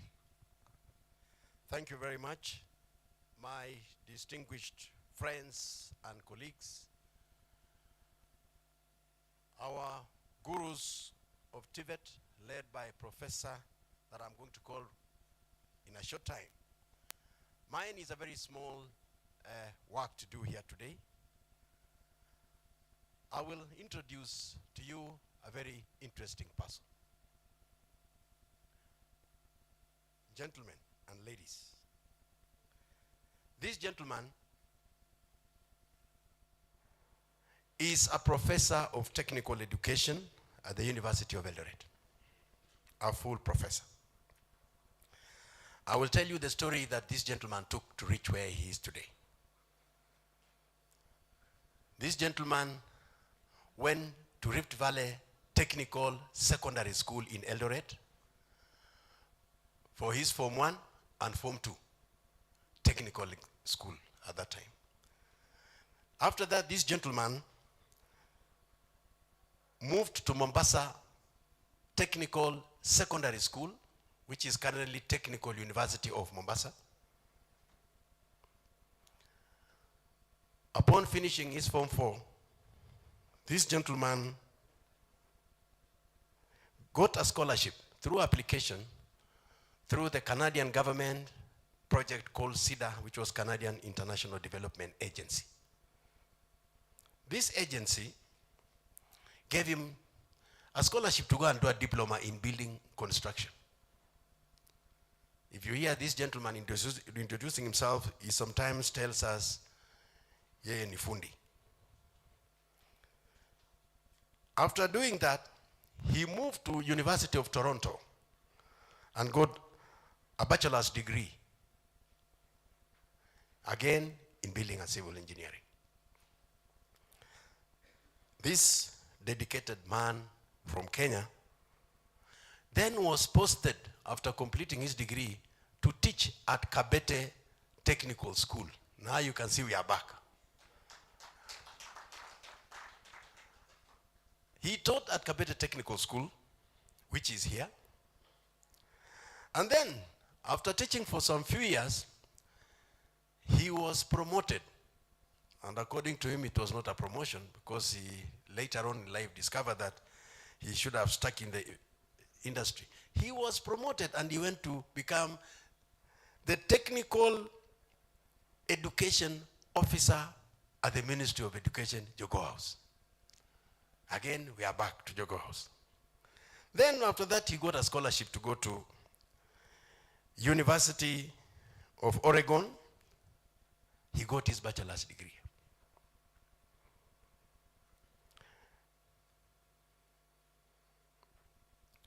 He also, in the same University of Oregon, got a master's degree. That is in Canada. Then, in 1984, he moved to the University of Minnesota and got a PhD in technical education, becoming the first professor in the Eastern and Southern African states, black person, to get a PhD in TVET at Clapham. Then we can continue the story. Then this gentleman comes back with a PhD, and you know where he's posted again? Kenya Technical Teachers College. Now we are back again. The circle continues. He goes to Kenya Technical Teachers College and teaches building and civil. That is where I met him. He was my teacher at that time.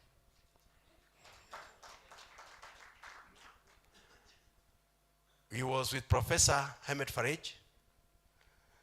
I don't know whether he's in. He was with Professor John Simiyu. He was with Professor, about 4 or 5 professors at the University of Eldoret that are there now, and many others, including Dr. Wosianju. Then this gentleman, after that, moved to Kenyatta University to start Department of Technical Education. Then from there, this great man moved to University of Eldoret. First of all, it was More University, and then University of Eldoret. To start again, Department of Technical Education, where most of you and us went through school.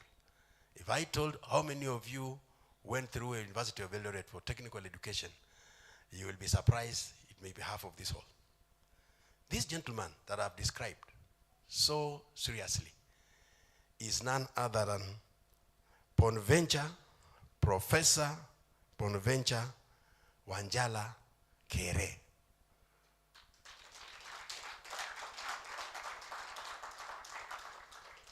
Let's put our hands together for Professor Kere to come and give us history of TVET education. Welcome, Professor.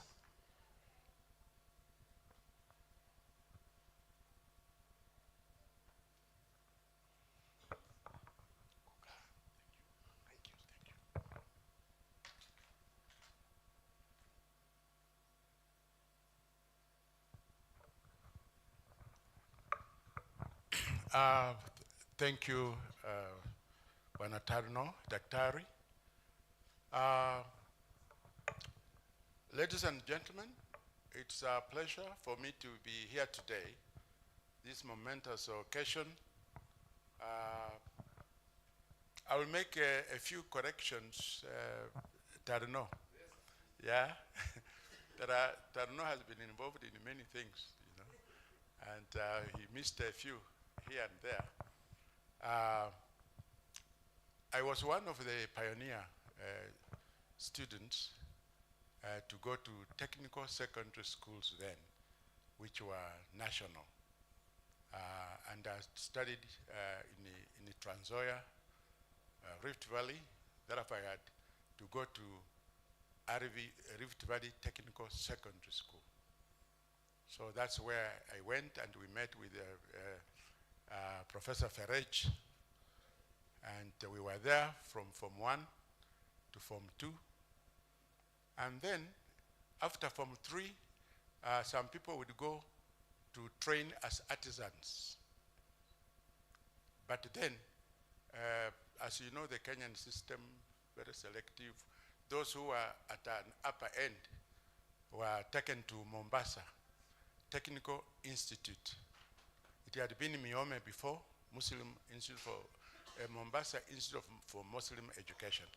But we went there in Form 3 from all over the country, from various technical secondary schools.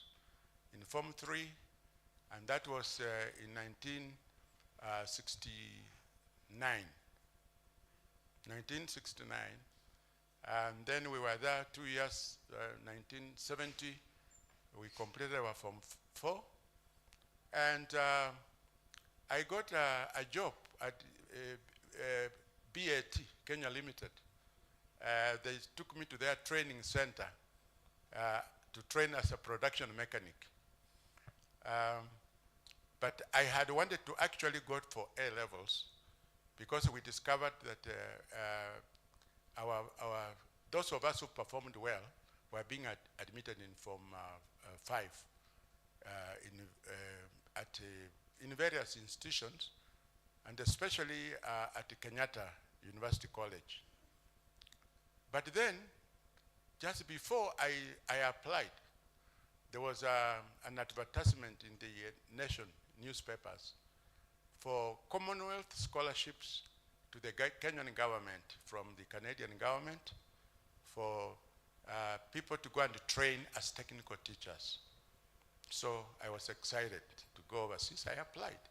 That's how I landed in Mohawk College in Ontario. I was there for 2 years, got my diploma in building and construction technology. Then I went to the University of Toronto and trained as a teacher for 1 year. After that, I came back to Kenya, and that's in 1984, and that's when I landed here. I was posted here by TSC as a teacher. I was teaching Form 3s, Form 4s. My area was building, construction, and architectural drafting. So that's how I ended up in this place. And I'm glad that, you know, it is really grown. It is, looks, you know, when we were here, it was a very different place. 2 years, I was promoted, posted to the Jogo House to be the education officer for technical secondary education, the very first one. So I was there from 1976. And then I looked at the people who were running TVET at that time. Of course, they were the British, the people from outside. And I said, no, I needed more education. There was a chief technical advisor to the Kenyan government, an American, who he became my good friend. In fact, I worked with him a lot at Oregon State University. And I was admitted to go there for undergraduate. You know, at that time with those countries, if you had a diploma in the trained as a teacher, you get your 3 years clean. You will not have to repeat for teaching practice again, as was the practice here. And then my 2 years for the diploma were taken for the bachelor's degree that I took in industrial education. So after that, I did a master's degree there, and then I moved to the University of Minnesota for my PhD. There was a very important professor, Gordon Swanson, who was an UNESCO scholar, consultant. He visited Oregon State. We discussed, and he said, you come. Because at that time, to go for PhD, you would need to pay something like $12,000 US every year. So I got a scholarship. I went there. That's how I did my PhD in technical and vocational education and training, and completed in 1984, the 4-year program. Then I came back home. So when I came, I was posted at KTTC. I was posted at KTTC, trained for 1 year only. Then I was called to go to KIE to develop the curriculum, participate in the 844 curriculum, the technical component. That's where I was. Okay, so that's my background. And then from there, when I was there, Kenyatta University had a master's degree. They wanted a specialist in curriculum design and development, and that was part of my combination also at the PhD level. And that's how they invited me to join UNESCO consultant because of my area of specialization to various countries in the region. I was also the chief examiner for Makerere University, University of Dar es Salaam, and Malawi for several years. So, sorry, that's a long way, a long trend, but that's the way I served at the beginning. Now, you've heard about TVET. What is TVET? And for our young people, I think it is important for them and for some of you to know. You see the term technical and vocational education and training. There was a term that was coined by UNESCO, and also we agreed on after the UNESCO conference in Seoul, Korea in 1989, that technical and vocational education should be known as a comprehensive term referring to those aspects of the educational process involving, and they say, in addition to general education, the study of technologies and related sciences, and the acquisition of practical skills, attitudes, understanding, and knowledge relating to occupations in various sectors of economic and social life. I was there with Professor Ferrej. He had also taken leave. He was with the UNESCO in Paris. But we met there. I led the African contingent to that meeting. I remember our Minister for Education, the late Kipkalia Kones, and the Director of Education, they came. And we were allowed to make presentations, and only representatives of the 5 continents made their representations, and I did for the African region. So, my friends,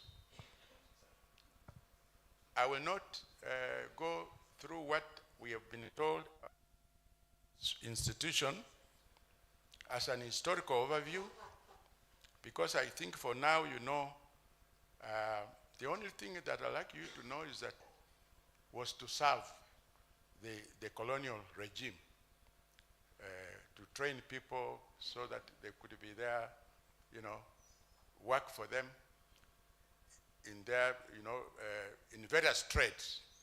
And even the ladies in tailoring and home science, many of them came from all over. And you know that later on, the institution, before the Second World War, became a barracks for recruitment of people to go, Africans to go and participate and support the British in a war that they knew nothing about, the war that did not concern them. You can imagine. I had 2 uncles of mine who went. One came back, the other one didn't succeed, make it. So, but from there, as you've been told, we understood that to be able to develop our nation, especially after independence, when we had various committees and the curricula changing from the 74223 to the 844 curriculum, that we started realizing the importance of technical and vocational education. The importance of us educating and training our people to be able to serve our country in those areas.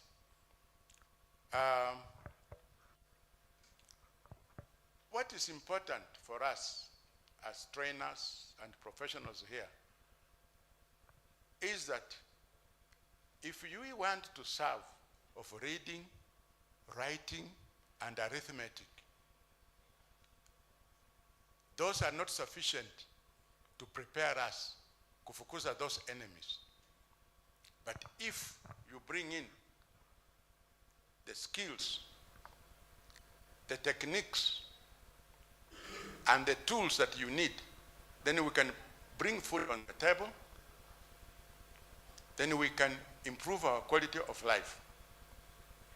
In development matters, I don't know whether you can develop. Let's take, for example, here. Without this structure, without this building, would we be standing out there under the elements, the sun and the rain? But we need a comfortable place, isn't it? Where we can talk, we can listen to each other, a structure. Would you be safe to go to a den rather than go to a home, a nice home? How would you bring food on the table? What about clothing? Of course, culture is not static. Even with us, you know, culturally, our people used to wear barely. But culture is also dynamic. Clothing protection, you know, under certain extreme weather conditions, etc., except in very dry areas. So these challenges to development, our inability to produce goods and services, can only be solved by TVET. And that's why there is that clarion call of TVET being master key. But education is the key. The original clarion call we were making was that education is the key to development. Yeah? Education is the key to development. But TVET is the master key. With the TVET, you can produce the goods and services you need. You can produce your food. You can, take good care of yourself. Sometimes even diseases they were talking about come when you are poor, when you are hungry, when you are weak, and then they take. But if you are, satisfied and you are strong, some of the diseases don't come close to you. Africa has had challenges to development, challenges and threats which have been long-standing. Of course, at the beginning, even Africa's lack of identity. Most of us lost our identities. We wanted to be like other people after colonization. Of course, things like basic literacies we were given. At that time, if you spoke good English, then you'll be an officer in charge of others. The role there was those who are basically literate became officers. The others became servants. So the master-servant relationship was perpetuated, we continued. Can you imagine if such a thing may still be there today?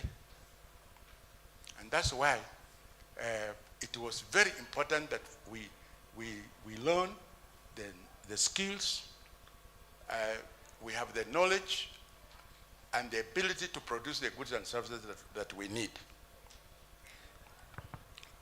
Today, Africa's position in global trade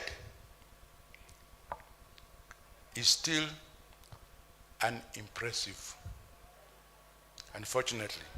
It was noted at one of the UN conferences that for the least developed countries to make the most of the global liberalization of imported services, they need to prioritize infrastructure, the transfer of technology and know-how and linkages with the domestic industry. But how many of our countries have done that? It was also argued that structural and sector bottlenecks in Africa's development are largely technological when combined with poor governance. This position has not changed. Adjustment and stabilization measures that were imposed by the World Bank and International Monetary Fund in the 1990s overlooked qualitative dimensions in areas such as employment creation, income distribution, and the provision of basic needs. The situation resulted in mass suffering of the African populations. But even in that definition of differentiating between general education and TVET education, if you look back in our forefathers, was there a dichotomy, a difference between training and education? It was one. It was one, isn't it? You were taught, and fortunately, hakuna mtoto anaweza kuzaliwa hapa alafu aseme jambo, ama in Britain aseme good morning, or in China aseme nini? Is it huang huao, or what do they?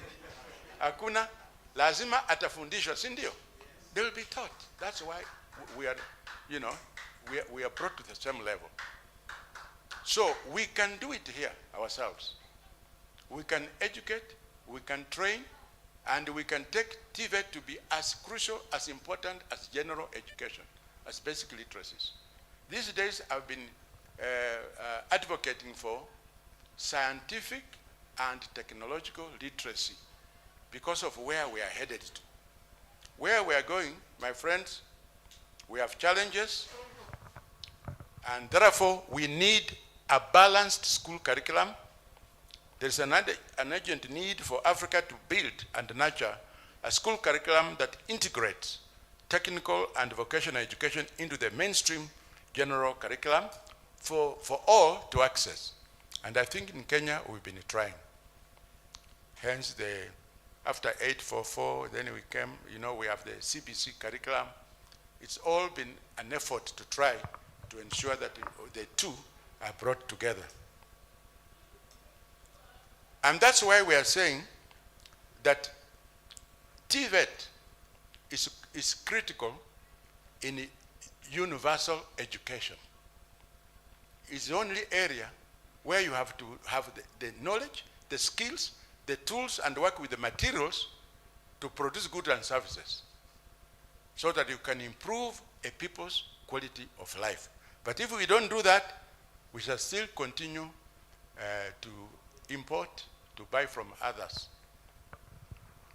Can you imagine a country like the US, the outgoing, President Biden, in his national speech of the nation, telling Americans that they have one aim, that America must produce what they eat. America must produce what they eat, what they need. What about us? We are happy saying that other people can produce for us and we can buy from them. So those are some of the challenges that we have. Now, most developing countries do not have enough capacity in the production of a wide range of specialized labor force. It is still necessary to train individuals for occupations, trades in the prevailing economy. Traditional trade subjects are still taught in schools in an effort to vocationalize the curriculum. Quite often, the intent is to ensure that those who will not be able to proceed with further education and training will be meaningfully deployed in the labor force. It's sometimes unfortunate to see that after training, producing all these young people in our institutions, that actually we cannot deploy them. That we can even think of looking for opportunities for them outside other countries, training them so they can go away from us. Who will produce for us? It's a question of policy initiatives. So there's the demand for more better skilled labor force. And you people are doing a great job in doing that. However, there's more work to be done for us to achieve an educational system that can address our needs and wants. And this may include, for example, engaging the community, industry, and labor market as significant players in the TVET sector. And also continue with the systematic professional development of instructors, trainers, and teachers that will give us a quality TVET system. We must also keep pace with technological advances and apply new innovations in TVET. You see, AI, artificial intelligence, and other things. So this is what we must keep pace with. And also encourage the relationship between our institutions, the communities, industry. We work together as a team, and I think we'll pull a long way. We should also think about quality systems, what we have, our institutions, the quality that we have.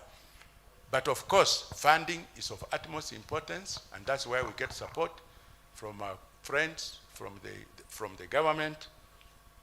And we must also ensure that we establish an appropriate quality management system to ensure that what we are doing is we are not losing, it's not more of expenditures. Today, I'm proud to say, as a pioneer TVET trainer and educator, that in Kenya, we have a pool of highly trained TVET scholars and trainers in our institutions whose impact in the African region is highly commendable. All we need is to give the chances and opportunities to play their role in this sector. It will be very unfortunate for us to depend on other people to come and build our houses, to build our roads, to even grow the food. I've been to the Middle East, and the people in the Middle East are fighting, scrambling over a piece of sand to call their land. And someone said, when the Africans are busy doing other things, etc., the Israelis are busy watering the desert. So my friends, you are in a very important sector, critical, crucial for our development. And it is you who is the master key. Don't look elsewhere. But we have enough capacity now to train our people. People can lack employment on the streets. That's not a problem of training. It's a policy issue where we should encourage industry to grow so that we can generate more jobs. Even in our institutions, we should also, with these institutions, be innovative, come up with projects, come up with, we can in fact incubate some of these innovations so that our youth can have them, set them up in the community as production centers. I think that will be important for us to look at. Sorry, ladies and gentlemen, you know, standing between someone and lunch, or when they are hungry, I think it's not very pleasant, but thank you for listening to me, and God bless. Thank you, Professor. You may remain standing there just for a quick question and answer session. So just by raising your hand, I will hand over the microphone to you. Then we will have a few questions before he leaves the stage. Tunaanza wapi? Aha. Start by your name and then shoot your question. Karibu sana. Thank you, Prof. My name is Lidigu Sebastian from Hamed Shahame. Prof, how can TVET be assisted so that we are connected in technology? This is artificial intelligence with Western manufacturing companies, with our own, so that we can infuse it in TVET, so that we introduce AI in TVET. Thank you. Okay. Thank you. On that ground, we should collaborate. There are other institutions all over who are willing to join us. In terms of IT, Kenya is not doing badly when you look at the African region. In fact, Nairobi here is one of the key IT centers. So if we look at our young people, what they are going through today in IT, etc., we have the capacity, but it's a question of directing and, you know, nurturing so that we can also be there. I think you have seen how the Chinese and other people have been training their children from childhood. They are playing, they are doing all kinds of things, etc. But we can collaborate, and we can do it ourselves. We have enough resources, we have enough personnel to do it. Thank you. Another question, we could take two.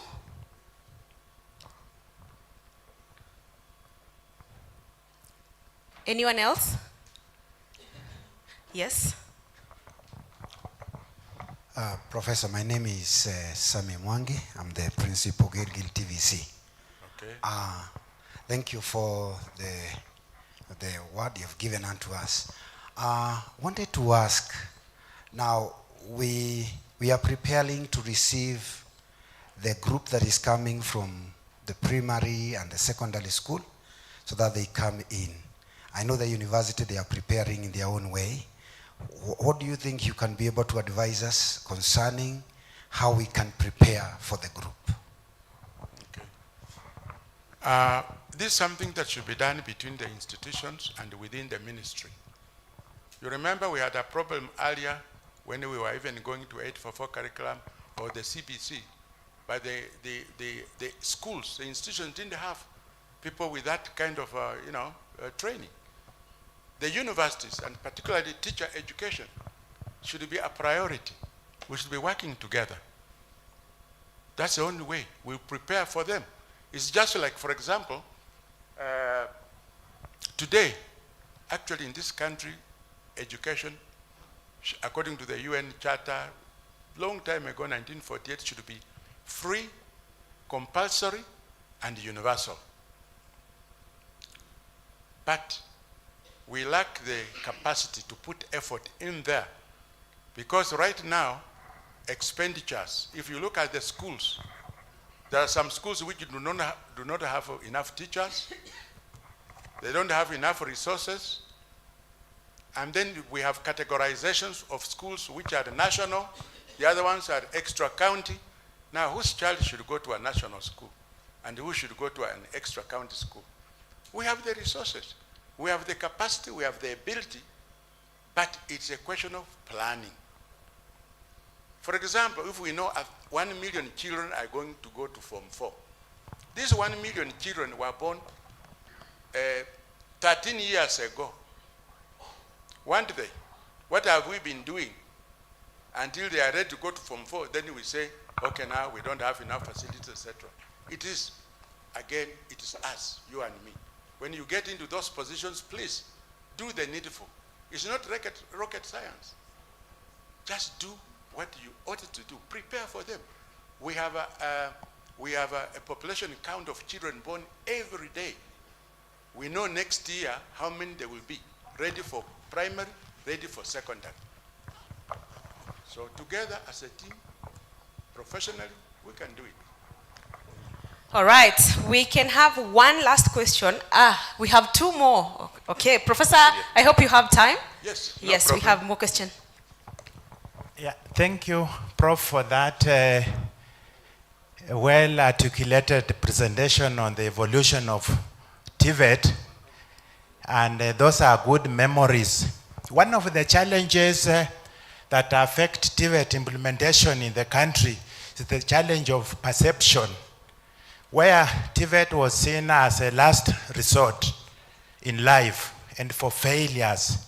But you stand as a critical role model in the mitigation of the issue of perception, where you have practically grown up in the TVET space and advanced to the highest level. So how do you utilize this unique setting to help this country address the challenge of perception? Thank you. The challenge of perception will go away when we stick to the truth, we do the rightful thing. When a person is qualified and we value their, I don't know whether you have heard of a story of someone in Britain who called a plumber to come and fix their toilet. And when the plumber came and did the job, and he presented a demand note, then this guy said, hey, you know, that's too much. That's a lot of money. Even me as a doctor, he was a doctor, that I can't earn such amount. But they knew the value of a plumber. Okay? When we reward them adequately, when they don't go out there lacking jobs, then they will go there. And for you who are pioneers, for you who are technologists, for you who are educators and trainers, you are good examples. Just like my students who are now CEOs, my students who are also professors in the university. And our young people are yearning to go there because they see you as an example. So the solution is to all of us. Do the needful, play your part as well, as good as the way Carnot has been doing, the way Mahindi is doing, and then we'll attract those individuals to those areas that matter. Collectively, we shall gain as a nation. Thank you. There was another question. Thank you, one professor. I think I also had a similar question on perception. Yes. Because way back in 1981, when I went to Form 1, I came back, I had a uniform, registered Kalagala Technical School. Then a neighbor who saw it sympathized with me that why did you go to a technical? So when you repeat hapa vizuri. I stayed off like that, and way back when I also became a technical teacher in 1990, I was posted to Bumbe. I was with a friend, we went to the market and we met a lady who told us, wewe bwana Odame nasikia ulienda masomo ya juu, ukasoma na umekuja kwenda kufunza hapa Bumbe wanafunzi wale wameanguka mtihani wanachonga mbao. Can you be able to teach in Isikalame? That was, all along I thought the perception had disappeared. Recently, one of my, I think my last born, who is under the CBC, had wanted she had told me that she would want to be a designer. But then one evening she came crying at mwalimu alimwambia, ukitaka kuwa designer, fashion designer utaenda technical. So my question is, what are we doing at the curriculum level to change the perception towards technical education? Thank you. My friend, do the needful. At your point, at that level, the children are seeing it. It's changing. Believe you me. The children are seeing it. It's only those who believed in basic literacy, being expert in communication, in articulation, that thought that they should be the leaders. But leaders can come from amongst you because of the kinds of things that you do. Unfortunately, we reward leadership too much.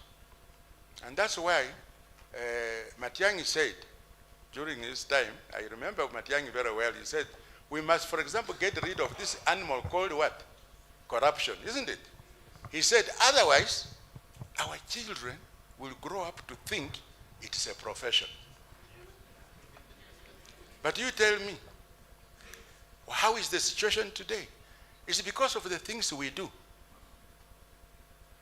It's because of the things we do that our children, I asked Ringeria, by the way, Coops, we asked him a few questions, and we told him, we asked him to tell us enrollment of our children, our students in the universities, the programs, which are the most popular programs that our youth are enrolling in. Can you believe?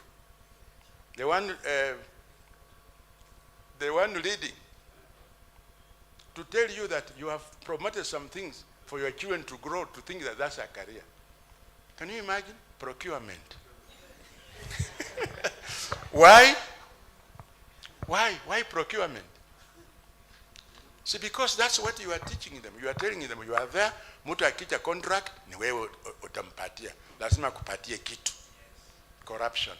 If we don't get rid of it, but otherwise, if we reward the right people, and there are some young people who set up their own enterprises, entrepreneurs, etc., and they get good money. They attract others. They want to be like them. But not the ones who have this, who go for a lot of money that you have not worked for, but gotten the wrong way. So it's the image. It's between you and I. Let us, those who want to go the right way, do it, prove it to them that it pays. But someone said, if you think that education is expensive, try ignorance. And if you think that corruption is the only way that can help you, if you think that that's the only way that can help you, yes, get involved and look at the terminal effects to your community, even to yourself, to the point where you cannot even trust a friend, a close friend, because you think that he wants to get something out of you. Okay? Thank you. Yes? Somebody else? Okay, thank you, Prof. Yeah. I want to, first of all, introduce myself. My name is Lucy Muhavi Mwansi, Principal Bushanga la TTI. Okay. That was a wonderful presentation that has shown us the evolution of TVET from where we began. And as we advance in technology, my interest is focused on artificial intelligence and the robots that are coming up. Yes. I know as we advance in technology, artificial intelligence, we shall have even robots that will do some of the tasks that we are training our youths to do. Then it cracks my mind that shall we reach a point where we shall now have trained so many youths, then these robots will come and take up part of the jobs that they should do, and we end up also in a cycle of unemployment. That is what is cracking my mind. Thank you so much. Don't worry, my sister. You get an education, you get training, you get the skills, you can produce the goods and services. You can have robots to even cook for you or serve you. What kind of lifestyle are we looking for? We want to enjoy, isn't it? To enjoy life. But if we can use our knowledge and the skills and be able to produce those goods and services, we'll be spending the whole day playing golf and doing other things, isn't it? Who wants to be, do you want to be holding a djembe on the farm bending the whole day, afternoon up to evening? Would you like to do that? If there was an alternative that you can use something else, equipment, tools and equipment. What we need is to cut down the labor, the straining, you know. You don't have to strain to labor to produce. But if you lose your brain, you can be able to get what you want, not by stealing, but rather by technology. Yeah, let the robots take care. So long as, if you are the creator, you should be a step above. That you don't turn them into things that will destroy you. You must have that measure. And I'm sure that even the good Lord, God, knows that there's a measure to which we can go, isn't it? And by the way, before the Wazungus came, the Africans knew God. They used to pray, isn't it? Yeah? But if you look at the population around the world, the other day I was shocked, surprised, that for example in Britain, you know, 20% of the population are now, you know, in a religion. 20%.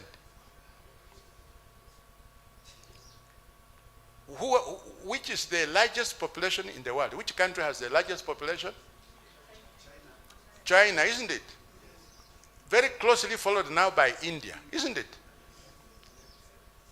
Africa population put together, all the Africans, they cannot defeat the Indians.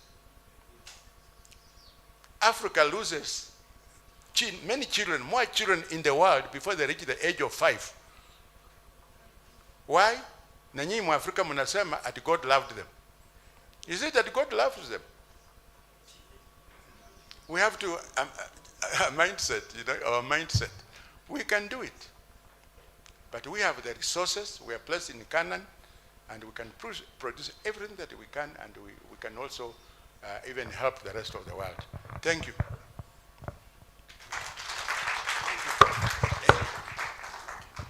Thank you very much. I think a better clap for Professor Kere. Now you understand why we have brain drain sometimes as a definition of losing people like Professor Kere. If Professor Kere was away, this stuck in Toronto, Canada, you would not have had the syllabus for technical education at Kenyatta. You would not have had University of Eldoret starting technical education. So I think I agree with him. I will just, with a quick, just give you an overview of what he has mentioned, so that these are the take-homes. He came up with a new way, which he said, original description of education by UNESCO was, education is key to development. Now we know, we have also rephrased it, therefore TVET is the master key. We also know, and according to him, TVET, better TVET gives better lives. If you have better TVET, you have better lives. Better TVET, good clothes. If you have a better TVET, good food. Better TVET, good houses. If your TVET is poor, then everything in the continuum of life is also going to be done poorly. So the better you improve the TVETs, the better you improve the lives of everyone. We agree with him again, and I agree with Professor, that it is not the number of students who are out hunting for the job that should dictate the educational curricula. Rather, it should be policy that you create jobs, rather than saying the fact that there are many people out there, then there is a problem of educational sector. The educational sector is supposed to do exactly what it's doing. It is the absorption on the other side that is the problem. So we can't blame the educational sector, but we blame the opportunities that are available in the country. And therefore, it's a policy issue that needs to be addressed in the terms of creating more industries, creating incentives that can give agriculture, expand our systems to include things like sports and all the other things that are also talent-based.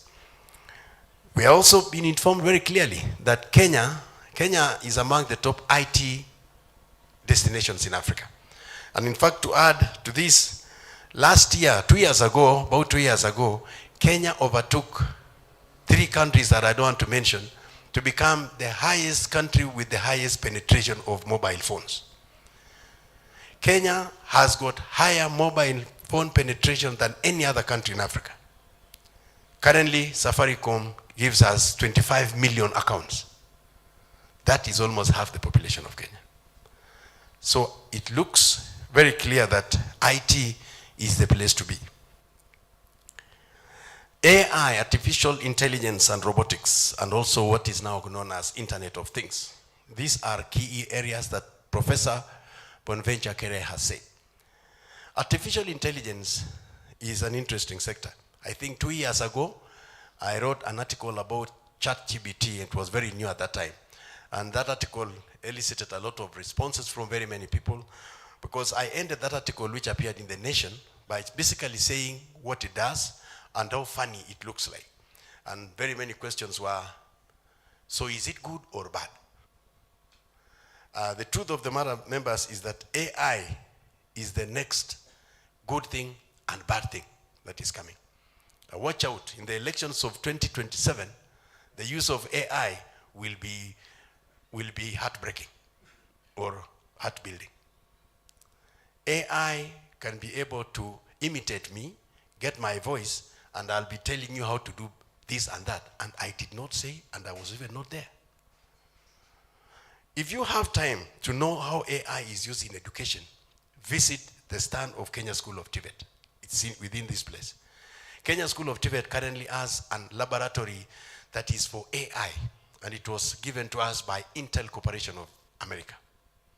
It is now usable. You can come and train your teachers on artificial intelligence and how it is used in education. So you will see things like Internet of Things is also part and parcel of what is there. We have also currently in the area of AI, we are working with Google.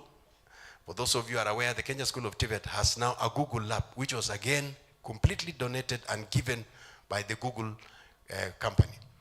In the next 2 months, we will be installing the 3rd laboratory, which is going to be owned by Huawei. And that also will be trying to help us in what are the areas of technical education. So don't run away from AI. Let us embrace it. Today, if you have time, you can pass there and see how you can be able to show how a heart works, how you can be able actually to remove a machine from one corner and assemble in another corner virtually. You will see welding. You can be able to weld without having any material used, because you are only able to weld virtually. And it produces the sound of welding machine. You think actually you are welding, and you will see on the screen how you are welding, what mistakes you are doing, and you are using zero waste.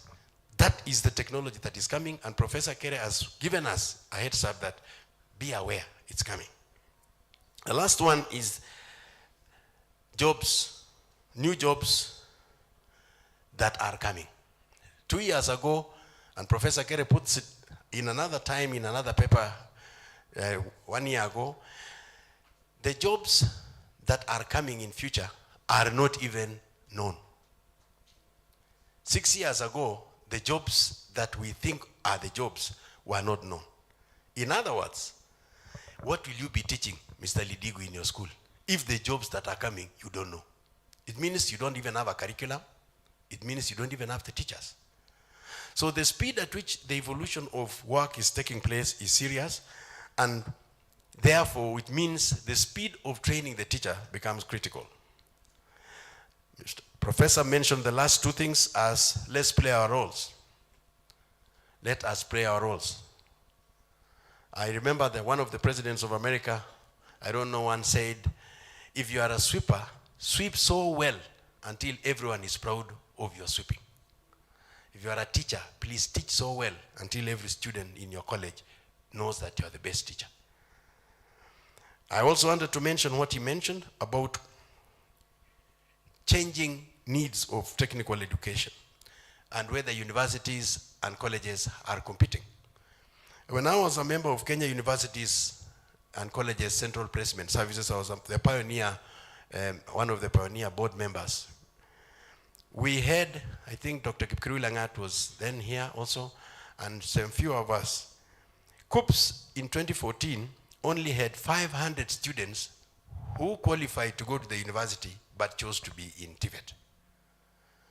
The trend has gone so quickly, so fast that last year, over 11,000 students with C+ and B who should have gone to the university have actually decided to come to TVET. 11,000, that is 2 colleges. So the truth is that people are now looking at what is employability and what is practical and coming. And I like where Professor puts it, that when you are eloquent, it doesn't mean you are working. Those are 2 different things. So elitist education, I think with time, will go down. Finally, there was a question of robots taking over. The truth of the matter is that just like the argument we had of green on greening, then yesterday I had an opportunity to meet one of the consultants of the UN at the UNEP and headquarters, and we didn't finish our agreeing or disagreeing on the discourse of greening. The world is telling us that greening procedure will create more jobs than the ones which the oil industry and non-sustainable fuels are causing. But of course, the corporate world will refuse that if you are in the corporate world of oil and gas. It's the same thing. Will robotics take over our jobs? The question would be, as he puts it, there would also be new things that you must study in order for robotics to continue. So you always create a new thing and you have to create something else to counter it. That is why we have a lot of development in terms of research and development. So with those remarks, ladies and gentlemen, I want us to give a bigger clap to Professor Bonaventure Wanjala Kere. Again, a bigger clap for this professor.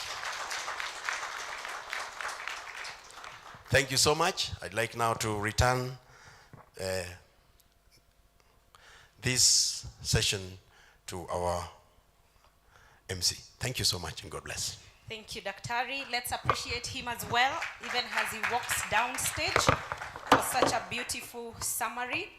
I know Professor earlier mentioned that standing in between people and lunch is not easy. Lakini I believe we have a few more minutes before lunch is ready, I am informed. So we can have another very short session whereby we are going to look at TVET's success and achievements. And I will invite on stage, but even before then, we can stretch a little bit, yeah? Sindio? All right, let's be on our feet. Let's be on our feet. I see someone already stretching huko nyuma. So just do what I do, eh? Move to your right, stretch to the right, kabisa. Now let's move to the left, stretch kabisa. Let's lean forward. Now touch your head. Your head. Why are you touching your I said touch your head. Attentive. Okay, touch your head. Your shoulders. Allah. Your head. Your shoulders. Your knees. Your waist. Your head. Your waist. Your shoulders. Okay, I see those who are not attentive. Let's have our seats now. And then on stage, I want to invite Samuel. Samuel,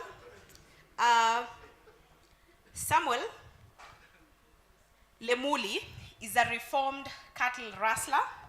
So he will be speaking to us about the success and achievements. Please, let's appreciate him even as he comes on stage.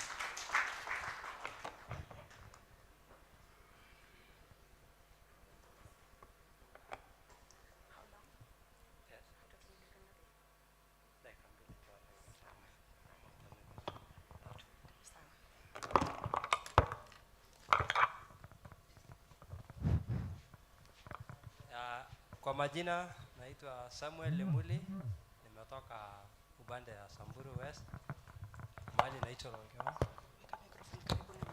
Okay. Nimetoka saidi ya Samburu County, Samburu West, mahali naitwa Longewa.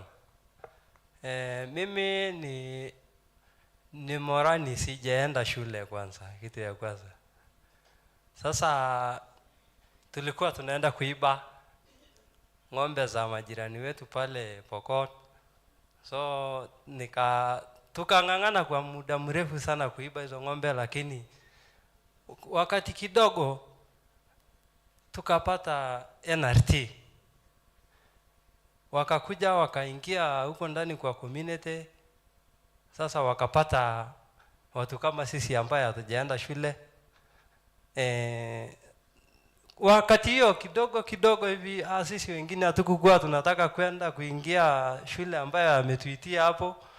Sasa kwa hiyo mimi mwenyewe nikaona washa mimi niingie niwashane mambo na kuiba, kwa sababu nimeiba mali ya wenyewe. Kidogo tena zangu sikaibiwa.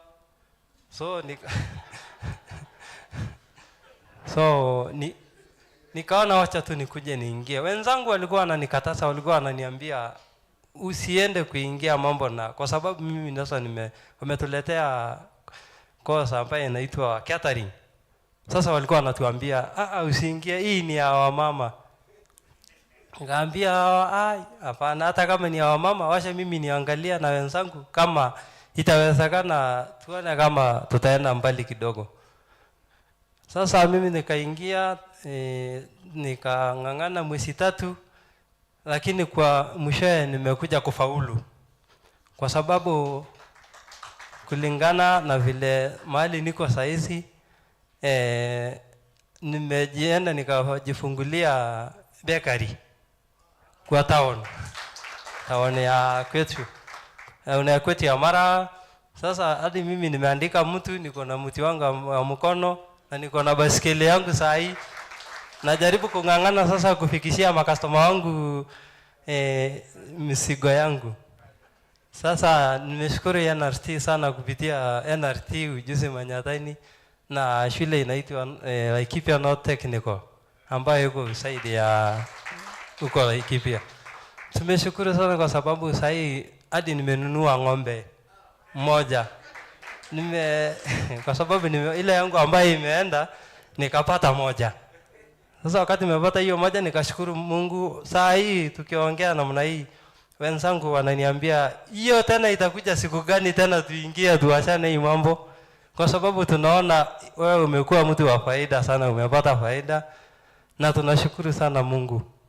Bado tunawaambia NRT wakuje waingie huko ndani kabisa, kwa sababu kuna wengi sana wanataka kuingia sasa, kwa sababu wameona mimi mahali niko sahi niko mbali.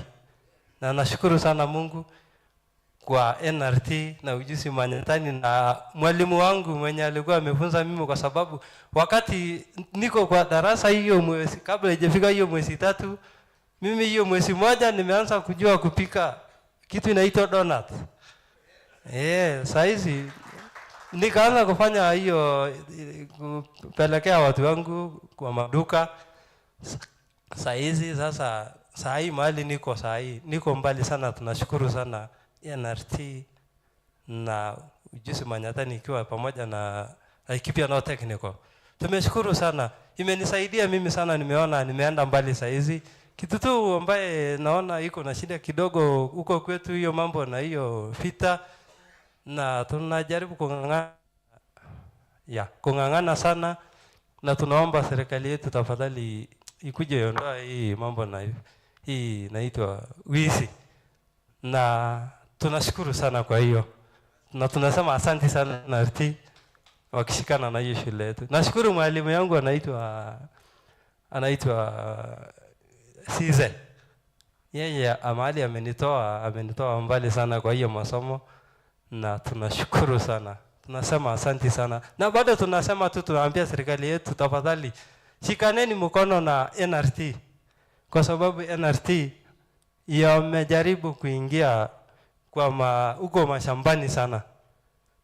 Wameingia mashamba, wamesaidia vijana wengi. Saa hii vijana wananiambia mimi, utatuitia NRT wakuje tumfabe, kwa sababu kuna wengine wamefanya mambo na pikipiki, wa hii engineer ya pikipiki, na wengine wako na hiyo nini ya nywele. So wameng'ang'ana sana na tunashukuru sana. Nasema asante sana. Asante. Yeah. Asante sana. Such a beautiful testimony. Tumpigie makofi jamani. I will invite Jane Wangoi Kuria from Rift Valley National Polytechnic with a success story. Just briefly, Jane Wangoi Kuria. Let's put our hands together for Jane, even as she comes on stage to just tell us her story of success and how far she's been able to come with her studies and what she's been able to achieve so far.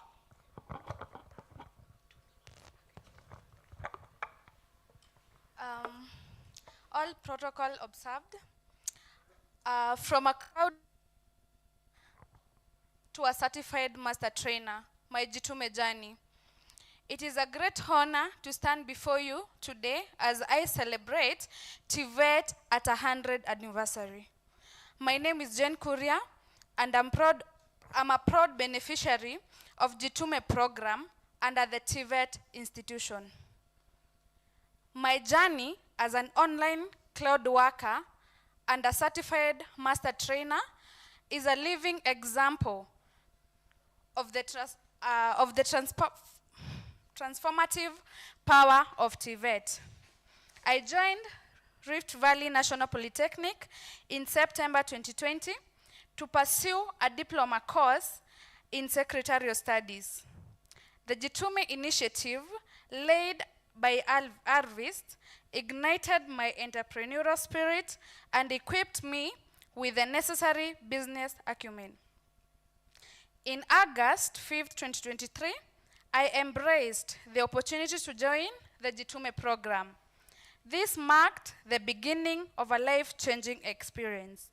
The program, holistic approach to skill development, coupled with the unwavering support of my mentors and fellow taskers, propelled me forward. Within a remarkable short period, I transformed from being an online cloud worker to a certified master trainer under the Kenya School of TVET. This achievement is a testament to the rigorous training I received through the Jitume program. The program not only honed my technical skill, but also cultivated my leadership abilities and communication prowess. The Jitume program has empowered me to become a catalyst of change in my community. I am passionate about sharing my knowledge and inspiring fellow youths to pursue their dreams. As a certified master trainer, I am committed to monitoring and mentoring aspiring Kenyan youths and equipping them with the tools they need to succeed. I am immensely grateful for TVET for providing me with the incredible opportunity. I am confident that the skill and knowledge I have acquired will enable me to make a significant contribution to the growth and development of our nation.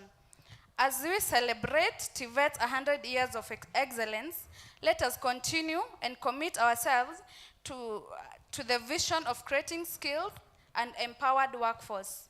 Let us continue to vest and to invest in program like Jitume that nurture talent and drive innovation. Together we can build a brighter future for generation to come. I want to take a minute to tell you that I'm a master trainer for Jitume program, and I know that 90% of us, we received the VDIs, and I want to tell you that we should make use of the VDIs to train the young youths, because we did the training at Kenya School of TVET of the TOTs. So I know in your institutions you have the VDIs and you have the trainers. So let's train the youths, because out there are no jobs, but in real machines in Taptengele, we have jobs to do. I want to answer Madam Principal, who asked a question about intelligence coming to take over our jobs. I'm a young youth, but we are the one who controls those robots with the machines.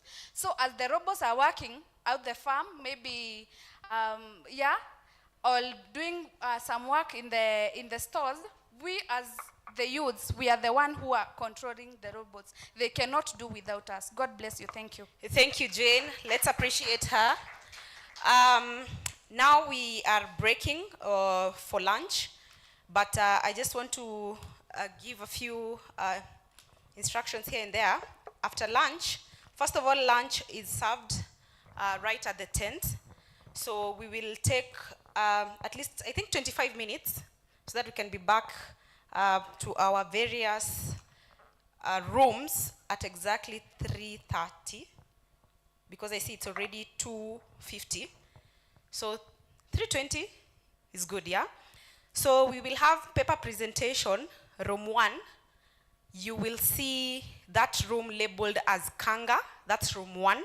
That is where we are going to have our breakaway for paper presentation.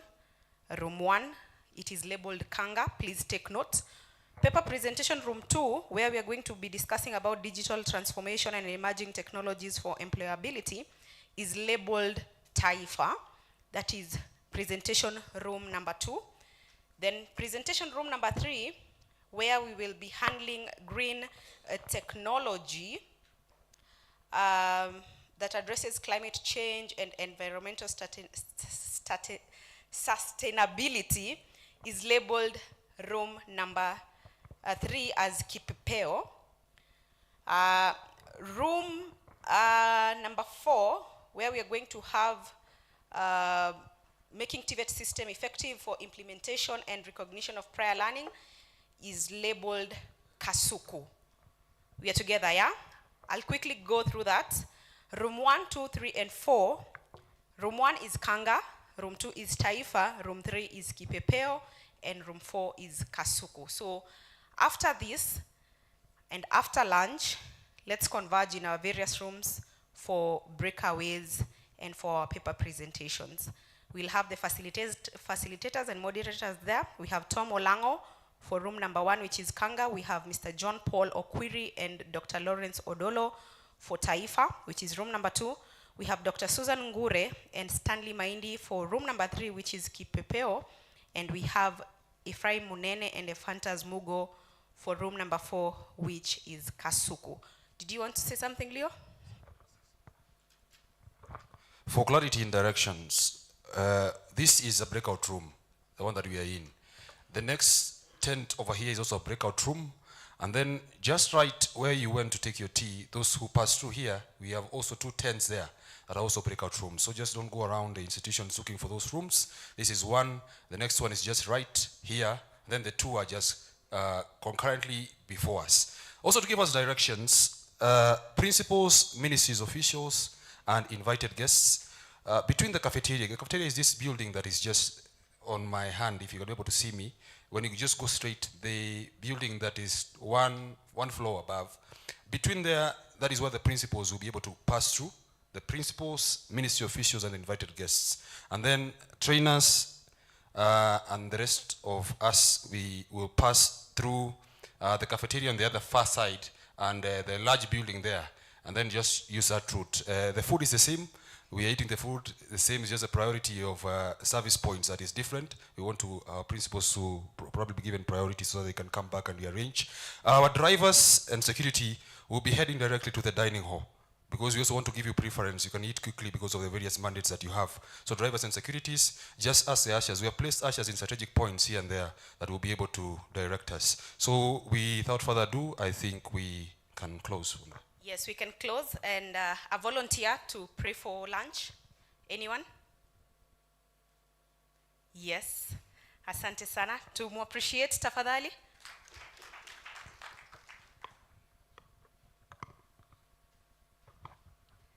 Okay, thank you. Let us pray. Let us arise and pray. Heavenly Father, in the name of Jesus, we thank you this day. Thank you for you have been with us. Thank you for what you have prepared for us to eat and drink. We pray that you may bless it as we take it, so that we can have the strength to serve you, and that it will be useful to our bodies. We pray this in Jesus' name. Thank you. I'm Rosemary Kemani from Nakuru, TVET. Thank you, Rosemary. DJ?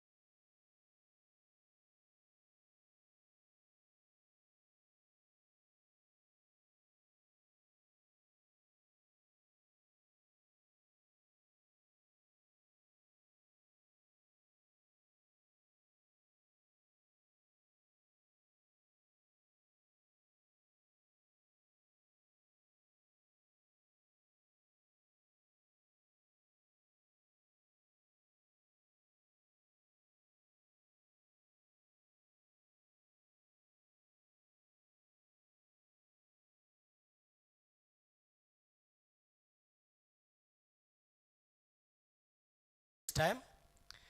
We believe that we are going to make it, hopefully. But even if we don't, I want to point out that the presenters are amongst us. You feel free to consult and continue to engage as we move forward. Before we start, I want to acknowledge the presence of the officials for this session. We have our rapporteurs. Where are the rapporteurs? We are supposed to have 2 rapporteurs. I think, let me read out their names.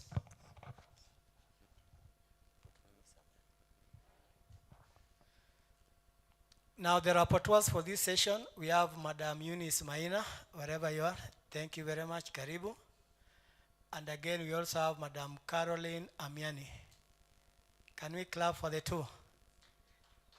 Thank you very much for finding time to participate in this session as rapporteurs. Basically, we were expecting a total of 12 presenters. I would like to confirm from the audience, the presenters who are already there by a show of hands, because that is going to inform. Okay, thank you very much. Let us clap for her. Now, having said that, I would want us to start straight away.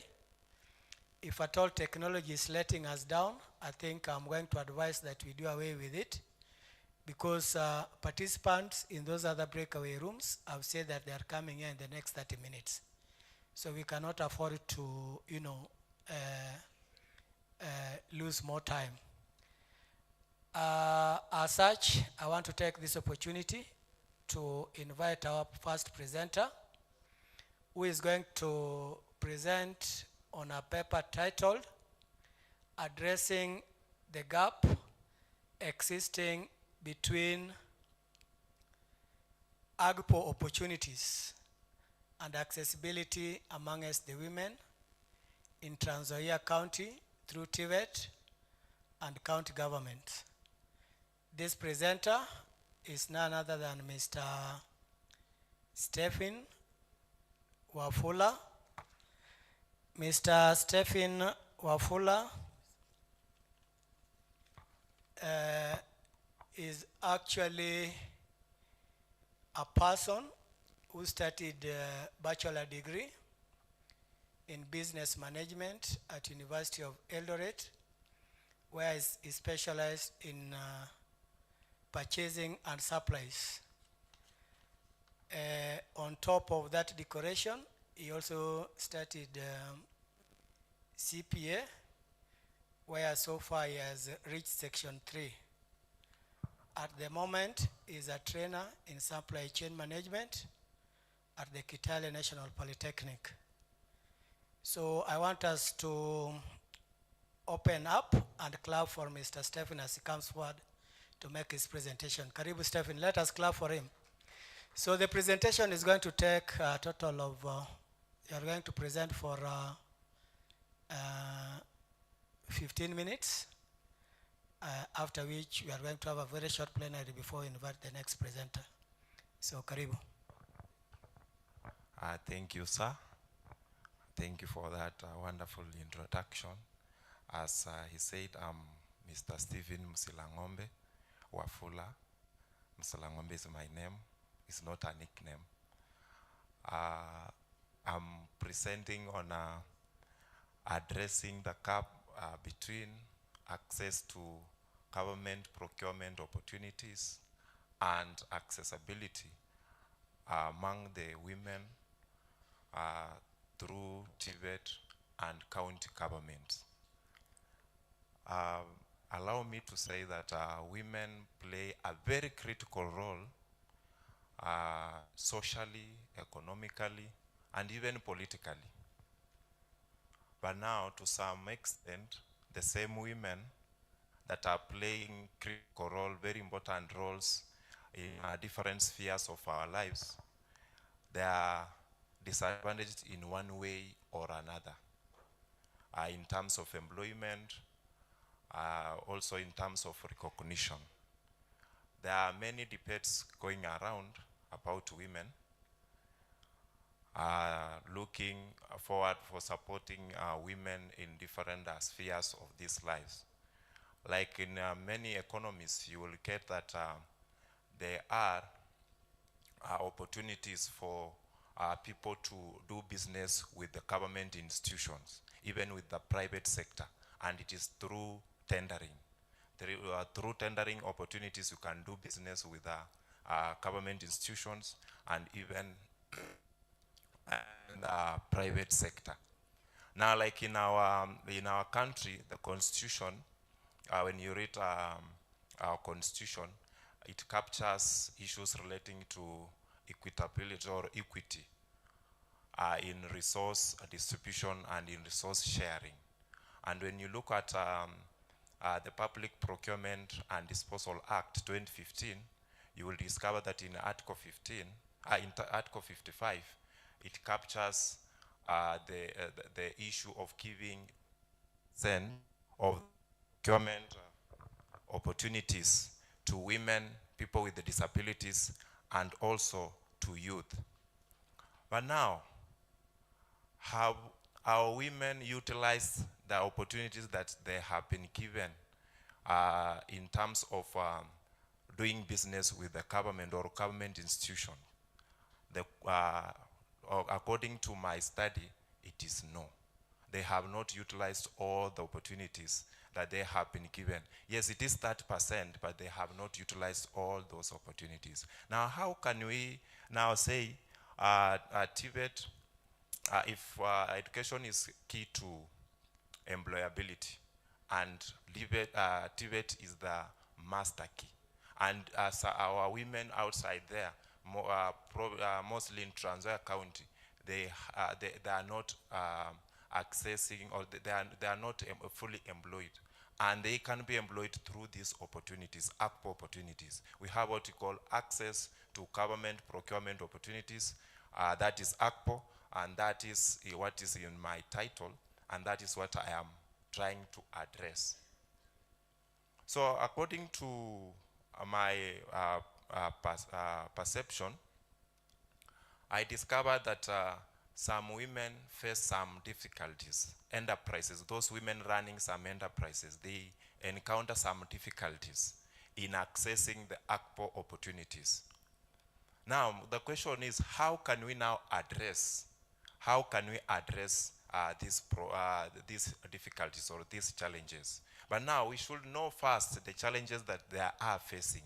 Now, according to my study, I wanted to address two main objectives. The first one was to establish the barriers to ACPO opportunities. And then another one was to also address the effect of the ways we can use now to ensure that we are trying to conquer these difficulties. I did my literature review with this, touching on the issues relating to the government, to our constitution, which was enacted in 2010, and also the Public Procurement and Asset Disposal Act of 2015, which stipulates 30%, about the issue of 30% opportunities to women. Now, the barriers that, part of the barriers that I addressed were issues relating to tendering information in accessibility. Another one was inadequate resource. Another one was, the third one was tender legal requirements. You will discover that there are other challenges, but now I focused on the three challenges. Now, to carry out my study, I decided to use descriptive research design, and through that, I was able to target 218 enterprises, women enterprises within within markets in Kitale town, and I was able to sample 120 respondents. I selected, there are around 7 markets, and now they were like stratas, and then I selected the sample size from that. Now I collected data using a questionnaire, which had close-ended questions, and I used a Likert scale to design those questions.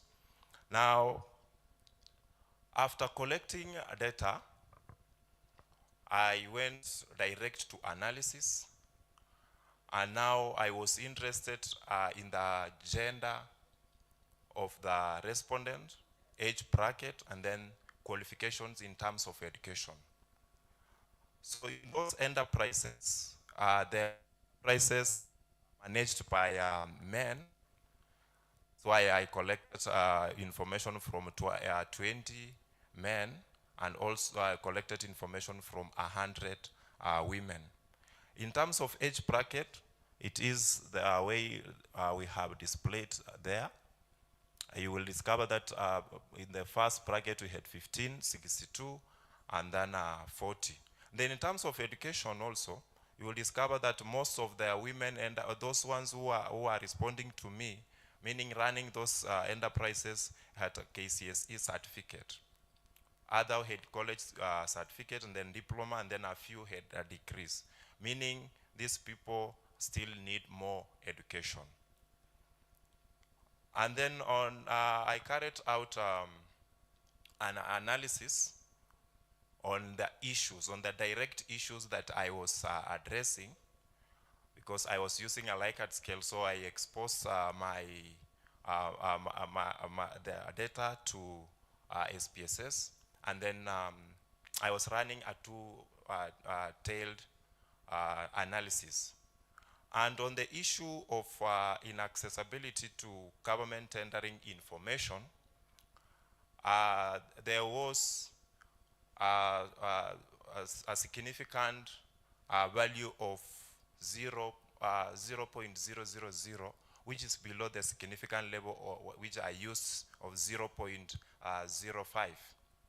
And then the correlation gave me 0.690, showing a close, an average positive relationship between inaccessibility to government tendering information and inaccessibility to ACPO opportunities. That means that when somebody does not access the information, this person will not be able to apply for the tenders and will not be able to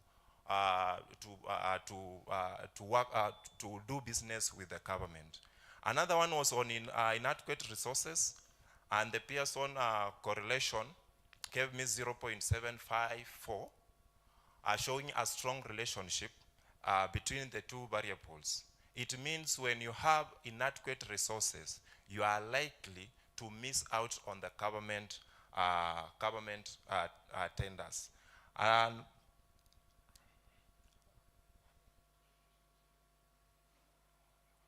they were 3. I don't know where the other one is. The other one was on legal requirements, and also it gave me, from my head, it gave me 0.624, Pearson correlation of 0.624. When you convert to a percentage, it is 62%, showing a relationship between legal requirements and inaccessibility to ACPO opportunities. Now, some women, some enterprises, they were not aware. First, they were not aware of the existing legal frameworks. Others, they were aware, but now they were not able to meet those requirements. So making them unable to access the ACPO opportunities that exist in our government institutions or public institutions. Now, I went further to know if these people have at one point or another accessed the opportunities, the ACPO opportunities. Out of all the enterprises, there were only 20 that had accessed the ACPO opportunities. Out of the 20 I sampled. And now when you are, out of the 120 I sampled, sorry. Now when we go to the worthiness of the tenders these people won, you will get that those ones who won less than 1 million, a tender worth 1 million, all the 20 who access the one attender below 1 million, meaning still they don't have the capacity to compete favorably or to compete to a large extent when they are transacting with the government. Now, I also looked at how to address now the barriers. How can we address the barriers? Now, in my mind, I was looking at training. What if we give these people training? What if we go to the societies and then we give them, in our communities, we meet these enterprises and then we give them some training? Apart from that, what if we carry out government sensitization? We sensitize these people that there are these opportunities. These are the legal requirements. You can get here finances and you can do this, and then you secure an opportunity to work with the government. Another one was on the issue of resource accessibility. We have financial institutions that are offering funds. We have institutions that funds LPO. But now you will get that maybe because these people, they don't have information, they cannot be able to access those resources. Now, on relating how to address the barriers to ACP opportunities, the first one was on training, and it gave me a Pearson correlation of 0.582, which shows a relationship between a positive relationship between training and accessing ACPO opportunities. It means when these people are trained, they are given training, and training can be offered through our TVET institutions. We can have opportunities. We call these people, or we go to them, and then we train them on how to increase the capacity of their businesses or their enterprises in terms of human resource, in terms of enlarging their assets. And then from there now, they can be able to access or they can be able to compete with other enterprises to secure government tenders. And then on government sensitization, what if we tell these people, or we make information available to women enterprises, so that whenever there is an opportunity, they are able to get the information, they are able to apply, and then they are also able to defend their enterprises. And then another one was, and that one on government sensitization, it gave me 0.624, which shows also a positive relationship between sensitization and also access to ACPO opportunities. And then on the resource accessibility, when we make resources accessible to these people, and it is through information, not just giving them money. We are not going to these people and giving them assets, but now we are educating them on how they can access the available resources. And through that, if they can get the resources, they increase the capacity of their enterprises. Now they can be able to secure some of the opportunities or to compete with other enterprises. Now, my study went to a conclusion. And I concluded that ACPO opportunities can be very best key drivers in generating income for our women enterprises. But now, also the Constitution stipulates the legal requirements that should be followed. But now the issue is now how the issue is how now these people understand this, because we all know that you are first supposed to register your business. You get a business permit. From there, you will apply for ACPO certificate. After getting the ACPO certificate, you will apply for the pre-qualification, and then from there, you will be able to, after pre-qualification, you can have a bank account, and then from there, you can now start applying for the tenders. But now, the uptake of these opportunities is very low.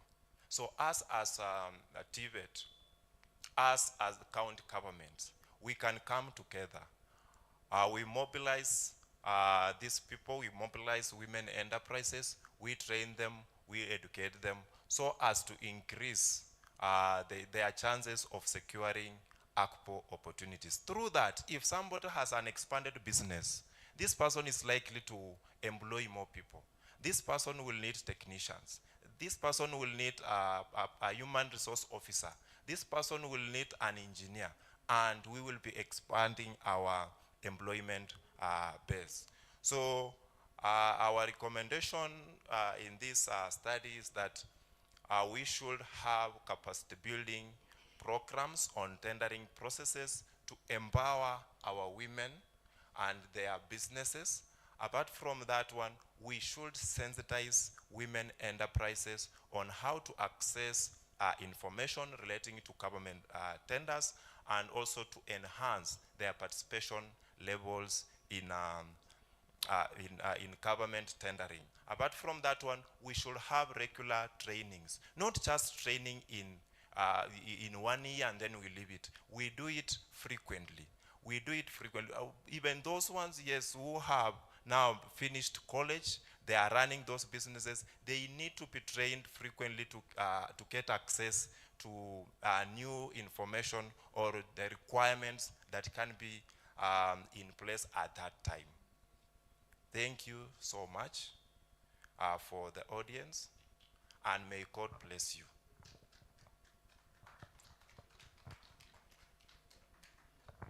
Let us clap for him. Yeah, thank you very much, Stephen, for that insightful presentation. At this point in time, I would like to open the floor for questions. Anybody who may have a question to ask or a point that may require further clarification. So we'll provide the mic there, somebody to assist in taking the mic around. Is there a mic?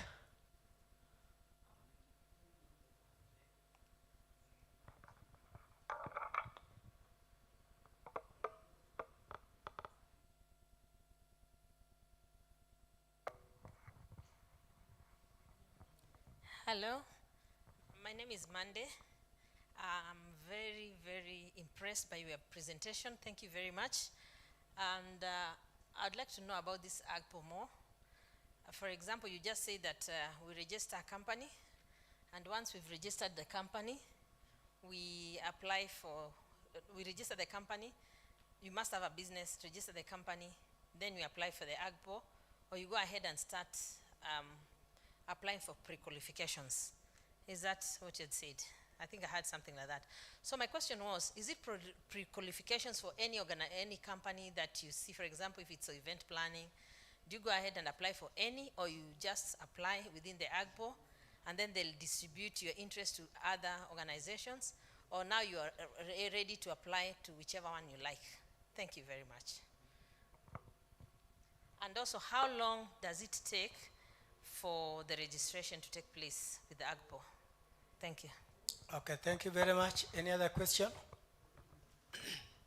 Up, you're writing somewhere. You'll remember. Okay, thank you very much. My name is Philip Langat from Ole Source Technical in Nandi County. Thank you for your presentation. I find it very, very important because of empowerment of women in our counties. My question is, in your study, though your objectives were towards a certain end, I wanted to, what was your feeling about the biasness of the county governments towards affording this procurement opportunity to women? Because you realize that these women are disenfranchised, or they are actually overpowered by those who have the resources. And maybe because of the connections and the corruptions they give to themselves, you find those who are aligned in the government, they take the opportunities, even the tender to build a road, to provide, or stationery, you find they give to themselves. How did you, because it has a direct link to your study, how did you find this menace affecting our young or upcoming entrepreneurs? Thank you. Yes, thank you very much. So we are going to give Stephen time to respond to those questions. I'm also asking that when putting forward a question, you try to be as brief as possible because of time. Thank you for the questions. Those are wonderful questions. Thank you, Madam Mande. Thank you. Now, she asked, allow me to start with the part of acquiring the ACPO certificate. First of all, when you are registering your business, let me say a sole proprietorship, you will get that most of the women enterprises, they are in the category of sole proprietorships. So it can take 14 to 21 days, then you utakuwa umepata the certificate, or if there will be some corrections, you will be required to make those corrections, then you submit, then they will give you the registration certificate. And then for the ACPO certificate, it takes probably to up to 1 month. When you're applying for it, you will apply, and then after a month, you will be able to get that certificate. You apply through the eCitizen. You will be able to get it. And then you asked about you are able to supply to any company. Okay, when they are allocating the budget for the government businesses, in some cases you will discover that there are specific items they will preserve for women, youth, and people with disabilities. It's not about all the items. There are specific items they will allocate. They will say, now these ones, we are restricting them to youth, women, and also people with disabilities. You will get that some other opportunities, you are competing with other people, not specifically for women enterprises. It is open to anybody. And then in most cases, you will get that in our country, 30% is mostly preserved, mostly given in public institutions, not in all other, like in the private sector. Private sector, they have their own ways of doing business, but in the public sector, you will discover that there are specific items they will preserve for women enterprises. I believe I have answered your question. Thank you. And then Mr. Langat asked about issues relating to conflict of interest. It is there. We cannot say it is not there. It is there. It is existing. And when you continue looking at the issues affecting or challenges affecting women access to ACPO opportunities, you will discover that we have ethical issues. There are ethical issues like conflict of interest, part of them. So it is a very elaborate issue that should be handled at higher levels. But now we can start it at our levels also, as people who are running businesses. Why are we now showing interest in what we are not supposed to show interest in? Apart from that one, why should I favor you and not favor the other person? And another issue is, why should I deny another person to access information, preserving for another person to access that information? Now, you have given me a wonderful question. I will go specifically now to look for, to carry out a study on issues relating to ethical standards in the issue of ACPO opportunities, because it's a very big issue. Thank you. Let us appreciate him once more. Maybe before he leaves the stage, I would want to find out from him whether he can shed light on how this paper presentation fits into the theme, into the sub-theme of this conference, where we are out to look at industry-driven curricula for quality and relevant CBET.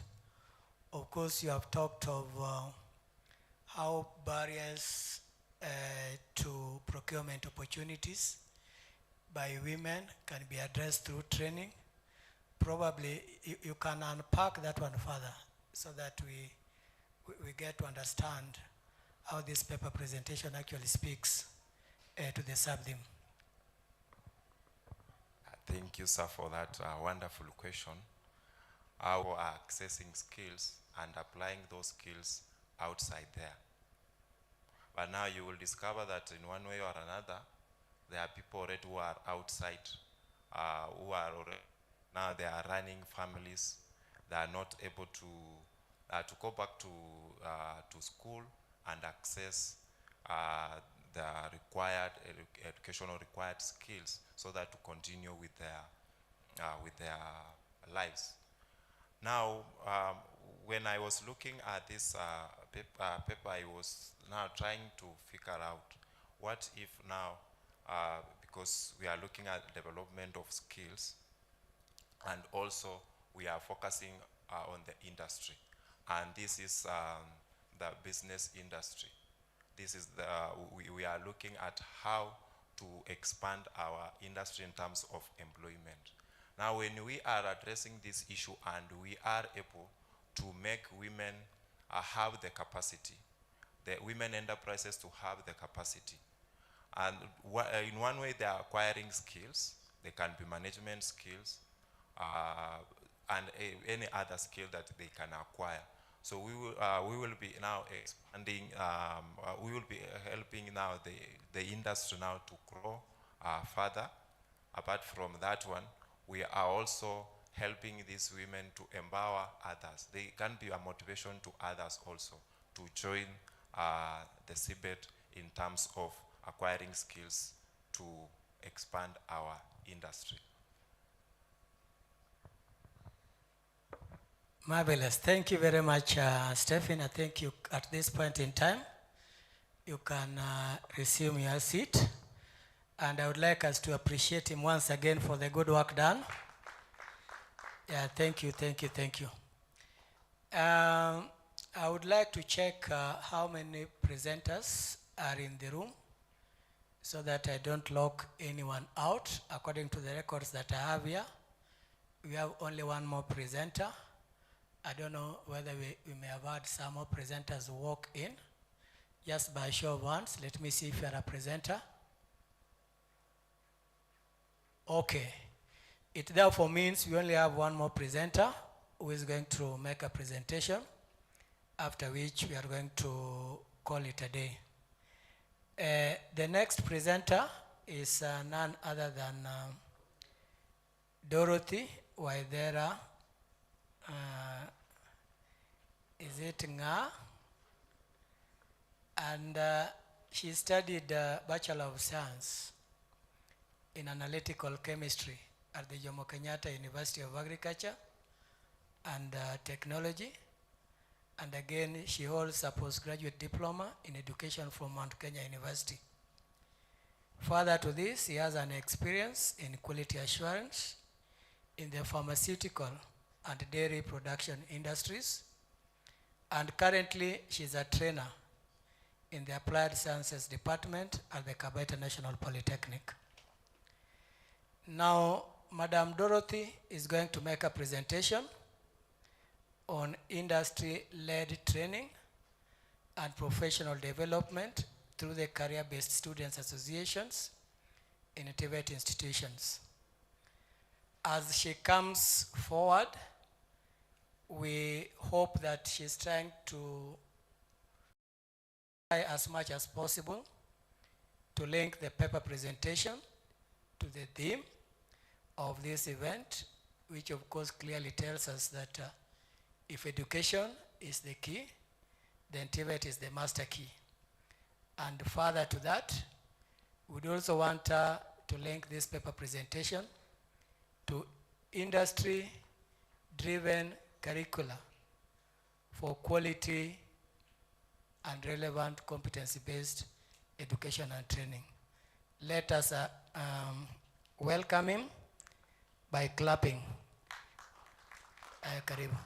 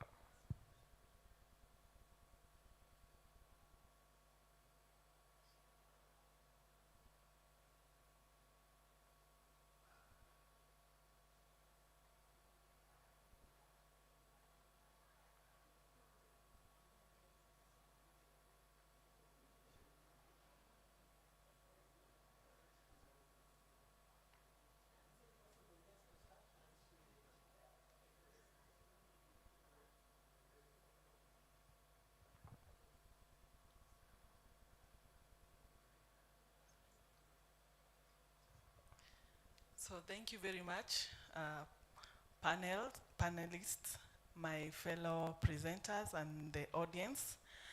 As you have heard, my name is Dorothy Ngai from Kabete National Polytechnic. So welcome to TVET at 100 National Research Conference, where our theme in this conference is about if education is the key to employability, then TVET is the master key. So, and the sub-theme that we are looking at today is industry-driven curricula, linkages and collaborations for quality and relevant CBET. So the title of my presentation is Industry-Led Training and Professional Development through Career-Based Students Association in Post-Secondary TVET institutions. So I'm looking at the way students' organizations, they can enhance or mentor trainees in our post-secondary institutions. And in those post-secondary institutions, I'm talking about our TVET institutions. So on the introduction, we can see we have been having problems on our TVET graduates having to get employment. So because maybe, mostly because of experience, but we attribute that to the disjointed and fragmented pre-service or industry-led training. So due to this, we are moving from the knowledge-based training to the CBET mode of training, which is skills-based. So my question in this presentation is about what about using the concept of socialization outcomes through career-based associations. So that is the question I'll be trying to answer in this research. So the goal and the research objective of this study was this current study explored the cultivation of professional skills and career enhancement through the career-based students associations in our TVET institutions or else post-secondary institutions. So the research objectives were themed on placement, mentorship, and networking as the socialization outcomes. So on to the literature review. So we can see human beings generally, they are social beings. So, and they create groups. So definitely that we know from the way we live we live together and the way we are social beings as humans. We can see the Auckland University 2017, there are a number of career-based student associations, and also in our universities and in our TVET institutions, we also have career-based student associations.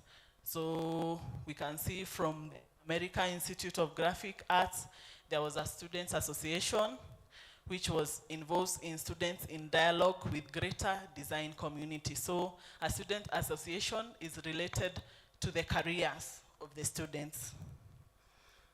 So in Kenya, we also have similar post-secondary institutions that have career-based associations. We have the Nursing Society of Kenya, the Psychology Club, the fashion industry, and also we have a case of Technical University of Kenya in Nairobi County that has a career-based students association, a number of them. And also we have our universities, case study University of Nairobi that has 35 registered career associations. And also we have career-based associations in our students, in our TVET institutions.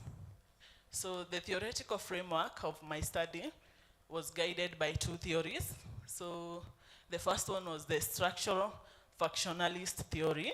So where we explain like our TVET institutions or post-secondary institutions, we are governed in structures.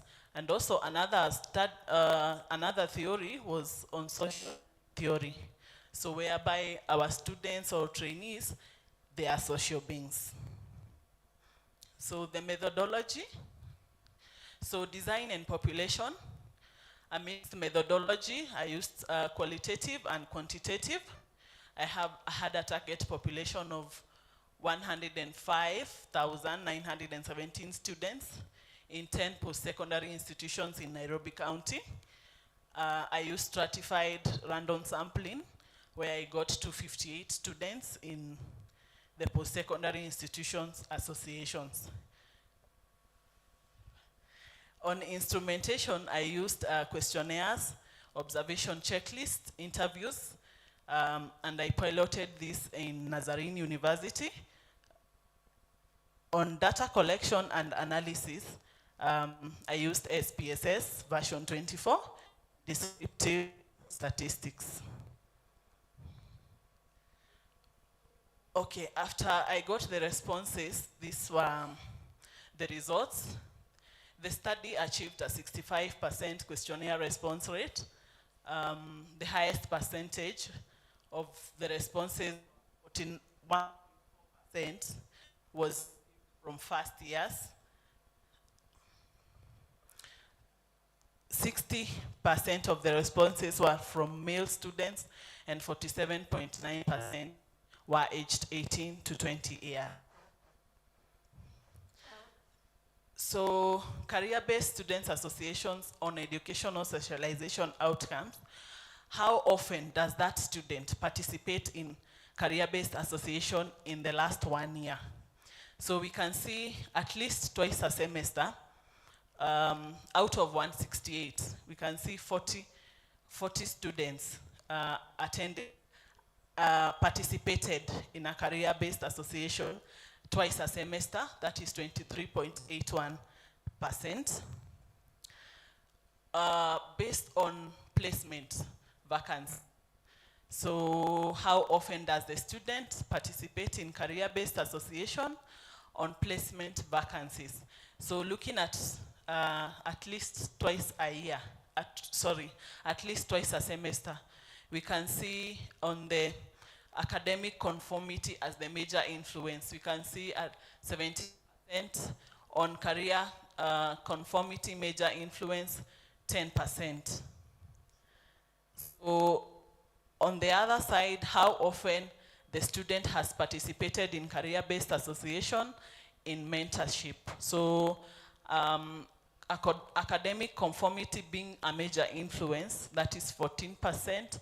Behavior conformity being a major influence, 11%, and career conformity being a major influence, 14%. That is based on at least twice a semester.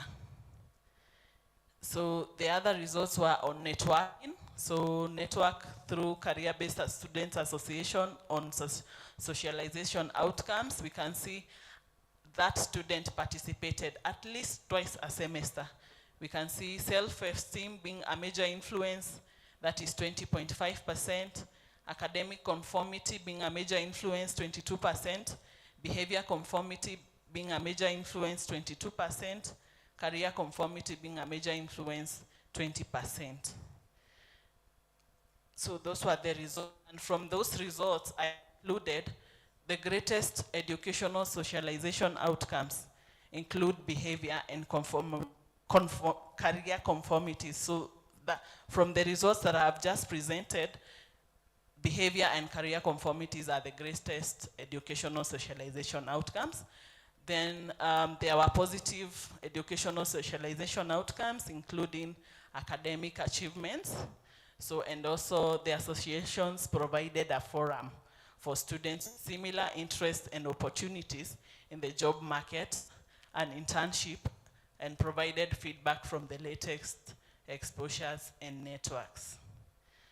So the recommendations after I carried out that study were the post-secondary institutions, TVETs, authorities to enhance systems that grow career-based students associations, and also another recommendation, the Dean of Students offices to encourage students to join career-based students associations. So thank you for listening. That is the end of my presentation.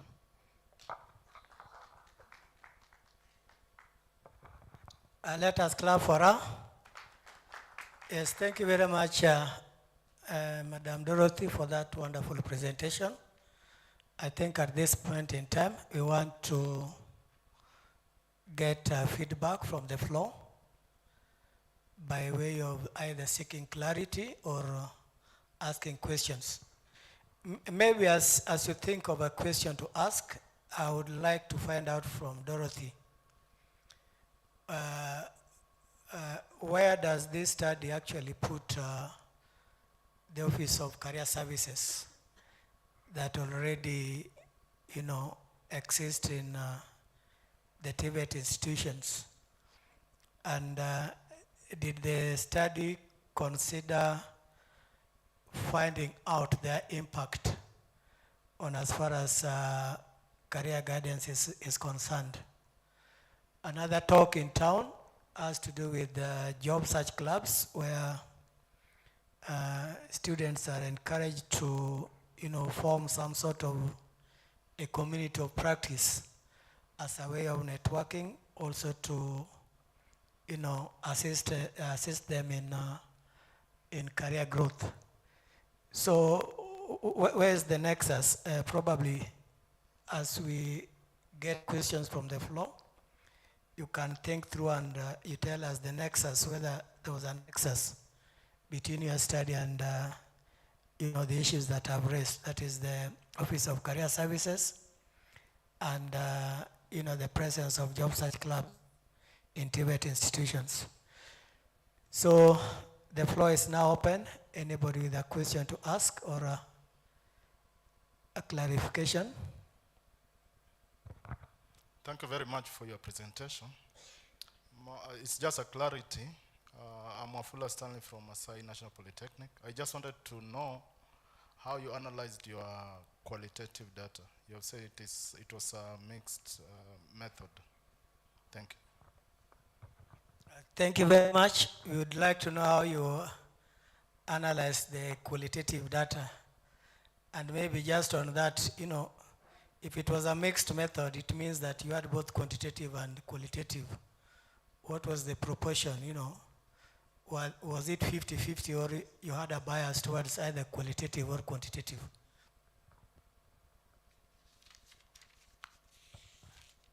Thank you very much for the questions. I'll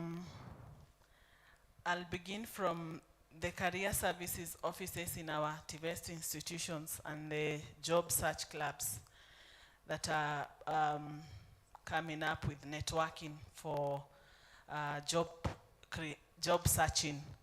So my research was not anyhow connected to the job search clubs, so I never used that route. And also maybe I didn't access the career services offices, so that it was not connected at all. On the quantitative data and qualitative data, so with the numbers, I have the quantitative data. So like when I did the research and analyzed, but now I think I was not able to display the qualitative part of it. Thank you. Let us appreciate her once again. Thank you very much. Further questions? Thanks, Dorothy. I think this is, I must confirm that this is very relevant currently, given that most of our students in most of our institutions are actually making career choice based on peer advice. But my three clarifications are technical, based on methodology of your study. One, you indicated that you had used different, you used random stratified, right? So how many strata and on what basis did you have the strata? Two, you had a huge target population, which you narrowed down to something manageable. What was the strategy that was used? Did you use any particular formula that narrowed down to the sample size? And lastly, you indicated that you piloted this in some university. Did you carry out this study wholly in the universities, or you had a mixture from other technical institutions? On what basis? Thank you. My name is Dr. Odolo Lawrence. I am with the Cooperative University.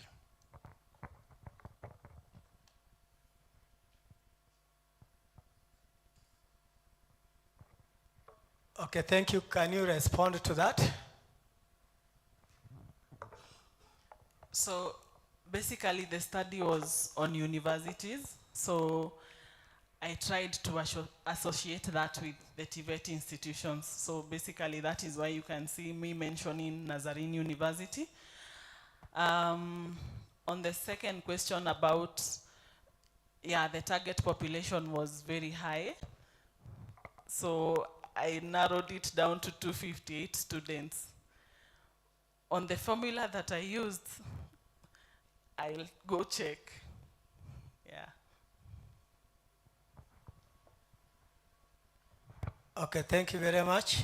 Thank you very much. Next question. Okay, thank you, Madam Dorothy, for your presentation.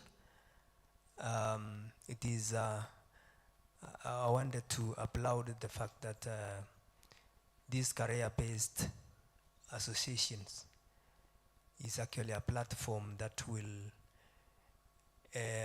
boost the career service.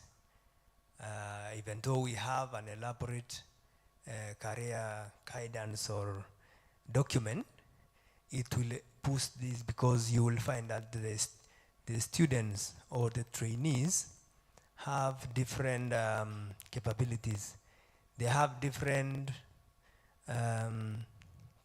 character-wise. They display different character and they reach into amicable discussion in their networks, and this actually will boost. So if you take it seriously, I think this one will also enhance our employability and as well as career improvement in our institution. Thank you very much. Thank you very much. I think that was just a comment to add more meat to the work that you have done.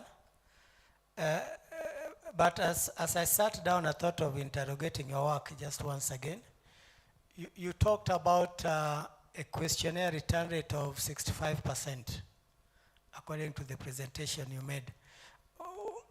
Why do you think that, because that was not a very impressive response, probably we expected a return rate of maybe 90 plus or over 85%. Here you are talking of a questionnaire return rate of 65%.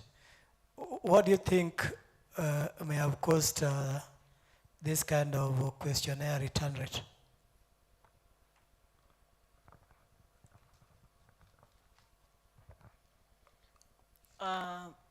My thinking, the reason why most students maybe did not return, as in they did not answer the questions, maybe because of the careers, okay, the mentorship in their, maybe in the careers that they are taking, or else, for example, if the return rate in the first years was more compared to the second years and third years, so you'd rate the first years as more enthusiastic in their careers, and then maybe second year, third years, they are not even sure if the choice of their career was right. So I think that is why the response rate was low. And also, maybe it's an improvement maybe we'll do in our institutions to continue mentoring our trainees, so that, and also incorporating industry experts during training so that they can understand whatever they are required to do or expected to do once they leave the training center to go to the job market. Thank you.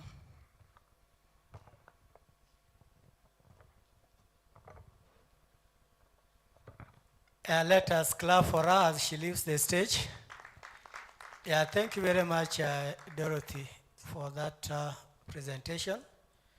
Indeed, it was an eye-opener to most of us because we have gotten to know the kind of work that is going on in our institutions in terms of career guidance and other related work.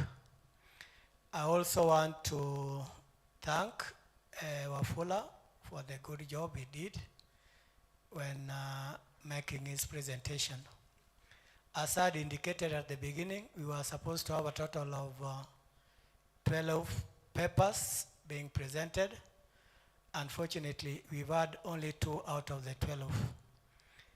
Maybe that can also be a matter for research. Why is it that only 2 presenters turned out instead of the expected 12 presenters?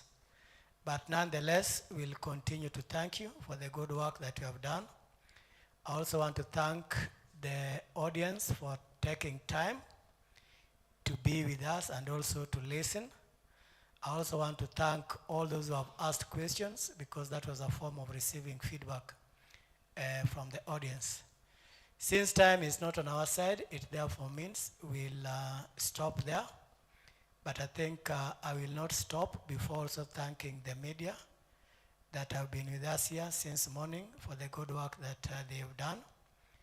We believe that even after this, they'll continue to popularize the call in terms of changing perception towards TVET, because this is an assignment for all of us. And as it is always said, whatever we are doing now, definitely we are doing for generations and generations to come.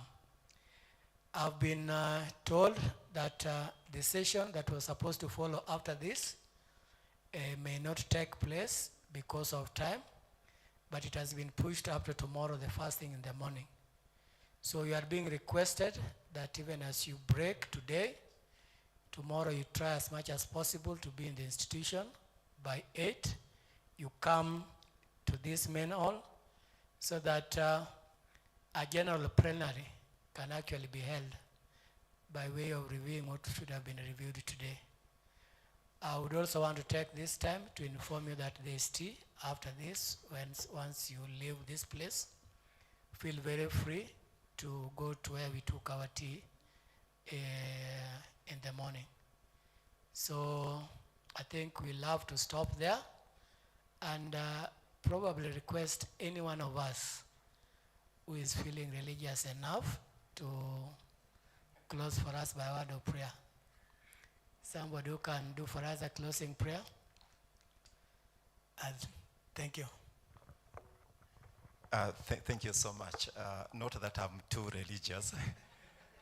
But I just want to echo one thing.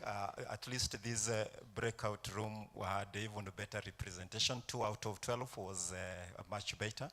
I was supposed to be moderating breakout 2, which had a 0 turnout rate. At least you had 60%. Let's pray.